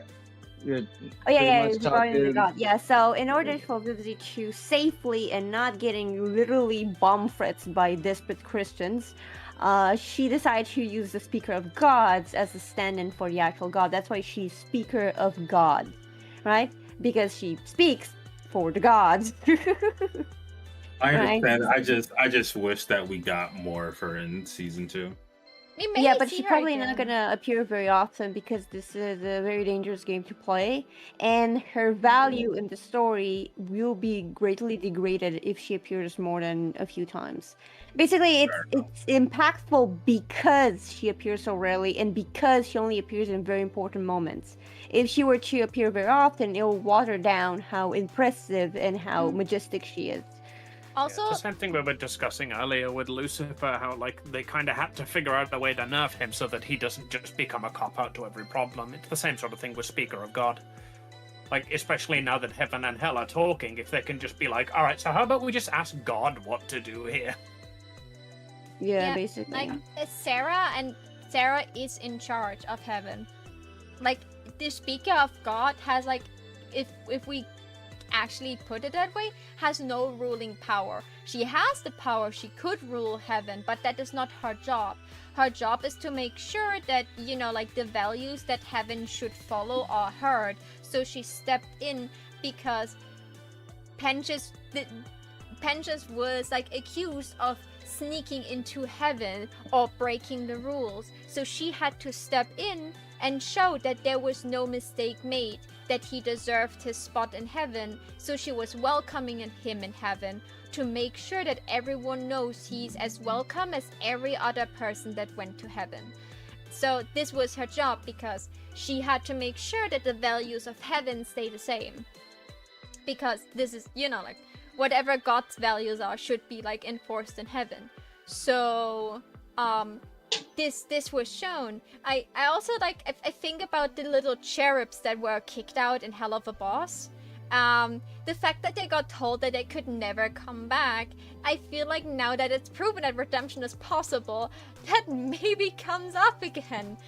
I don't know if cherubs can redeem themselves, but it would be interesting to see, because like in the past no one thought redemption was possible. Now it's finally proven, so there's a chance that even those little fuckers could come back.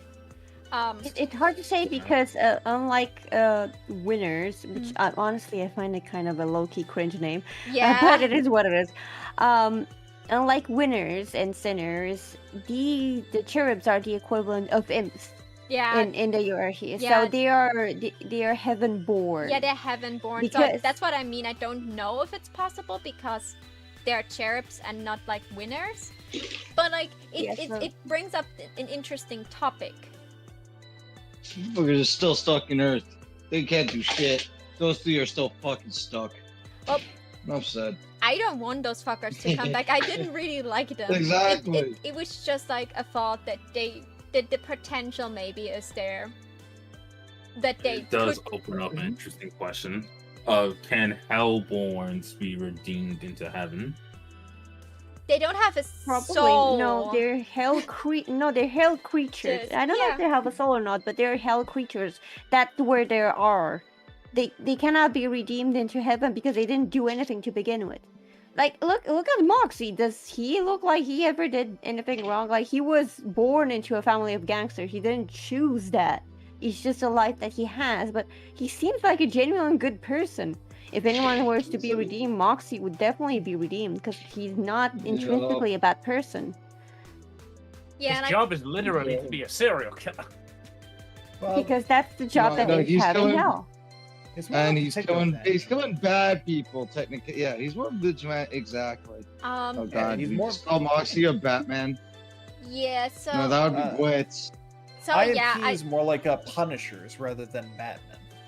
Yeah. I say that they don't kill bad people. They kill who they're paid to kill. yeah. Yeah. Just most humans are bad people, so. We see Yeah. that in the shorts, like the very controversial short, for example, where they Yeah. fucking killed the orphanage guy, and everyone was Like, like, "We don't like them." They're like, "Why did you show us this?" And fucking Vimpy just responded with, "They're in hell. What did you expect?" You know, I still want to know what did, if I just say it's going off topic, it's still with the Hellverse and all that, but I still want to know what did that kid do that pissed off another person to have him? Yeah. It's a kid. Exactly. Have you Yeah. ever have you ever met a child in your life? I met many children. I wouldn't. I have met Yes. many children. Guys, I've met many children. I have wished I could punt into the sun. Children But are I just don't children wanna are know what demons did he in human do. form. There's only a few amount of children that are good children that are nice that you can live with. I'm regularly babysitting, and I'm babysitting a literal gremlin. Trust me, she's putting her Animal Crossing characters in a self-made jail. This is the kind of kid I'm babysitting. If you're not telling me that some people would be angry, it's wrong to send hellborn assassins after a child. You should not do that. You should not kill in general. But it doesn't mean that children cannot be awful creatures. Yeah, like it sounds like quite possibly the kind of people who would send assassins after children belong in hell. Yeah, like We're not in it. all the I- clients. What a concept. All the clients Wait- from wait a minute. IMP are sinners. That's why IMP is in the Pride Ring, even though it's are IMP. natively born, is natively born in the Rav Ring. They literally I'm- moved their office there because they want to I- deal with all those angry sinners. Yeah, I can't I- remember the exact think line, but this- somewhere in the one show, sec, Blitz Amy? literally says, Like, I've been trying to say something about the kid thing Mhm. because I finally can use that one joke from then go Sonic for Boom. it. You know that when they're talking, they're in the scene talking about Sonic. I can't go to class with 5-year-olds, They can be so cruel when they sense weakness. You know, that scene. It's like That's why you beat up the toughest one. the biggest one in the yard. Knuckles, this person. No, I love that scene so much. It's so perfect. Okay, Amy, please. I'm sorry. I lost my train of thought. Hold on. Where was I? Blitzo, caught in the show, something. Sinners in Oh Hell. yeah, yeah, I can't remember the exact quote, but Blitzo says something along the lines of like, "They're down in hell, so we're selling them revenge." Yeah. This is literally why IMB is there. So it's like it makes sense that they would sometimes send someone after someone that maybe didn't deserve it, and a lot of them did deserve it. Hey, the teacher lady from episode 1 and the woman she wanted to got killed, they got together in the end. Yes, they did. I have a running theory as to why that happened, but it's kind of a sad thing, so I'd rather not have to go into it. But I do have a theory regarding why are they are now together in hell.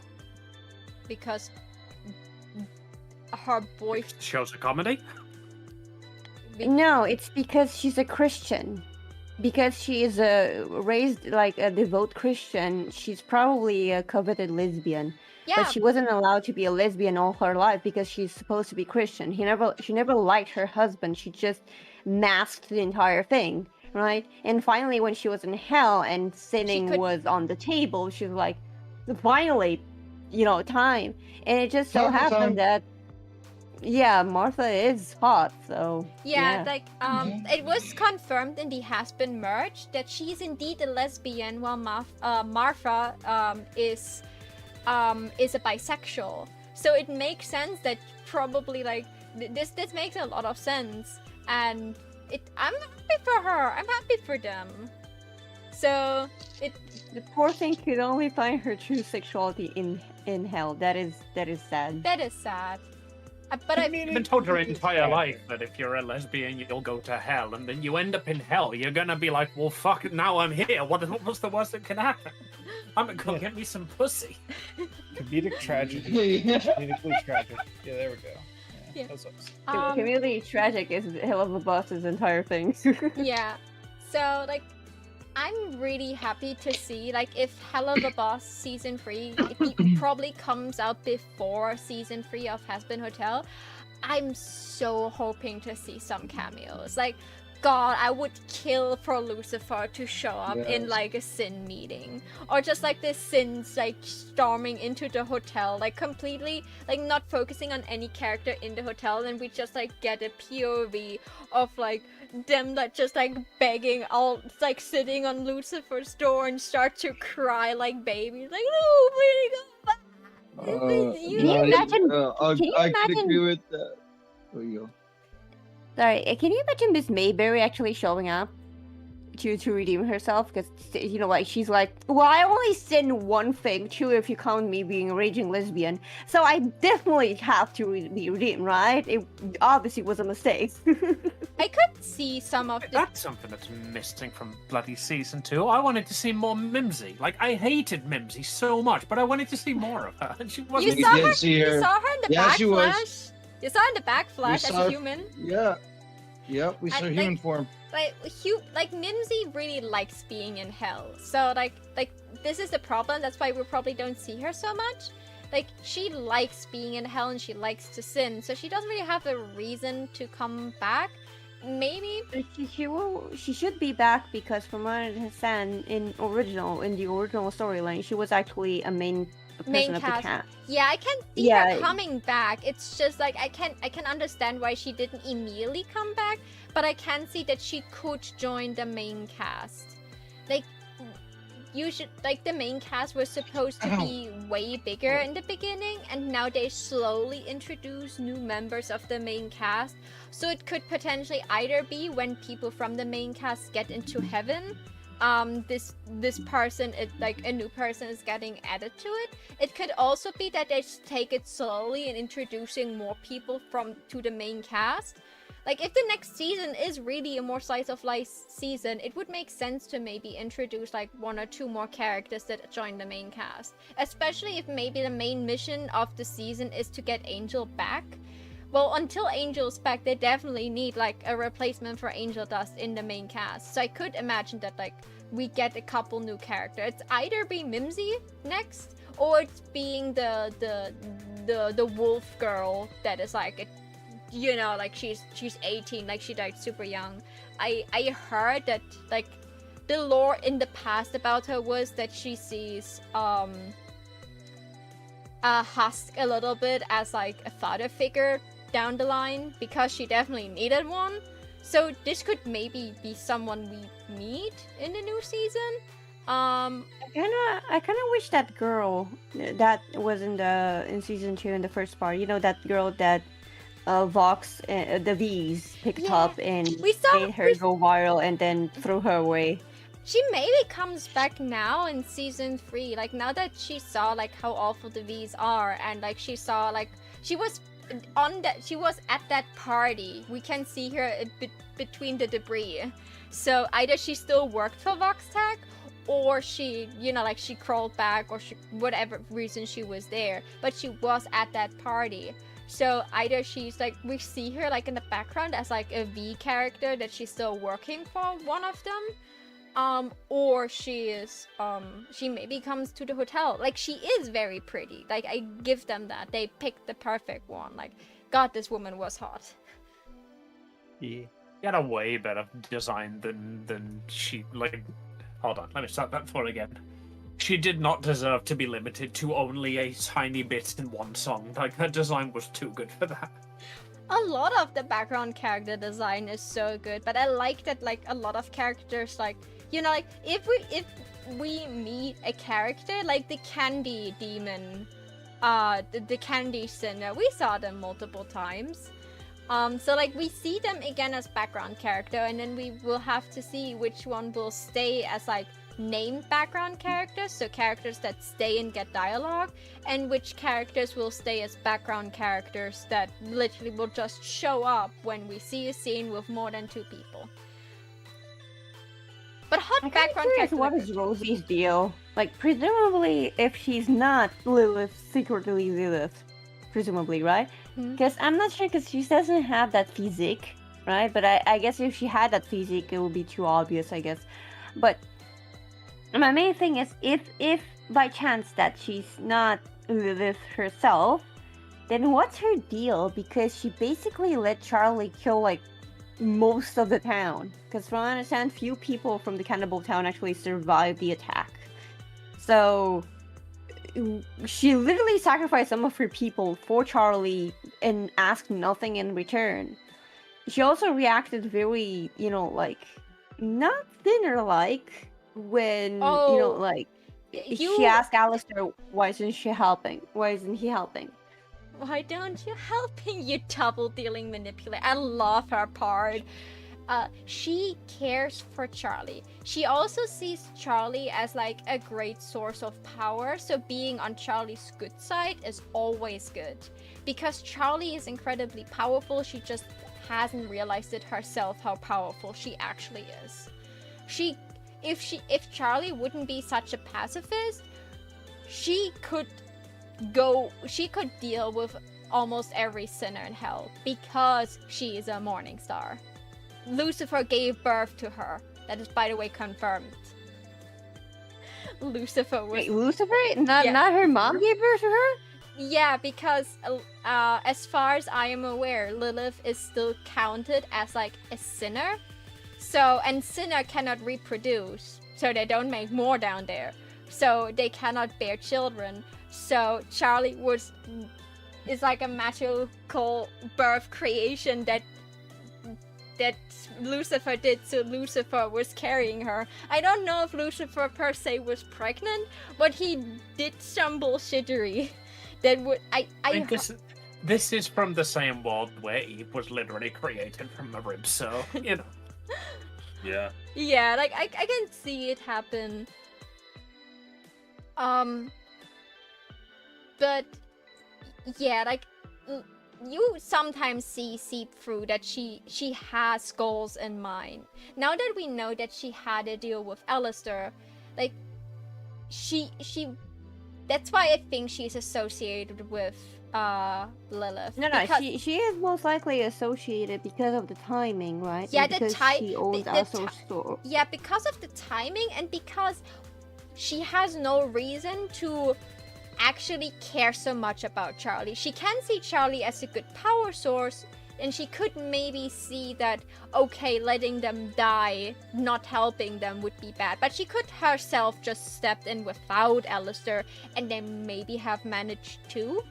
But she was so desperate that this works and they are safe. So, she did this deal with him, and like the thing he said in French was just like was more or less a favor for a favor. So I think they have no strings attached to each other right now, because the favor was he helps Charlie right now and she will fix his staff. So this was the deal. So the deal was already fulfilled the moment he helped. So I'm pretty sure he's in no deal with her right now. And what her deal with him just enforced is that she will make sure he's the strongest sinner in hell. So like when she like offers him a territory or something like this, like she gives him intel on things. She makes sure that when he arrived in hell, he had the staff that makes it easier for him to wield his power. That doesn't mean he's not strong, but like she always ensured he stays the strongest. But she also wants something from him. We haven't even learned what he has to find for her. There's still a favor he literally cheated himself out of doing for her. And maybe we'll learn what the favor is. We'll come back. Maybe we'll learn what that favor is in the future. Because if we learn what that favor is, what she wanted from Alistair to do for her, then we probably also get answers why she maybe wanted him to stay with the hotel.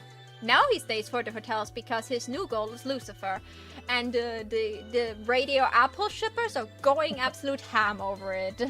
Trust me, I saw I scrolled through The Twitter. entire thing of the season was that Alistair hated having to deal with him. So why is he back? Is it because he found out he cannot do anything to sinners, so Alistair is perfectly safe in around him? Because he was already kidnapped by the time that they came out. Well, he learned that first of all, Lucifer cannot harm him, and second of all, now he knows how strong Lucifer is, and so he probably has the idea to just he roped Charlie into a deal. I'm pretty sure he wants to abuse Lucifer's power in some way, and I feel that is his new goal. Or I don't know, maybe he just wants to harass him because he lives for chaos. His entire thing is how he wants to be the strongest in all of hell. So especially without Rosie backing him now, it would make sense for him to get in cozy with the royal family, you know? Yeah. Especially since he knows Charlie fucking inside out, and he will just absolutely be able to wrap her around his finger if he needs to. Yeah, and that the theory I've heard is what Alex is probably going to do is basically become Lucifer's quote unquote attack dog. Because Lucifer can't do anything to sinners, but we know Alistair can. Yeah, I can see that Lucifer is kind of tried to strike a deal where he's okay, so you cannot attack sinners, but I can do that for you. And for that, you just do me an itty bitty favor. And whatever he asked, if Lucifer's in distress because something maybe happened to Charlie or whatever happened, maybe now when Lilith is involved again, he just waits for the right moment where Lucifer is weak, the same how he waited for Charlie to be weak for a moment, and then will just strike with a deal. He saw it worked with Charlie, so he believes very much that he saw he could manipulate Vox perfectly, so he truly believes he could just wiggle his way in and out to deal with Lucifer. He is so looking down on him, and I hope it bites him in the butt, you know? I love Alistair, but I also want, every time Alistair eats shit, I'm a bit happy. Same here. Yeah. Yeah, it's because he's overconfident, and overconfidence makes you wanna have that. If someone's super cocky, you're like, yeah, you need to be taken down a peg or two. Yeah. Well, the whole problem with that is Alistair is probably the only person, especially in the second season, who understands the assignment. Yeah. He understood the assignment in the first season. He understood the assignment with Vox. Yeah, He's like the only one who seems to understand the assignment. The only assignment he didn't understand was an archangel, and then he got his ass Yeah. whooped. yeah, but like if an archangel would attack again, Lucifer is allowed to step in. So like he knows he doesn't have to be able to defeat an archangel. Like if he wants to be the strongest in hell, if he gets cozy with Lucifer and gets influence and power from Lucifer, like the power he has over Hellborn, for example, imagine what he would want to do. Maybe he wants also power over the Hellborns. He is only the strongest sinner. What if he's like aiming to be the strongest in hell, and the best way to that throne is literally just sitting on Lucifer's lap? I mean, Like, he's a very, very clever character. Like, he attacked Adam because he thought he could beat Adam. Yeah. If the Archangels attack again, like, Alice is not going to throw himself into that fight unless he knows he can win it. Yeah. Like, he learned from that. He had the mistake to understand that he is the most powerful without taking note of that Rosie said he is the most powerful sinner. Exactly. Wording. Wording. He was so on the Wordplay. word. Also, like the whole like, I kind of love that he was like saying, I told you specifically to not touch her, and I knew you would do that because you're a creep, and I hate you for every time you do this. I love that. That was not him like being like smart. That was personal. That was so beautiful. Yeah. Because he knew, like Vox Vox would is the do. creep who keeps touching people, and Alistair doesn't like people touching people, which is ironic because in the pilot it shows him very much touching Charlie, very much so. Yeah, but like if he does. we know anything about Violet. Alistair, he is a hypocrite. Yeah, he's a He hypocrite. takes a good game. And it's more of the, just like randomly touch someone. He like Or especially it is possible He- because he's ace. yeah, like So yeah, like like it can be part of his being ace, but it can also be just part like look at Amy. Amy hates being touched by literally anyone. This woman is probably ready to hiss at someone if she randomly gets touched by someone that is not someone she's deeply in love with. Fucking And this is fan just for including China. Break touching. bones, yes. She You hug her or touch her shoulders without being in the close circle, this woman will stare you down to death. So I don't know, it could be an ace thing, it could just be a I hate humanity thing. So the thing about or it in my is that case, both. the thing is, some ace fuck. people, because they are ace, they do not understand that some of the touching that they do may be taken in the wrong way because they never have that thought. yeah. The thinking process would be that Alistair, being ace, knows that he is touching her in a non-sexual manner because he never thinks about that, so he never has an issue. But he is, however, thinking that Vox is definitely not touching her in a non-sexual manner. He very much doesn't like that. Yeah, And there's I like think an that's the thing- entire song in season 1 about how Alistair wants to be a better father figure for Charlie than Lucifer. So I don't think it's like when he touches Charlie, it's definitely not sexualized. Yeah, Well, he's it's- also it's very more of a much paternal lying. kind of He's thing. also very much lying Yeah. through his teeth because he Okay, the touching thing is very much a power play. yeah. It's meant to be a show of camaraderie. Like that's why when he doesn't like to be touched because he sees it as a manipulation. Yeah. Because that's what he does.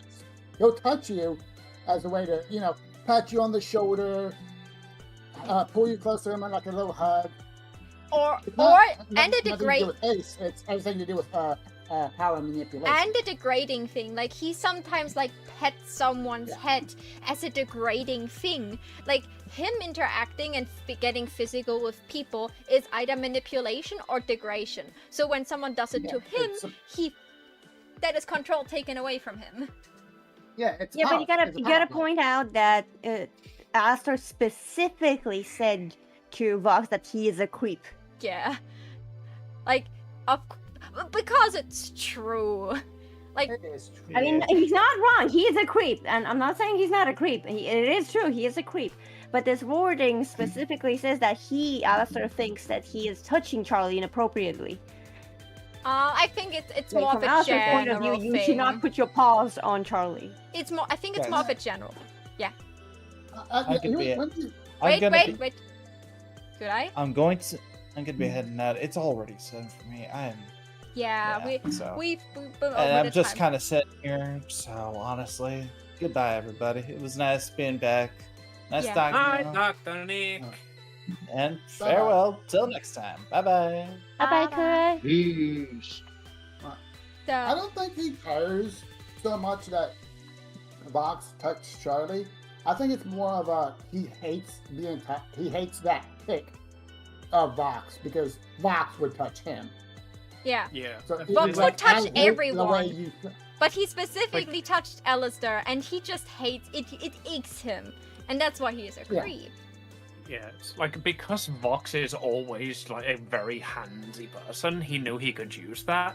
And then just like the fact that he knew he would be touching Charlie.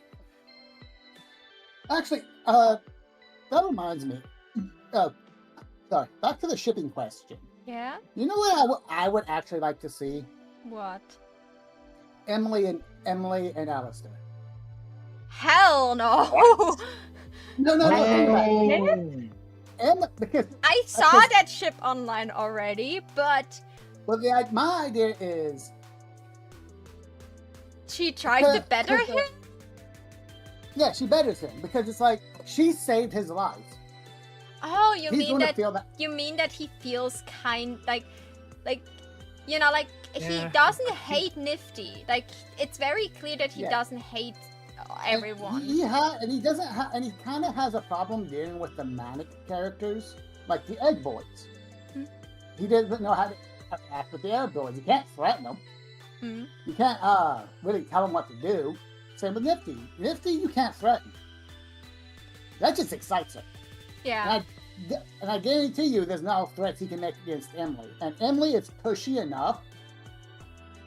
Well, she will stick to him if she thinks she can redeem him. But less the romantic thing and more, I want to watch Alistair suffer through Emily's hands. I mean, an interaction would be interesting to see them interact because they're kind of like opposite mentalities. He is the Oh psychopath, god. and she is just the sweetest being. But She has a very but because- also like Emily cannot read it between lines. Like even like Charlie has a hard time, but even she can sometimes see What? when Alistair tries to pull something. Emily has no filter for that, so she would literally run into like his sweet talk and don't understand that she is being manipulated. Well, that's Unless the thing someone is, I tells think her. Well, that's also the thing is, she's a lot smarter than people get credit for. Mostly because she's willing to listen to the people talking. Mm. Like Shapinchus is like, she was like, unlike Charlie, who would keep pushing her ideas on Shapinchus, because we saw that in what she did. Otherwise, she actually stopped, listened, and realized how she could fix that. She pushed before that think really Emily is- hard though. The whole Yeah, entire the whole song thing. "Like You" was "Like You" was like was probably my second favorite song because she was like she tried so hard and hurt him even more with that. I did find that really funny that like before "Like You" there's just a definitive line where she like says that like oh, don't worry, you'll definitely make friends up here, you're unique, and she sees that it hurts him that he's unique, and then she proceeds to burst into song about it. Yeah. like that was It's like, I know what'll make this better, I'll do it 9 more times in chorus. yeah. I'll just give Emily more slack because, you know, she's earnest about what she wants. And Yeah. I really do think, and let's be honest, if Alistair does anything to Emily, he's going to have a whole lot of shit on his ass, and I think he would know that. Hi, Sarah. Oh yeah, Hi, he Sarah. would. How you doing? He would have to deal with an entire army of accesses personally, just on his I mean, doorstep, just for him. he cannot harm her. He literally cannot harm her unless Carmine gives him a weapon. That's true. Like, She's an angel. yeah, She cannot be harmed. she's also a seraphim. Like even if he would want to confront her, like she would not fight back. But I feel like if she needed to defend herself, she would be more than capable to do that. The only reason her ring got injured is because she got hit by a laser that was, like powered Like by Lucifer. angelic power. The only thing that She can got hurt clipped. angels. Yep. Or But no, you got a nice just win. that You got a nice- any type of board that could kill like Overlord or help like Goetisha's too. Just remember that. Yeah, I would kind of love to It's, see the yeah. Goeitias a little bit more involved. Like, I think Lucifer could literally tell the Goeitias to do things, and they would just immediately be like, "Yes, sir," no questions asked. All of a sudden, we just see Stolas just show up, like you said, like randomly, like using his Grimoire, like, "Hey, how you doing?" He cannot do Me, that boss. anymore. Oh, and now that the two are confirmed connected and they're allowed to make crossovers, I still want to see a Duck Goetia. Fucking A. Hell yeah. That would be awesome. I think like characters that would work well or not, like like if Blitz and Angel would just like run into each other, that would be so hilarious. Because I those wanna see what happens. don't- I honestly would think they like- would fuck. I honestly think they would fuck. Yeah. I don't Yeah. know. I would love- I would love to- I would love to see- Blitz kinda entered now his being faithful arc, so maybe not. Yeah. But like See, I would. maybe a threesome with Stolas, but I think he cannot afford Angel. Damn.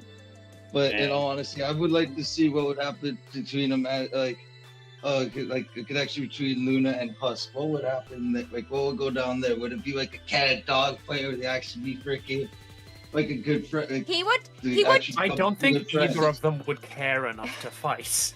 yeah, he would call her kid and tell her to fuck off, and she would be like, I don't have to tell me twice, old man, and would just like flip him off and go. Oh. Or if it's like if you try to get a drink at the bar, that he happens to be a bartender there. Shit happens to that'd be freaking hilarious. So. I think she is of drinking age, so she wouldn't get kicked out. Oh yeah, like, Nope. She would not. and he would not care. Let's be all honest. They're all in hell. Do you think he would check an ID? Yeah, no. I feel like if there is any bartender in hell who would check your ID, it's probably Husk. Yes. Yeah, but honestly, yes. at least in the Has-Been Hotel bar. If it would be in It's any like- It wouldn't be because he's concerned about you. It would be because he doesn't want to deal with a fucking drunk teenager. and he doesn't That- want to deal yeah. with Charlie being like, no, keep them that. Also, I stand that Baxter doesn't drink. The smart decision. Good guy. He's Also- trying to keep his brain cells intact. It's the main reason. True. Okay. Also, none of those sinners paid their time. yeah. No, they fucking didn't. That's some bullshit. When I heard that, I was like, I'm so sorry for you right there, buddy. I've been there at the foot of establishments I used to like work at a little bit, like under table and all that. One point, yeah, a group came in and they all gone because shit happened. No, I don't pay their tab, legit like that. Security had to fucking take them out. Like, shit happened, started a ruckus, pretty much. Which I find funny is, wasn't the booze at the bar supposed to be free? Really? Like the whole idea, like what? The like, entire in the first hotel season- is free. I don't like the entire I hotel don't think is I free. think the No. bar is. Think about it. If Charlie wants to deter them from actually drinking, but at the same time keep a bar in a hotel that should discourage from sins. That Yeah, was to be shown in fair, the the bar- pilot. Yeah, the bar was Alistair's idea. Charlie didn't want it. Yeah, and Angel Yeah. was like, no, we keep this. And like like redemption is like smaller steps. So like letting people to live out certain sins. And I'm pretty sure like like just drinking a cocktail is not a sin, but being a drunkard and gambling addict is. So I feel like allowing people to indulge in fun that is controlled and not going, like above and beyond is okay. And also like it's hard to immediately become a better person. So letting people slowly say no to certain things, like Angel like slowly started to say no to drugs. So that is a good way. It certainly is hard, but like imagine like this is like like when you send someone to rehab. If you suddenly take everything away, those people will have like withdrawal symptoms, and because the hotel is not a prison, they can leave at any point in time. So if you take everything away from them immediately, they will literally just walk out. So leaving the bar in is still a kind of smart decision. Like Charlie probably doesn't she still thinks they should not drink, but like she lets that in because at least like on the bar people will sit together and talk with each other, like outside of the friendship Literally hands sessions. Cherry a like massive stack of cash and says, "Go and get them all some relaxation," like Yeah. knowing full well that they're gonna go to a bar.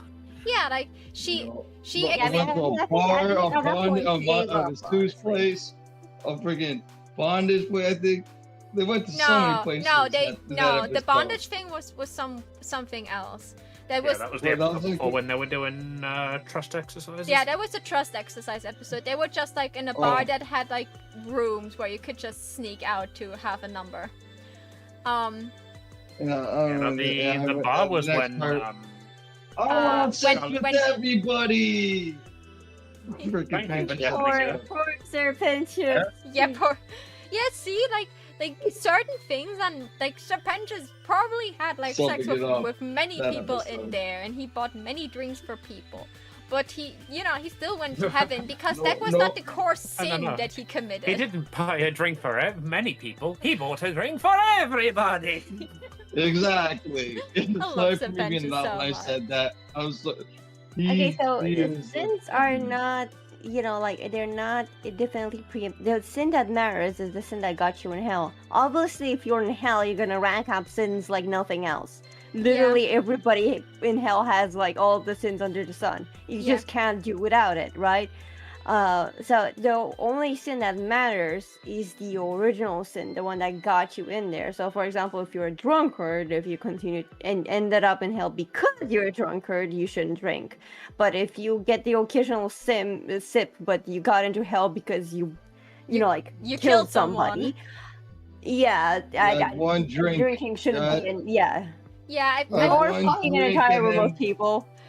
Penjas, I like the Penjas was idea. engaging in turf wars, and he was, that was not the sin that had to be forgiven.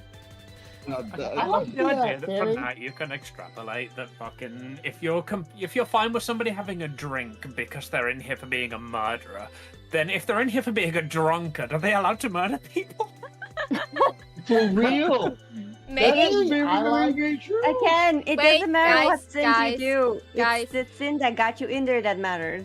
Guys, Well, I like the Danny. theory more. Sorry, go ahead. I wanted to interrupt them so you can speak.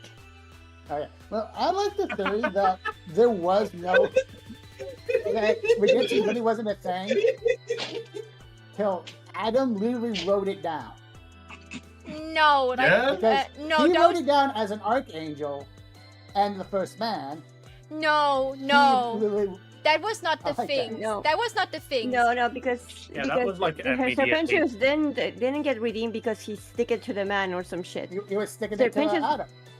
I mean, to be fair, yes, No, he did stick it he to the man, didn't but that's stick- entirely coincidental. Yeah, He didn't What do stick you it to mean? him. They rolls. They He rolls. just died. That's not called sticking to him. He just literally died.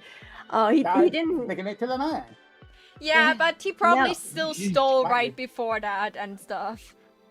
remember It To be very fair, if you clearly want to use says- that argument, like literally, like the reason Pentious is in jail is because he didn't stick it to the man. So the fact that he died because he stuck it to the man, by your argument, is the reason he was redeemed. Is purely coincidental. Yeah, and it was so multiple yeah, things. yeah, if he had 1 second more, maybe 2 seconds more, and Adam didn't catch him, like if Serpentius caught Adam slipping and that laser fired regardless of matter, and then Adam said that and then snapped it, yes, he stuck it. Then you could say this situation. He Ad- stuck it to the man. I'm gonna say Adam- he Stuck stuck it to Adam. the man. Ad- You can't actually never mind. He didn't hit Adam once. He And tried to. The That was problem tough. is they very clearly made a whole thing with the Speaker of Gods to enunciate the reason why Serpentius got redeemed, and now it wasn't because he stick it to the man. yeah. He As was a wise man because said, a wise he man said, override. He it's the override. Bible. You get credit for trying. Well, that list was Override the immediately original sin that he got himself into Guys, hell it's for. fine. It's fine. It's fine. Yeah. That list was like immediately Yeah. disproved in the very same episode it was produced as well. Like again, there's an entire song about it called "You Didn't Know." Yeah. Mhm. Also, I feel like if that list would be true, Angel would be in heaven already. Yeah. They haven't done. But Again, he that hasn't died literally yet. that was produced at Angel's trial, and it showed that Angel did all the things on the list, and he's still down now. No, because he hasn't Yep. died yet. You still need to die to go to heaven. We don't know if they have to die. That is not confirmed. We don't know that. We don't know Yeah, that. no, doing because Serpentius had to sacrifice himself, his life, in order to override his original sin. We don't know if that dying part is actually a part of the redeem or not. It would be very interesting if it is, because that would be very dangerous. Because in order for sinners to get redeemed, they have to go through the trial of literal death. But it is possible that it's just a coincidence, and dying was a part of Serpentius specifically that needed to get redeemed. I find it Well, he's highly seen so unlikely many that the deaths. dying was like relevant to it. Because, like, again, like you say, otherwise they're just gonna have to regularly be like, all right, we think you're redeemed now. Please step into this angelic guillotine. Are you sure you're redeemed? Are there any regrets you still have? Because we kind of can't go back after this one. Yeah. Yeah. He's Find this leading way to the of stating guillotine. Your redemption was successful. But I Yeah, do no, think, it's probably not. I do think Serpentius, for specifically Serpentius being redeemed, required him dying because he let all those other people die. I No, personally, it's basically. I personally think that Hey, if Serpentius would have in any circumstances survived this attack, he would still been redeemed, because his sin was that he looked away when people needed him, and this time he decided to not look away and step in, risking his own life because he valued their lives more than his own. So if he would have survived this, even though he knew he could die in that specific moment, I think he would have still been redeemed, because that was still the act of going against his original sin. The fact that he died in that attack is like on a completely different page, because like that was, you know, like the death was just like, yeah, he risked his life, but people can risk their life and survive it, you know? Like, not everyone dies by risking their life. Most people do, not all of them. So I feel like it's the part of be willing to risk your life and going in knowing you could die in what you're doing now just to protect your friends was the driving force, and not the actually getting killed. Because then Angel, who actually murdered someone, would have to die to be redeemed. If we... No, I think you have to, you know, like get himself in the situation where he would feel the instinct to kill the same way he killed his father, yeah, but like, choose not to. yeah, choose not to. Yeah, like that is the main theory like I had with the girls, that Maybe that's hold on. I just got hit by inspiration. oh, I think no. I know how Angel's gonna be redeemed. It's a theory though, but we are talking about theories. So Yeah. by that principle, the idea is that he'll get the chance to kill, like Valentino, who is the reason why he's suffering so much in hell, And he's not and doing he will it. not.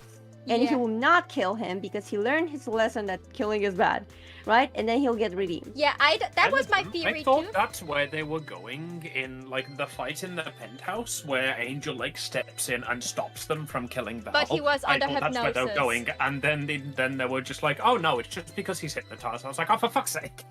I personally think it could go even a step further. Is saving someone he hates. Like there's a chance that Valentino could die in the next moment, so he has to willingly make the decision, not being manipulated by anyone, to step in and save Valentino's life, not offing himself, but just saving his life, even though he hates him, because this is the better thing to do. Because he probably hated his father, so I think the best way to get to heaven is either not kill someone you hate, or at least, or even go further and save a soul you hate. Like putting your hate aside and valuing their life more than your hatred. And I feel like this could get Angel into heaven. I feel like this is the thing that he has to work through, and I hope he does that with his friends together. Also, it would mean Valentino has to live with the fact that Angel saved him and then spits him in the face afterwards. Like, he's still allowed to hate him. Like, we are allowed to have bad feelings. But, like, to putting your bad feelings aside, and even though you want him dead, you rather choose to save his life than to, like, get your revenge or see someone else just killing the person that is the root of all your problems, would probably be very redeeming. I like the idea of Adam, like, because Adam wrote it down, that's not how it redeemed. Because I just find it funny. And can you imagine? Yeah, but it's how not what happened. You don't know that. You don't know Yes, it. we It's confirmed. do. It was an don't. entire episode specifically Don't said. Yeah, whatever you say, honey. What I'm saying is, it would be because. Can you imagine the look on their faces? Like, you're the person who hates sinner the most is the reason they can now get into heaven. Yeah, but like, so many other people were like That- talking that's about just redemption and stuff. So like, maybe Sarah probably would have thought about this in the millennia that happened so far. So I feel like there would have been a list existing before Adam just scribbled one. Well, I think Well, that's that's the the- thing, is there is no list, because like the Yeah. entire point of that trial is Sarah like looks to Adam and is like, hey, you should know what gets people into heaven, because I fucking don't. Give them a reason, otherwise this trial is fucking over. Like, Yeah. quickly write something down for me, basically, is what Sarah was saying in that. Yeah. No, Yeah, the and reason remember, why it can the reason simply why be- Guys, calm down, everyone. Sunny is literally live shit posting on us. We can all calm down now. Yeah. yeah, I know. One of my reasons for it is because it's like the fact that nobody thought weapons could kill angels till the very end of the pilot. The creator isn't beyond a little shit posting with their characters. Yeah. Just Again, I would agree if they didn't make an entire episode where they very clearly specify what got Serpentius in heaven. I Which would episode was totally that? agree with your theory. The episode where Serpentius is on Which trial and the speaker of gods comes down and tells him, tell us your story. And then she tells him, continue your story. And then he says specifically, this time I'll do something. And then Sarah goes like, he got redeemed. Mind blown. That is Okay. very clearly specifying how exactly he got redeemed for us viewers to see. That was just showing his motivation for getting redeemed. How about we move on from this Yeah. topic? Okay. Yeah. Things are getting heated. Yeah. Yeah. Okay. I'll fight you later on it. Yeah, you can do that in DMs. Just Go fight off camera. yeah, fight off camera. Have your love scroll Mumble, without mumble, No, mumble. me. there's no point because he's being stubborn about it. He has no bearings, but he's just Rumble, being stubborn rumble, about it for rumble, Yeah, rumble. yeah, yeah. Alright, Stop, we stop, dumble stop, Okay. stop. It's okay. It's funny the first time. It's not funny the second time. So, I think, like, we theorized a lot. I love that Paige came to, like, the same conclusion as me with the theory of how Angel is going to be redeemed. I completely forgot I had this theory. I mentioned it to Amy, and then I forgot I should mention it in this episode. Last thing I want to mention is you guys are so fucking lucky that you don't have to live through the thing called German dub. Because a lot of you liked Gravity, and let me just tell you, they butchered this song. I showed it to Amy. Amy is a non-native German speaker. She barely speaks German, and even she could hear the absolute massacre they did with this song. Not even the singer, the translation team massacred that song. I am not agreeing with all the cast voices they got for the German dub. I certainly don't agree with some of them they got. I certainly feel like it could be better casted. I feel like the sound quality could have been improved. Some of them like a lot of them sound like they are recorded with different microphones and wending through no sound engineering. Some of them, not all of them. But Gravity, that song got murdered by the translation team so much that a fan translation by someone who didn't study music and who didn't got employed to do it did a better job. So you all guys can all be happy that you don't have to watch this show in any dubbed version, because I feel Amazon was a bit stingy with the dubbing team. Okay, so all in all, I'm understanding Maho is very lucky that she speaks English and has Yes, the yes. pleasure of listening to it, like in English. I have to watch Yeah. that probably in the Sounds coming week terrible. in German with my mom, because my mom wants to watch season 2. I am directing this. I will give you guys information how bad it was in its entirety, because I only listened to the songs and a couple clips in German so far. I had questionable feelings towards some of the characters, so as long as they don't ruin everything. But like, Serpentious singing voice doesn't has the lisp thing. He doesn't like draws out his S's as he should be, so he sounds like a completely different character. The only one they did nail perfectly is Sarah and the Speaker of God and Charlie. Like, those people sound perfect, absolutely glorious. I mean, it can't be worse than the Japanese dub. Basically, first, because of the Japanese delay. The Japanese tends to be a much slower language than English. And when they dub, they have to run and keep up with the original English. So Yeah. everything sounds rushed. Like, it is hilariously bad to listen to the OG pilot in Japanese, Yeah. especially when the song hits, because you can actually hear the actress not being able to keep up with the song and just giving up in a few places. Like, audibly, you can hear her just skip a few lines because she cannot keep up. I just want to go listen to the German version of Gravity. God damn. Did you? I want- It's I awful, I isn't everything it? but doing that. I know the song will be ruined forever for me. Blue, There is is a it that German. bad? Yeah, Send it to me. I send it to you. I will also send you after Yes. I will also. Should I send it now? Do we want a live reaction to this? I will not play it for obvious reasons.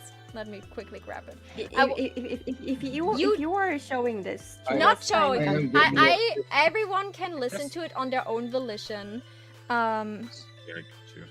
I'm almost like gonna be heading out sooner or later. I am getting a little tired and all that, and my phone Yeah, is me too, dying it's to kinda 5%. late. So Yep, I was about to wrap it up, but Sunny really wants to hear it. I will send I like sent Yeah. it to me. I will Yeah, send later send it the over. He can have a look at it after stream. Yeah. yeah, I mean, if you want, Maho, you can wait it out and do a stream where I'm showing my friend German dub of Has-Been Hotel.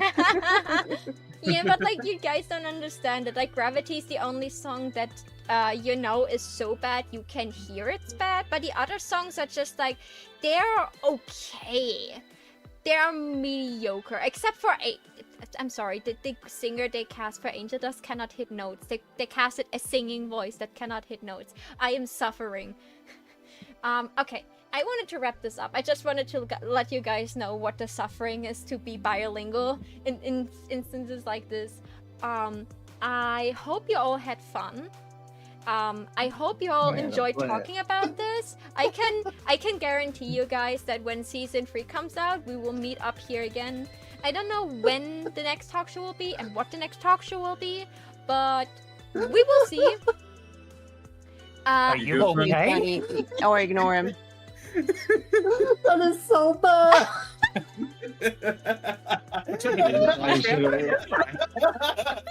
Yep, this is the reaction I was thinking I get. Wrap it up. Hey, Margaret, you need to wrap it up. You Yeah, just leave the okay. VC and Okay, leave these thank traffic you. cops to their Thank own you, everyone. devices. Thank you, everyone, for watching. Remember, my little sparks, you're the reason I can shine. I hope to see you all again very, very soon. Until then, I say bye-bye. Bye. Peace. Well, let things down.